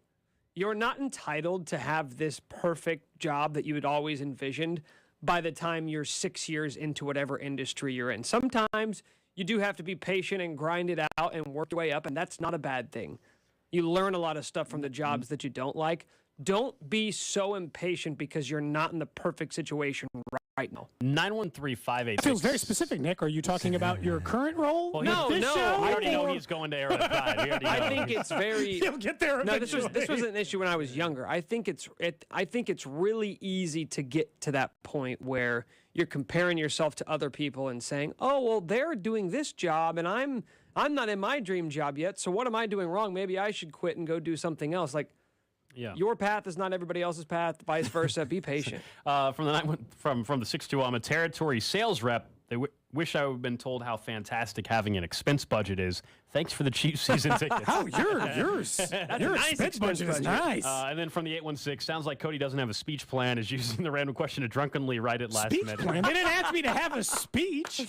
They just said, will you come talk to the class? They didn't tell me what to talk about. Okay, random question of the day. Do you have anything prepared right now? No, absolutely not. Okay, well, there we go. Why am I don't have to have things prepared to talk to this class. I am to understand probably, break down what I do, and then let them ask questions. That's what's been any other time I've spoken to a class. Have you ever spoken to a broadcasting class? How many success stories have come from the classes that you've spoken to? Like how many people do I know got in the industry after I spoke to the class? Yeah. Very little. None, maybe zero. I went and spoke to a class a few years ago, and at the end of it, I was like, how many of you guys are planning on getting into sports journalism? It was a sports journalism class, and one person raised their hand. Well, the very first why time. Why am I even here? Why do you guys even want to do this? Can I just leave? The very first time I ever spoke to a class, at the end, I'd ask the teachers, like, hey, I hope that's what you wanted. They're like, I think some of the kids were a little surprised by your honesty. I'm like, what do you want me to do? Sugarcoat it for these kids? Or do you want me to tell them what it's really like to work in radio? See. Like Wine Wednesdays. That's what I'm going to tell them about today. The future of Wine Wednesdays on Cody and Gold. So you're going to be like, hey, this sucks? Is that what you're going to say? No, I'm going to tell them the good and the bad. Like you said, no place is perfect. Yeah, okay. The good and the bad. Everyone, that's what the point of the question, right? Wow. Like from the 816 that I wish. Oh, go ahead. Were you going to say it? Yeah, this is a great one. This is great advice for anybody in any line of work. I wish I would have known that my boss is a smug, arrogant Rick with a P who thinks he's the smartest man in the room, and I want to punch him in the face every day. Because if you had known that, you probably didn't take that job. Can right? you guys relate to that? Oh, my very first full-time job? I think currently is what he's talking about. No. I cannot. No. Can you, Nick?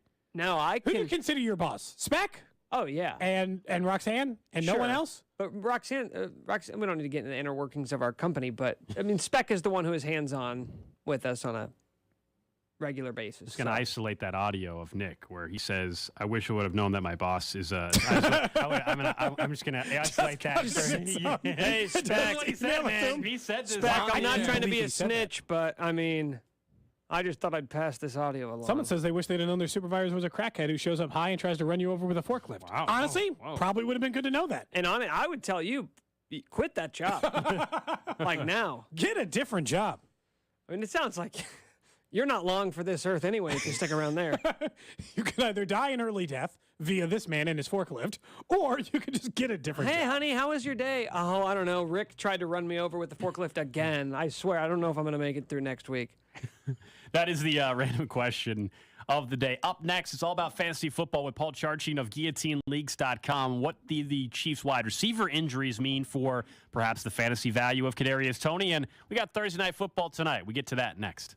There's Kelsey to the end zone. Cody and Gold brought to you by Gann Asphalt and Concrete. For asphalt, concrete, and parking lot maintenance, Gann Asphalt and Concrete. One contractor, all things parking lot. Trusted in Kansas City since 1994. Online at GANNasphalt.com. Don't miss the Chiefs Red Half Hour every day at 11:30 on your official broadcast partner of the Chiefs, 610 Sports Radio. Football fans can turn a loss into a win with the king of sportsbooks.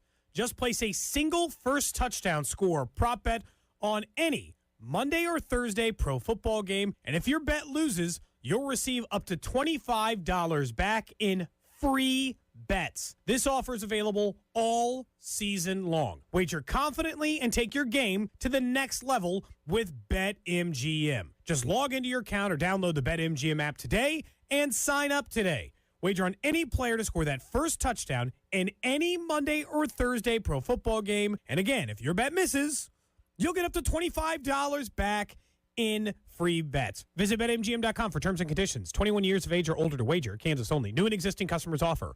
All promotions are subject to qualification and eligibility requirements. Rewards issued as non-withdrawable free bets or site credit. Free bets expire 7 days from issuance. Please gamble responsibly. Gambling problem? Call 1-800-522-700 in partnership with Kansas Crossing Casino and Hotel. You make plans for dinner, plans to get that new job, or plans to spend more time with the family. Having the right plan can make a world of difference, especially when it comes to your health.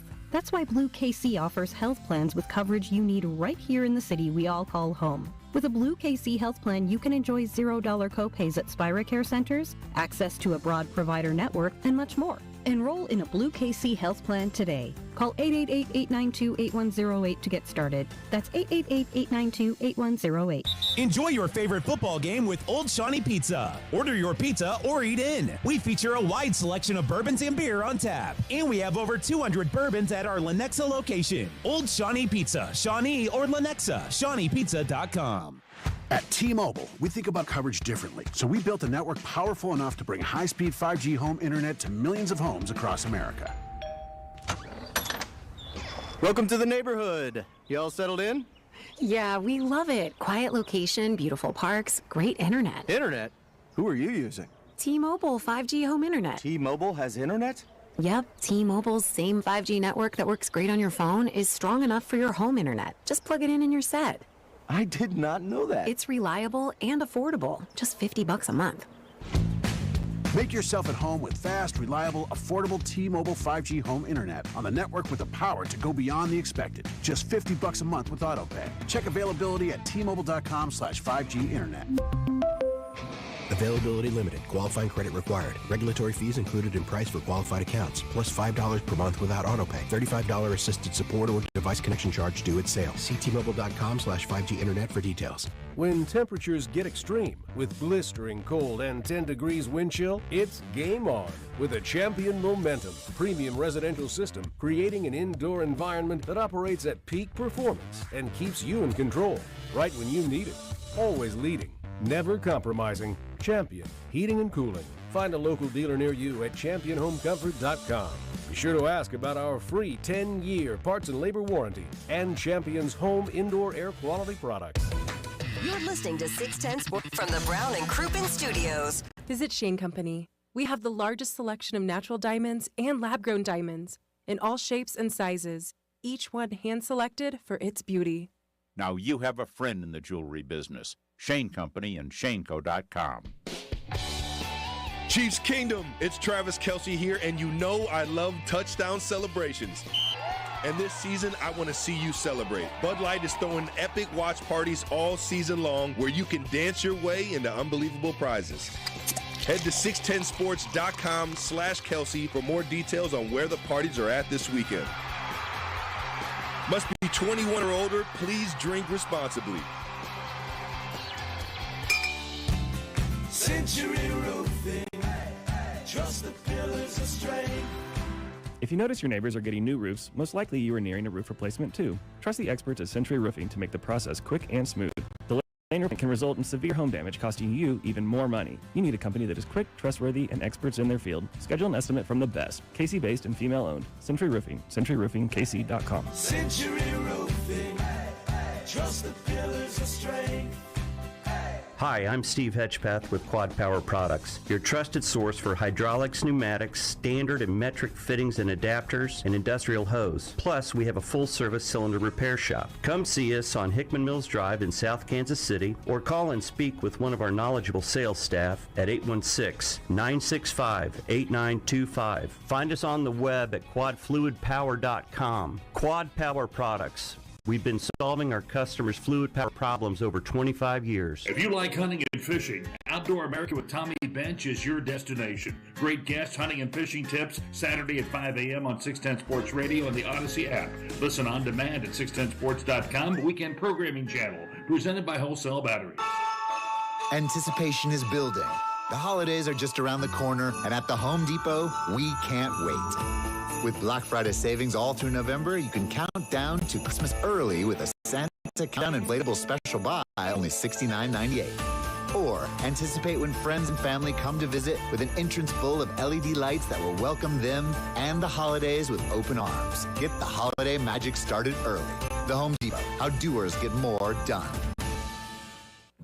When you can't stop, there's Vicks VapoRub. Vicks VapoRub sends powerful medicated Vicks vapors right to the source of your... so you can experience cough relief and breathe easier. Generations of families have trusted Vicks VapoRub to help relieve the worst cold symptoms. So next time you have a cough, reach for the Vicks VapoRub. Vicks VapoRub. Cough relieving is believing. Inside the Huddle is brought to you by Blue KC. Live healthy with Blue KC. It's Mitch Holtis. Tune in every Friday morning at 7:30 as I sit down with Bob and Josh to look ahead at the weekend in the Chiefs Kingdom. 7:30 Fridays on Fesco in the Morning, right here on 610 Sports Radio. KCSP Kansas City, WDAF HD2 Liberty, always live on the free Odyssey app. 1 o'clock hour here on a Thursday. It is Cody and Gold. Alex Gold, Cody Tapp, Nick Schwartz with you. Before we get to Paul Charchian of GuillotineLeaks.com, we had mentioned the news about an hour ago that longtime broadcaster Steve Fizziak, after 43 years broadcasting, announcing his retirement. Well, the Royals just a few minutes ago announced that Jake Eisenberg will join the Royals radio broadcast team starting in this 2023 season. He'll primarily be heard on the Royals radio network right here on 610 Sports Radio. He'll also call play-by-play on select television broadcasts for Bally Sports Kansas City. You may have heard Jake last year when he filled in a couple different games. He also had been filling in with the New York Mets organization. He was the Storm Chasers broadcaster for the Royals minor league affiliate. And he's going to join us coming up at 1:35 here on Cody and Gold. Be good to talk to Jake. Congratulations to Jake Eisenberg. He will become part of the Royals broadcast team here in 2023. But let's talk some fantasy football with Paul Charchian of GuillotineLeaks.com. He's always presented by Twin Peaks. Eats, drinks, scenic views. Real quick, Charge. Earlier today, Cody revealed that he has not made a snowman. My kids are 6 and 4. His children. We live in Kansas City. Call Child Protection Services. I don't live in Minnesota, Charge. It's not like we're just born out of the womb with snowman material. Well, what do you mean? You don't have a carrot? You don't have access to carrots? Come on, man. Jeez, you're killing me with that. I was hoping you'd defend me. Maybe you don't know how to make a snowman. Is that it? I mean, you've never made one. You don't know how, to make the snowman. Is rolled that into it? a ball, presumably. One smaller than the next. Yeah. Man, you are missing out on one of life's great experiences, getting your kids a chance to build their own snowman. Okay, we'll do it. Do you hate snow angels too? You're like, no, I'll never do a snow angel. Not gonna get all snowy. I let them sled last year, and the older one, so they've been sledding a couple of times. They seem to enjoy that. You let them sled. How magnanimous of you. Why do you say let them? I don't know. Still requires supervision. They're 6 and 4. They have to have somebody with them. You let your kids have fun. Dad of the year. Right. Oh, right. man. Good. Charge. In Kansas City, the story this week, though, this is a banged-up wide receiver room. We know Juju's in concussion protocol. McCole Hardman dealing with an abdominal injury, I should say. Is Kadarius Toney, a reliable guy this week to start? Well, do we know what's going on with MVS? I mean, that's an X factor here too, right? He's back at practice. All right, so he's going to be back. I mean, so let me ask you guys. Do you think it was a coincidence that Kadarius Toney suddenly showed up in the box score in a game in which there were injuries to both Juju Smith-Schuster, first drive of the game, and McCole Hardman? No, I don't. I think that absolutely contributed to it. And I think that to your point, I think where you're headed, I think he's going to have a pretty decent role again. Yeah, I think the role will be bigger. That may even be bigger than last week. His snap count was only 44% last week, which is still pretty modest, all things considered. But here's what, just long term, and I like him this week just fine, because other players are going to go. I think when you're back to sort of the full rotation, then we really find out, because there are times in various stages where Patrick Mahomes will just make somebody look amazing for one game, like McCole Hardman, and you're like, oh my God, he's awesome. He's the future of the team at wide receiver. And then he doesn't show up for 3 more weeks, and he gets 2 catches. So I think we've just seen so many situations like that where I have to see consistent snap count for Kadarius Toney before I believe long term that's going to be the guy. Now, I hope I'm wrong, because he's got a pretty unique skill set, but I think for the moment right now, I think I'm taking all the fun out of fantasy football. I'm going to be the ticket master to your Taylor Swift tickets. I'm going to say you got to prove it to me first. What do you think? I would wait. I mean, look, if you've got an empty roster spot, go for it, Charge. But like anything else, I know sometimes it's cool to be early on these. Yeah. But I think I'd be more interested in the Christian Watson buy than I would be Kadarius Toney at this point, right? All right, yeah. You want to talk about him a little bit? He's playing tonight. Sure. Cold game coming tonight, by the way. The kickoff temperature is going to be about 25. The wind chill is going to be about 12. So we're getting into that kind of weather. And speaking of weather, we should hit on Buffalo at some point. Yeah. But, so Christian Watson explodes on the scene last week. 3 touchdowns on 4 targets, which is always a little weird. And normally I'd be like, I'm not buying it. But things kind of aligned for him tonight. Now, I'm really interested in Christian Watson. I love that he played 52 snaps last week, a career high. I love the track star speed that he's got. But here's the biggie. The Titans are a great run defense and a terrible pass defense that allows the most air yards per game, meaning teams throw deep on the Titans all the time. And that's Watson's whole bit. Run fast, run straight, get under a deep ball. It feels perfect. So you roll that together. Oh, and by the way, Titans have got 6 quarterbacks that have a questionable designation for tonight's game. 6. So you roll that together, and I kind of like Christian Watson this week, and I think he might keep some of that mojo going. Since, I got killed for the snowman thing, I might as well ask you about the snow game. Charge, even in your league, I got Tua on a bye, and I got Josh Allen quarterback. Are we playing anyone in this Buffalo game if there's going to be 6 feet of snow around? I know this thing's going to be pretty fascinating to watch. So the storm system that's coming into Buffalo is going to sit there for 2 days. It's going to start tonight, and it's going to roll into Sunday, which is that's 3 days. It's crazy. There are talks about this game getting moved, by the way, as a possibility.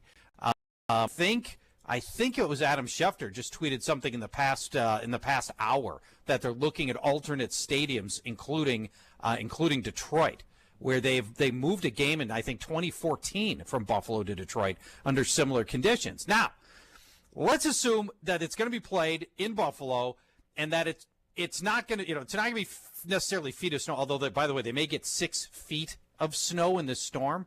I mean, think about 6 feet of snow, taller than yourself. Assuming they get the field cleared. I talked to Marv Levy about this once, which is an authority on Buffalo bad weather games. And here's what he told me. If it's just a little snowy, the advantage is to the offense because the footing's not so bad that you don't know where you're going, and you've designed the plays. Your receivers know where their cuts are. Your quarterback knows where that cut's going to be. Everything's a little slower, but you have the advantage. The defense is trying to react on the snow. But then he said if you get to the next level of snow, and we're into 3-4 inches of snow, now you're just running straight. You're trying to get people to not make any cuts. And so that would favor the ground game. And then he said if you get to snow, now it's just let's try to get to 7 points and win. So we'll see how much snow we got, but don't panic. There's still a lot of ways to fantasy points in Buffalo. We're talking to Paul Charchian of GuillotineLeagues.com. The tight end market is pretty rough right now. I mean, Darren Waller's on IR, Dallas Goedert's hurt, as we know, Zach Ertz, both out for at least a month. What do you do if you're someone that's had any of those 3 guys? It's a disaster. It was already bad. I mean, before it was bad. Now, horrible situation at tight end for fantasy owners. I'm going to give you some... I'll admit listing off 3rd-tier tight ends is not exactly thrilling radio, but from time to time, there is actual utility to this segment, and people need tight end help. So we're going to try. David Njoku, your tight end from Cleveland, going to play his first game in a month. If he got dropped over that last month, he's priority number 1 prior to the month prior to him getting hurt. He was averaging 6 for 76 yards, which is you're in the ballpark of Kelsey at that point. Then if Hayden Hurst got dropped on his bye week last week, his 5 games prior to his bye week, 4 catches, 40 yards. You take that in a second. Those 8 fantasy points in a second. No Jamar Chase, so some extra looks for Hayden Hurst. And if you're really in a pinch, here's one angle you can go for a guy who's available in basically every league in America. Zach Ertz out for the Cardinals. You remember, Arizona drafted Trey McBride is the first tight end off the board last April. And when Zach Ertz left the game last week, McBride got 91% of the snaps the rest of the way. So there you go. There's 3 guys you could try to pivot to. There's some other options just across the league when we're talking about running back. I think between the 2, I'm kind of interested, Charge. Isaiah Pacheco looks like he just got the starting job in Kansas City, but Clyde Edwards-Helaire won't have a role. And then you have Ramondre Stevenson in New England, and Damian Harris is coming back. Who's more likely to be an automatic starter the rest of the way? Andy Reid doesn't have to say anything. You can look at Clyde Edwards-Despair's 4 snaps last week, and he's effectively been benched into the molten core of the earth We know what's happening there. I don't need Andy Reid to say it. Pacheco got a career high 16 carries, a threshold that Clyde hit once in his last 24 games. 16 carries. To me, actions speak louder than words. Pacheco's your starter. They're going to keep going. I don't think has he looked amazing? No, but I think he's looked good. And he's 4.7 yards per carry. We'll take that. And a juicy matchup this week. We love the Chargers giving up 170 rushing yards per game to running backs over the last 3 weeks. This is an awesome opportunity for him. I got Pacheco way up at running back number 14 this week. I think he's sitting on potentially a great game. Lastly, Charge, what about tonight? Thursday night football. You mentioned it's going to be very cold here in Lambeau for the Titans taking on the Packers, who are coming off that big win. Derrick Henry, duh. We know that's what you're starting him anyway, but how big of a game could he have? Gigantic game possibly coming up here. First of all, Packers pass defense is really good, and their run defense is really bad. And that plays directly into the Titans, right? We know that's a team that wants to just run and not pass. Packers are giving up the 3rd most rushing yards and the 5th most yards per carry. And get this, runners with at least 15 carries against the Packers average 108 total yards. Derrick Henry could have 15 carries by the middle of the second quarter. It's all but a lock for him. And Green Bay is missing 2 critical run stoppers, Rashawn Gary on the defensive line, linebacker Devondre Campbell. It's a fantastic opportunity for Henry to go way over 100 yards. Maybe his over-under, by the way, for those bettors, 99.5 rushing yards. That could be his halftime number. I mean, I do like to bet, so we were betting on Furman Penn State earlier in this show, Charge. So I'm not saying. Yeah. Oh yeah. Okay, that could be a sign. 10:30 in the morning. There's a basketball game on. We figure let's put a few bucks on it. So we did. I love it. That's fun. Why not? Right? You know what? Life is better with action. That's right. Hey, Charge, appreciate it, man. We'll check you next week. Thanks, Happy Thanksgiving. Friends. There you go. Bye-bye. Paul Charchian from GuillotineLeagues.com, presented by Twin Peaks Eats, Drinks, Scenic Views. I don't think it's fair to get Charch's opinion on snow. He's lived in Minnesota his entire life. Clearly, that's just part of his culture. You snowmen. We don't ever go through a winter in Kansas City where there's not at least 2 What do inches you think of the snow. first snowman you built was? Oh, man. There's a photo of me as 4 a little years kid, old? and I think I was, like 5 or 6. Okay, so they're 4 and 6. I'm not like way off base here. You're making it seem like I'm like way out of the league. That I remember and there's a photo of. I don't know. They could have had me out there when I was 3. I'm assuming there were multiple snowmen built prior to me forming memories. You can't prove that. Well, his parents could. By what? Saying it to me? Well, you think his parents are liars? You think they would lie to you? I think there are a lot of liars in this world, and your parents could be some of them. Wow. Excuse me? Wow. You scumbag. How dare you? You don't think your parents have ever, not even once, Nick, lied to you? Is that what you're here to tell me? They wouldn't lie to you, though. About something as trivial as at which age they built a snowman? What are they protecting? Wow. Maybe they're just misremembering. That's a disgusting accusation. You called me a deadbeat dad. Nick, I didn't bring your parents into this, okay? We're getting to the bottom of it all today. We have a couple sips of wine, and we're getting to the heart of the matter on the show today. We got to the bottom of that bottle, and we're getting to the bottom of this issue. Is that bottle empty, by the way? Oh yeah. Look at us go. Should have gotten that second one, I guess. We went down for the holiday feast, and Wine Thursdays, boys. we went down for our company holiday party, and obviously we're on the air. We can't really party, but we said, you know what?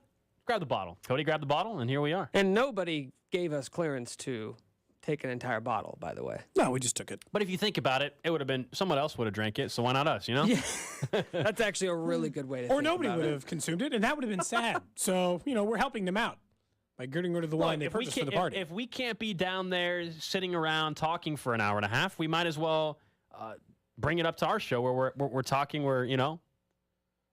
We're doing the show. Exactly. By the way, in the time we were talking to Paul Charchian, the Philadelphia Eagles have made a move. Yeah. They've signed free agent defensive tackle Ndamukong Suh to a 1-year deal. Remember, they just traded for Quinn, right? Well, not even just that. They traded for Quinn a couple weeks ago. They also signed another veteran yesterday. And they're expected to get Jordan Davis back any week. So I was about to say Jordan Davis has been injured, that massive human being from Georgia. But they brought in, what's the other veteran's name? They just signed yesterday. So Linval Johnson. There you go. Yes, Joseph. So Linval Joseph. So as well as they signed them both.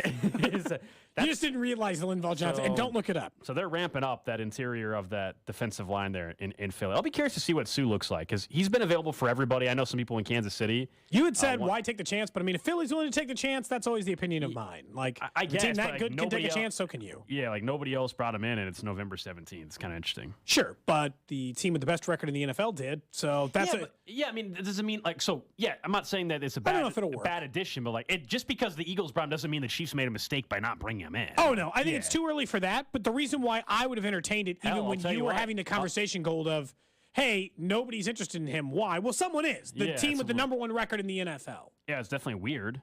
On the flip side, like Robert Quinn so far hasn't done much for the Eagles. No, they're not playing him. They traded for him. He's only played 35 snaps, something like that. 35 snaps. Kind of weird. So maybe after all this, but he's not even playing. So I don't know if it's like an adjustment period or he didn't know the defense yet. I don't know. And now they just brought in more competition for him in the defensive line when snaps are going to be even harder to come by, apparently. It's kind of weird. I know he's not an interior guy, but still, yeah, it was a little Philly going all in on that the defensive front as they are going to be in a battle for the NFC East. Now the text line's accusing me of saying the wine is clearly getting to Cody. Tab clearly can't handle his liquor. Because what? I said your parents might lie occasionally? We're getting the truth. The truth is coming out. You start drinking the truth serum. It's truth serum. Okay. Have you always harbored such resentment towards my parents, whom you've never met? No, I've never harbored any resentment. You lied on behalf of your parents. No, well, you're a liar. Their son's a liar. Whoa. Their son once lied about a major medical procedure that their dad was having to make Gold feel bad, which wasn't true. He did have a major medical procedure. He had a hernia. That is not how you were indicating it. You said you're going to sit by your papa on the bedside of the hospital. I was worried about him. You made it worse. I was worried about him. It was a totally different. Oh, my goodness. You were taking shots at my father, unwarranted shots, at a man. They might lie to you about what age you who's built a stuck snowman. up in a hospital. He's not in the hospital now. But he was. Was he? Or was he home when you watched that game? When I watched the game? Yeah. When I watched the KU game. When you said you'd be in the hospital by his bedside, where was he? My dad. Yes. That's who we're talking about? Correct. My dad. Jesus. Uh-huh. Uh-huh. Was he or was he not in his home after his outpatient procedure? So, technically, he was at home, but he was not feeling well. Okay. Someone says, apparently you don't need that lie detector test on this show. We just need some bottles of wine. Some Kim Crawford. Some Kim Crawford wine. That's all it takes, apparently. Who knew? So we all know who the mean drunk of the show is. No kidding. Wow. Nick, you were with me on Friday, and I was drunk. I wasn't mean. You were mean to me. Oh, wait. How was I mean to you? Whoa. I don't know. The entire table was making fun of my beard. Are you more angry when you get drunk? So get this. I wasn't angry. drank with I you. wasn't You mean. don't really I wasn't mean to him. Gold. Let me tell you this. I wasn't mean to him. The entire table was being mean to Cody, making fun of his facial hair. Wow, it was everyone. We do that. It was all a group the time. effort. We do that all the time. That's the truth. And be honest with you, as long as you got that thing on your face, you're going to be an easy target. Yeah, that tracks. Honestly, it's unfortunate. Even on the live stream, you still can't tell I've grown any facial hair. You really can't. The amount of messages we get a day would be like, I thought, did Cody shave it? Did he eat the egg salad sandwich? And the answer is no, I didn't shave it. It doesn't show up on video or in person, really. And the egg salad sandwich is gone. Have you checked back? See if it's reappeared? I actually have not gone to the... I have checked. You know what? I walked by it, and it's not there. I didn't grab anything from the company vending machine today because we had food provided to us today. So I actually did not go... I haven't been Didn't over have to. that. Yeah, we had quite the feast for the company party. I didn't go in that area. All right, let's get to the snitch line, even though I feel like that's what's going on already. The number you have reached.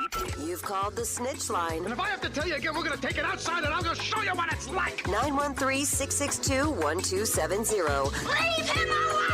Please leave your message for Thursdays at 1:15 on Cody and Gold. And if you think I'm kidding, just try me. Try me. So we're good? It is a 610 Cody and Gold snitch line, 913-586-7610. From the 913, we'll get it started. Kind of relates to what we were just talking about. It says the police are going to be waiting outside in the parking lot for Cody to start his car up. This person mean to send this 3 different times? How drunk are they? We did see the text 3 times. That could be the police officer. Well, random DUI checkpoint in the Odyssey parking lot. It could be the same police officer texting in that Nick had an incident with. So you never know. They have had more to drink. Nick filled up his cup 4 times. We do know law enforcement listens to this show. That is a fact. We have confirmed it. Yeah, we know it. There's no dispute about it. From multiple jurisdictions, as a matter of fact. So that could be true. Is that risky for us? Right out of the parking lot. As a show? Right there on Squibb Road. I've got an Uber. Why would you tell people where we are? I'm getting an Uber. Hold on, stop. Did you just say, why would you tell people where we are? As if they couldn't look up Odyssey and know our address already. It would take 5 seconds. We don't broadcast from a secret location in Kansas City. They know what building we're in. Fair enough. From the 816, snitch line here, saw Nick applying for a mall Santa job. Oh. He said he'd like to get paid to take pictures with kids on his lap. Similar to what you said last year. Well, that wasn't my exact wording. What was your exact wording? We are doing the toy drive again this year, though. Tuesday, December 13th, up at Jefferson's in North KC. That'll happen again. That is breaking, actually. I don't think we've announced that No, yet. but it is, and it now seems like a great time to mention that. That is happening. From the 816, caught my neighbor watching porn Monday night. He forgot to close his blinds. Oh, no. That's unfortunate. No. Feels like you want that to be private. Wait, how close are you to your neighbor's house? And I mean, you'd have to really go out of your way to make it public to the entire neighborhood that, like, hey, cranking one out right now. Jeez. Set some privacy settings for yourself. Well, like, you have blinds? From did you have it on the big screen, you know? Because that guy had it on the big screen. Cody's the one with the with the projector in his backyard. Okay, Cody. For regular movies. Cody, self-snitch. Have you ever? Oh, gosh. No. Oh, my goodness. Absolutely not. From the 913, here's a crime for you. I have expired tags all the way back from October. That's only 2 weeks. I've seen worse. Wait, my tags haven't showed up yet. From So October. are you also riding dirty? I'm not writing dirty. I have it on my phone, but they haven't sent me the physical tags So you yet. paid for it, though. Yes. So if you got pulled over, you could show proof. Not writing you're dirty. Good. You're good. Chameleonaire. Oh, my That's the common phrase for that, is it not? No, writing dirty does not. Hey, when Chameleonaire, when he wrote that song, expired tags. He wasn't talking about expired tags. Oh, no, hold on. Long before that song, that was a pretty common turn of phrase, I think. No, but yeah, writing dirty, but like he's not talking about his tags were expired. I understand that. He's talking about he's got that thing in the trunk. Oh, jeez. From the 816, they work security at a cannabis shop. They like their stuff where I leave it, wrote a note to put some stuff back. Some jackass wrote a note saying they moved one thing. What? That doesn't make any sense. That person's... That is not really a snitch. You're just telling us something that happened at work the other day. Well, it doesn't make any sense. I'm not going to read that. The one that says, by the way, the guy did respond. He said he has a 65-inch TV, checking the mail. That's not the one he I'm lives in a laughing cul-de-sac. about. That's I not see the that. one Okay, so he was casting the porn to his big screen. Jeez. That's aggressive, by the way. Jeez. Why do you need it that big? Why is the viewing experience that important for you? Just get it done within 3 minutes like a normal person. Oh, my. He's like relaxing, dimming the lights, getting some popcorn, just in and out, man. Lighting some candles. Oh, my goodness. How long does it take you? Oh, jeez. Gosh. Well, you backed me up on this, right? Someone says they're snitching on Fesco again for defamation of character on you. Oh. Have you found out what he said about you this morning? It's the same stuff. He keeps saying that I start bar fights and I bum cigarettes off people. Again, I don't think it's that unbelievable. I don't smoke cigarettes, nor have I ever. There was never a stage in my life where I smoked cigarettes or started bar fights. Fesco, by the way, Bob Fesco, if you're listening, I'm coming for you, man. I'm coming for you. I'm issuing an official statement tomorrow here on Cody and Gold. Wow. Tomorrow, right here. Okay. Can't wait to hear that. I mean, who does this guy think he is? I don't know, but he seems like he can say anything he wants about you unfettered. Well, he's in for a rude awakening tomorrow. Someone says they snitch on themselves when their wife is taking a shower. They steal her towel, replace with a hand towel. Blames the 7-year-old. Why do that? Wait, what? That's what it says. Someone's also claiming they ate the egg salad sandwich, but I doubt it. They would have had to get Let me access go back. to her Let me go company. back to the other one for a second. Says he switches the towel out, probably to mess with his wife, and then hoping that, blames the kid instead. Is that some way for him to get is that how he starts trying to get his sex going or something? Like what? He's like she's gonna walk out of the shower and only have a small. So weird. Have a small. Are you addicted to sex? That's what it sounded like. Yeah. Is that is that your thing? You're gonna have a smaller towel available for I guess her, so. she walks out of the shower. To steal a line from Cody, we don't kink shame on this show. Okay. I'm just wondering what's going on there. This says Nick Bob would thump you, my boy. Oh, wow! We gonna find out. We gonna find out. We'll see. Oh, man. Coming up next, we'll get to what's trending. And as the Royals announce the newest member to the Royals broadcast crew in 2023, Jake Eisenberg will stop by here on Cody and Gold. You're listening to Cody and Gold, brought to you by Gant Asphalt and Concrete. For asphalt, concrete, and parking lot maintenance, Gant Asphalt and Concrete. One contractor, all things parking lot. Trusted in Kansas City since 1994. Online at GANNasphalt.com. Don't miss Alex's That Betting Show every Thursday night at 7 o'clock. Right here on 610 Sports Radio and the Odyssey app. This is for the men who never settle, the ones who believe only quitters end a game in a tie, the type of guys who choose the bar with the biggest TVs to overcompensate for theirs at home. This is the Lodge mentality. This is Twin Peaks. Buckle up. Brunch is now being served at your local lodge. Wake up with the scratch favorites you love and classic brunch drinks that won't break the bank. Contact your favorite lodge for availability and more details. Twin Peaks. Eats, drinks, scenic views. Technology Group Solutions, Cisco, and the Kansas City Chiefs are dedicated to inspiring, empowering, and building a diverse workforce for the future of technology. The SHIPS program will help ensure Black students in the Kansas City region have access to internships, scholarships, and mentorships to explore promising jobs within the IT and tech industry. TGS is focused on helping your business to be more efficient, accountable, and profitable while building career paths for all communities. Find out more at tgs-mtc.com. Introducing Spectrum One. Get Spectrum Internet with speeds of 300 megabits per second, advanced Wi-Fi with best-in-class security and privacy, Spectrum Mobile with unlimited talk, text, and data plus nationwide 5G. Get it all with Spectrum One. Spectrum Internet, advanced Wi-Fi, and one line of Spectrum Mobile Unlimited for only $49.99 a month. Visit Spectrum.com or a Spectrum store today. Valid for qualified residential customers only. Service not available in all areas. Restrictions apply. Start NFL Week 11 off right with a no-sweat same-game parlay from FanDuel, America's #1 sportsbook. It doesn't matter if you're new to FanDuel or already have an account. You'll get free bets back if your Thursday night same-game parlay doesn't hit. NFL same-game parlays are the perfect way to combine your bets for a chance at a bigger payday. How about Derrick Henry over the rushing yards, Alan Lazard over the receiving yards, and A.J. Dillon with an anytime touchdown? Build your own or choose from one of the popular SGPs pre-built for you in FanDuel's top-rated sportsbook app. However you want to play, you can bet the NFL on Thursday night with a no-sweat same-game parlay. Just sign up with promo code 610BOB if you don't have an account. If you already have FanDuel, you're all set. Just sign in to see what you got. Make every moment more with FanDuel, an official sports betting partner of the NFL. 21 and present in Kansas, 3+ legs minimum, $1 bet required. Refund issued as non-withdrawable free bets that expire 7 days after receipt. Max free bet $5. Restrictions apply. See terms at sportsbook.fanduel.com. FanDuel is offering online sports wagering in Kansas under an agreement with Kansas Star Casino, LLC. Gambling problem? Getting help is your best bet. Call 800-522-4700 or visit ksgamblinghelp.com. Community America Credit Union's Red Friday tailgate tomorrow from 11 to 1 at the Clay Como branch off 69 Highway. Take photos with Chiefs cheerleaders and Casey Wolf. Purchase Chiefs gear from Charlie Hustle, and the first 100 gas will score free food at Community America Credit Union's Clay Como branch. If you own a business, this has been a bumpy ride. From pandemic to inflation, I'm sure you could use a break. If your business has 5 or more employees and survived COVID, you might be eligible to receive a payroll tax refund of up to $26,000 per employee. The challenge is getting your hands on it. Hi, I'm Howard Mackler, and that's why I founded GetRefunds.com to cut through the red tape and get you the money. The team of tax attorneys we have put together are highly trained in this little-known payroll tax refund program. We do all the work, charge not a dime up front, and simply share a percentage of the cash that we get for you. Businesses of all types can qualify, including those that took PPP,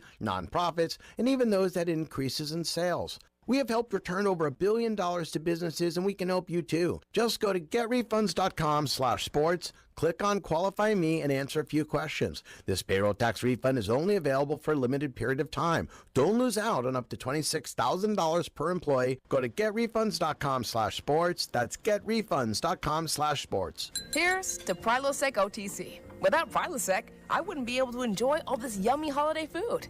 Speaking of, whoever made that apple pie, delicious. I just take one pill each morning and zero heartburn all day. So cheers to Prilosec OTC. Ooh, are those jalapeno poppers? Prilosec OTC prevents excess acid that can cause heartburn, so you can enjoy the holidays. 1 pill a day, 24 hours, zero heartburn. It's possible while taking Prilosec OTC. Use as directed for 14 days to treat frequent heartburn, not for immediate relief.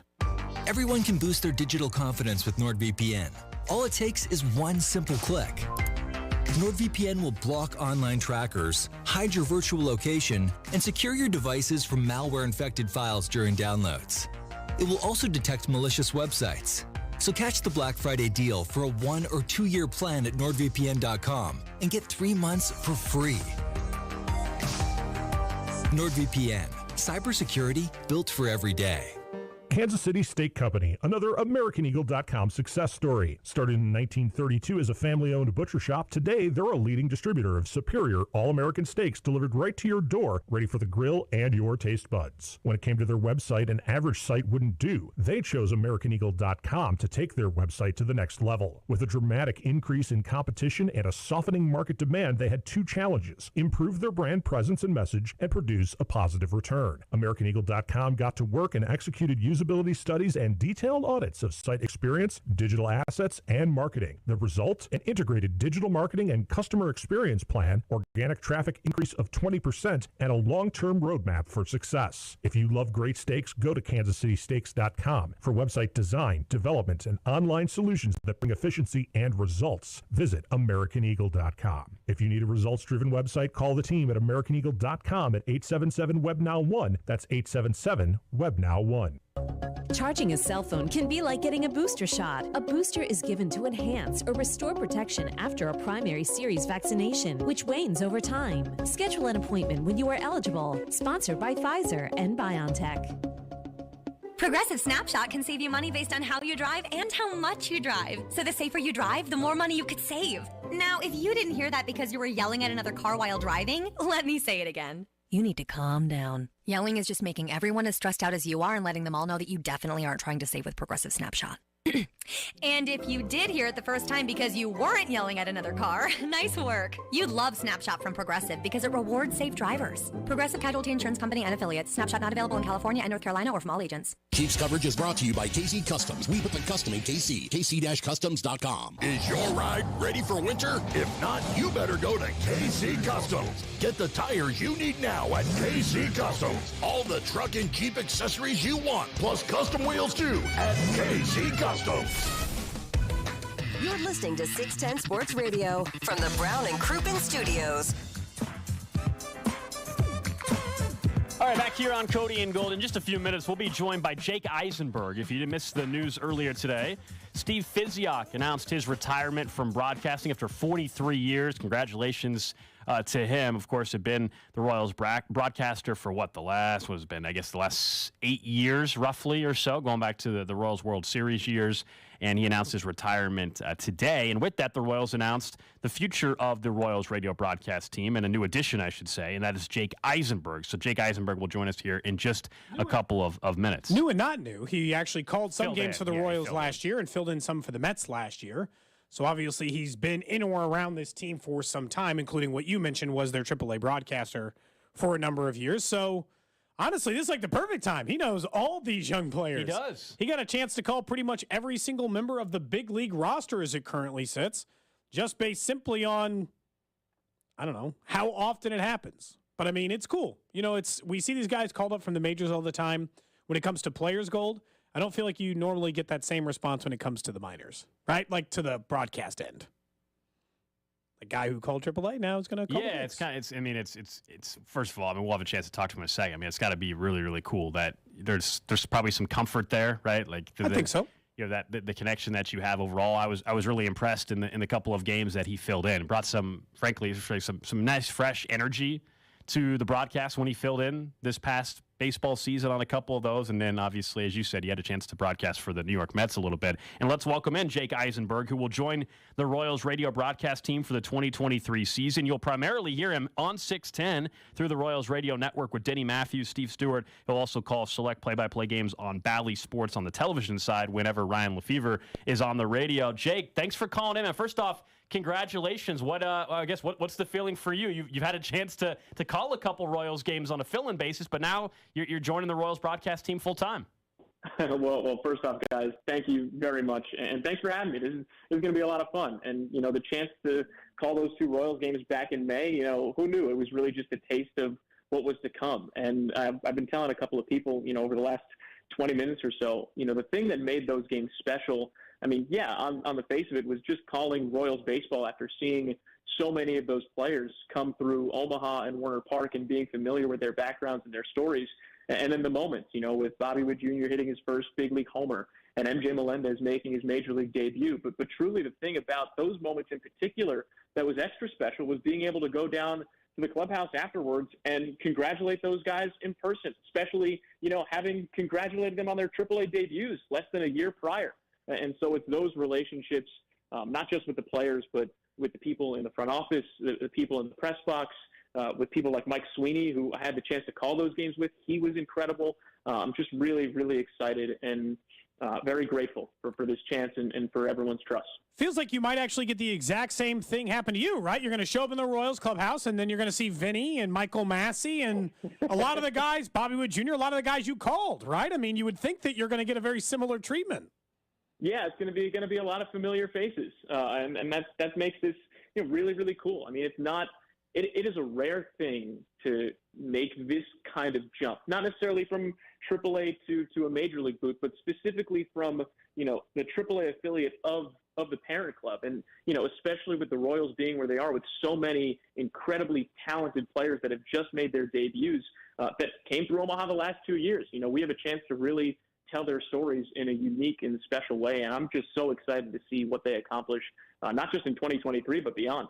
Let's do it the same way we do for major league players. We call them like, all right, who told you, right? Who was the person who called you? Who'd you call first? It's the normal stuff we would do for like a player if they got called up from AAA. Well, I mean, the first person to know the news was my fiance Jen, who's equally excited and getting ready for this journey to start. And then obviously my parents, mom and dad, who have been there every step of the way, quite literally since the first steps that I took as a kid, and have supported this endeavor and journey and career from college all the way through now. So it starts with family, and I think that's something that the Royals organization is all about too. And that's an organization that's treated me like family since day one. Not filling in on games in May, but since day one in Omaha, when I got the chance to meet everybody for the first time as the broadcaster for the AAA affiliate. And so now, joining this family at the major league level, it's really, really cool. And there are too many people to even count or name or think of that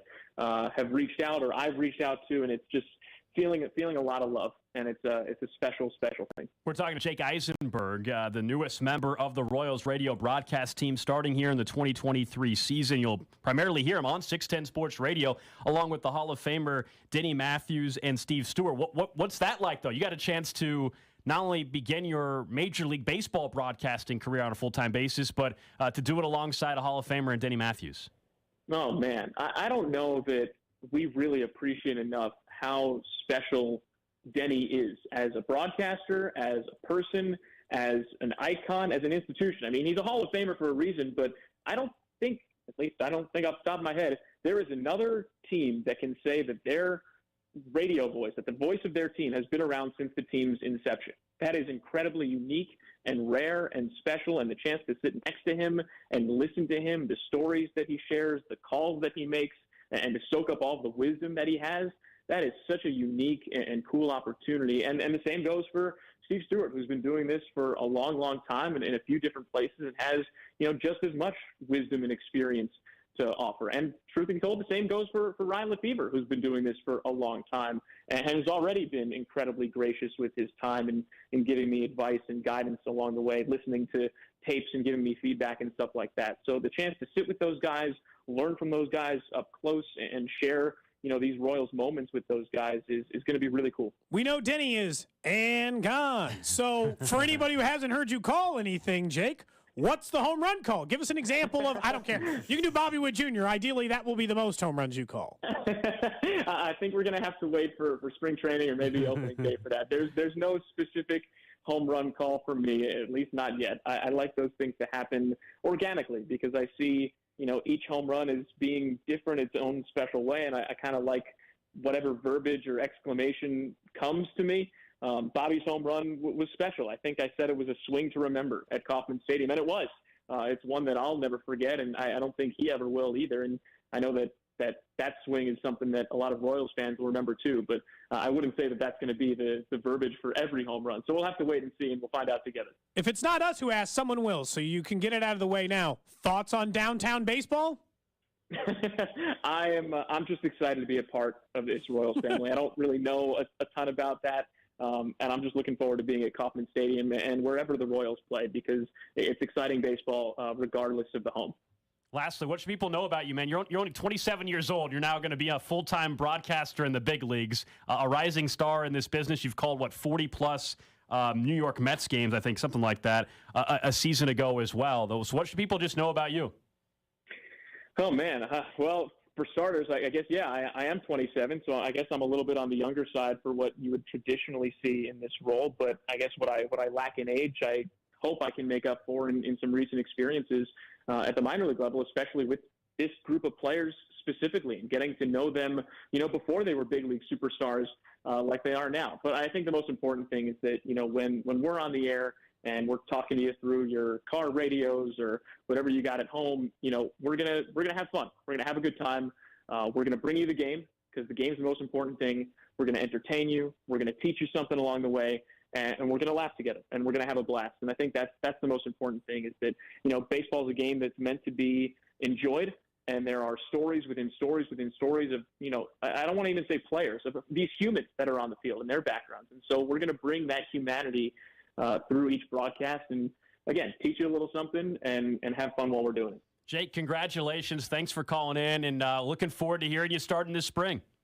Thank you guys so much. Really pumped. There you go. Jake Eisenberg, the newest member to the Royals radio network, the Royals broadcast team. You will hear him primarily right here on 610 Sports Radio, starting with those spring training games in late February, I guess it will be. You'll still hear, of course, the Hall of Famer, Denny Matthews. Ryan Lefevre will be on the radio at times when he's not on TV. And when Ryan's on the radio, you'll hear and see Jake Eisenberg over on the television broadcast side. But congratulations to Jake. I'm excited for the energy. I am too.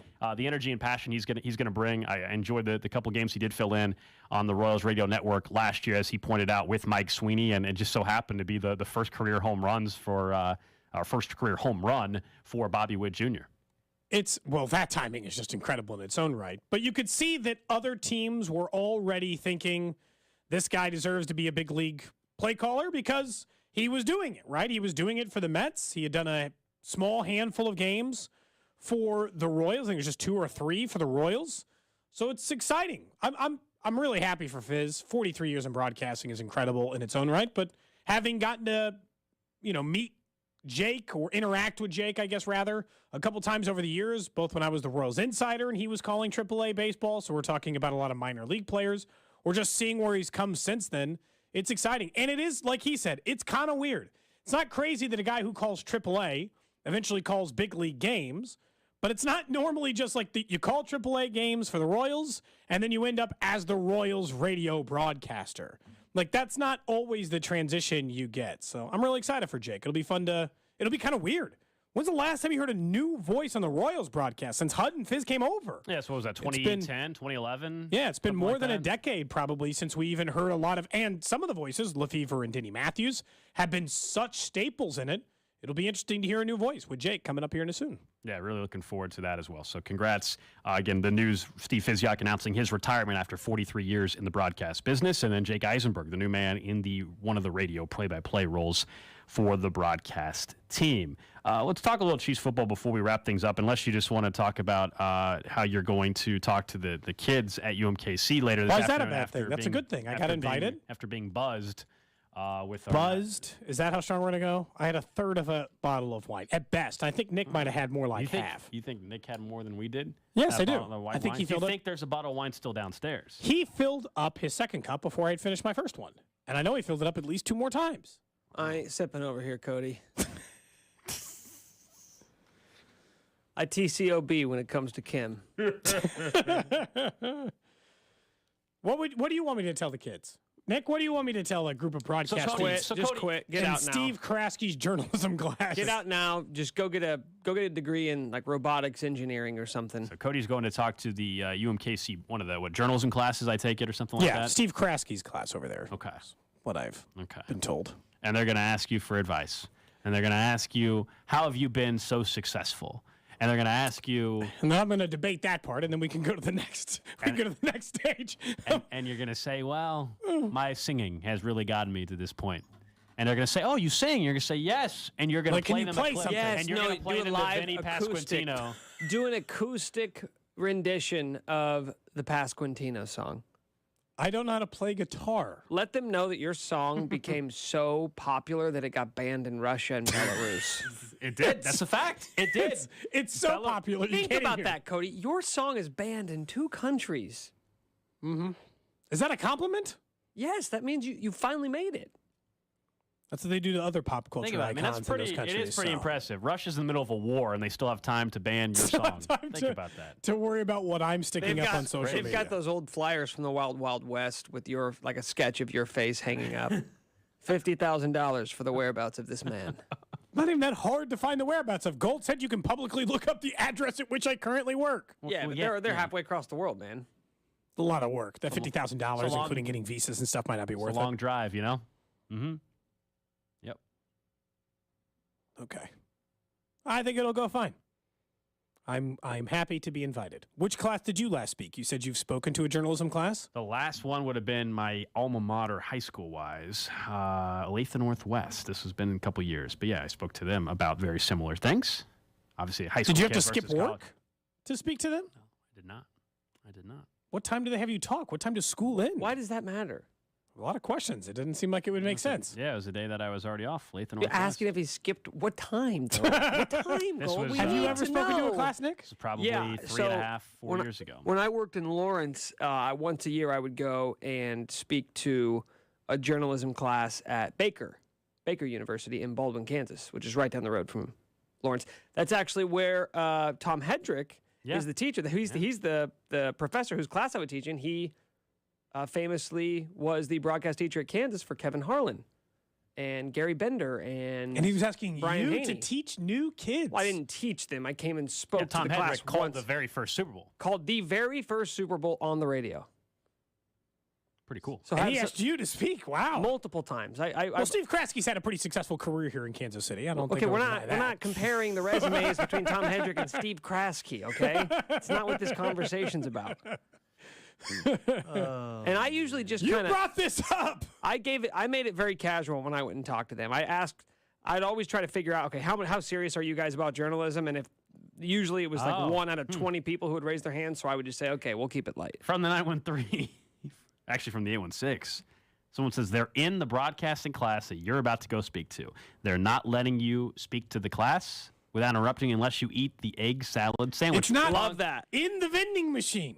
And it says punk. They're calling you a punk. They're calling me a punk? Normally that's designed for older people speaking to younger. Well, they're I don't think a calling you- younger person than me can call me a punk. Well, they want you to bring like a the Dick egg Tracy salad, move. The egg salad sandwich. Well, it's not in there. So there's nothing that can be done about it. I told you my price tag on it. We got very close to doing it. You went to go look for the sandwich and it was gone. It was. Probably due to expiration issues. So next week, you can check to see if there's going to be a sandwich out there again. Something tells me the holiday week, less stock. They're not going to put as much care into it. Probably just going to let that, it's going to have to be a couple weeks from now. Would you be disappointed if I ate the egg salad sandwich and you weren't here? Yeah, kind of. A little bit. You'd be bummed out? You could watch it on the live stream. No. Next week, I'm not watching the live stream.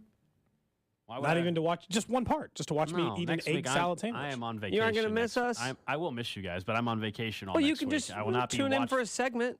next week, I will not be watching the live stream. Well, you're for not 4 cooking the hours. turkey, so what are you doing? It's just relaxing. Well, you can relax and watch us. We are good, casual We're very relaxing. entertainment. Usually what happens is whenever I take It's a weird thing to say for somebody who actively raises their voice. Nick usually calls me when I'm on vacation. That's usually what happens when he's on the show. Nick will just call me unprompted in the middle of the show. Oh, that did happen a couple of times. That was how Cody or Gold was birthed. Yes. Yeah, it's true. We should bring that back tomorrow. It's been a little while. Nick, you got a good one? Yeah, it has been. been. But sometimes we just sometimes bits run their course, and you just got to let them die when there's still a little gas in the tank. You don't want to run them into the ground. Says, hold up. What's the story with the Pasquantino song being banned in Russia and Belarus? It is. It's just banned. We got a notification on Facebook that it's true. Belarus and Russia, no joke, this is true, have requested that it be removed, and it got removed. That's a real thing.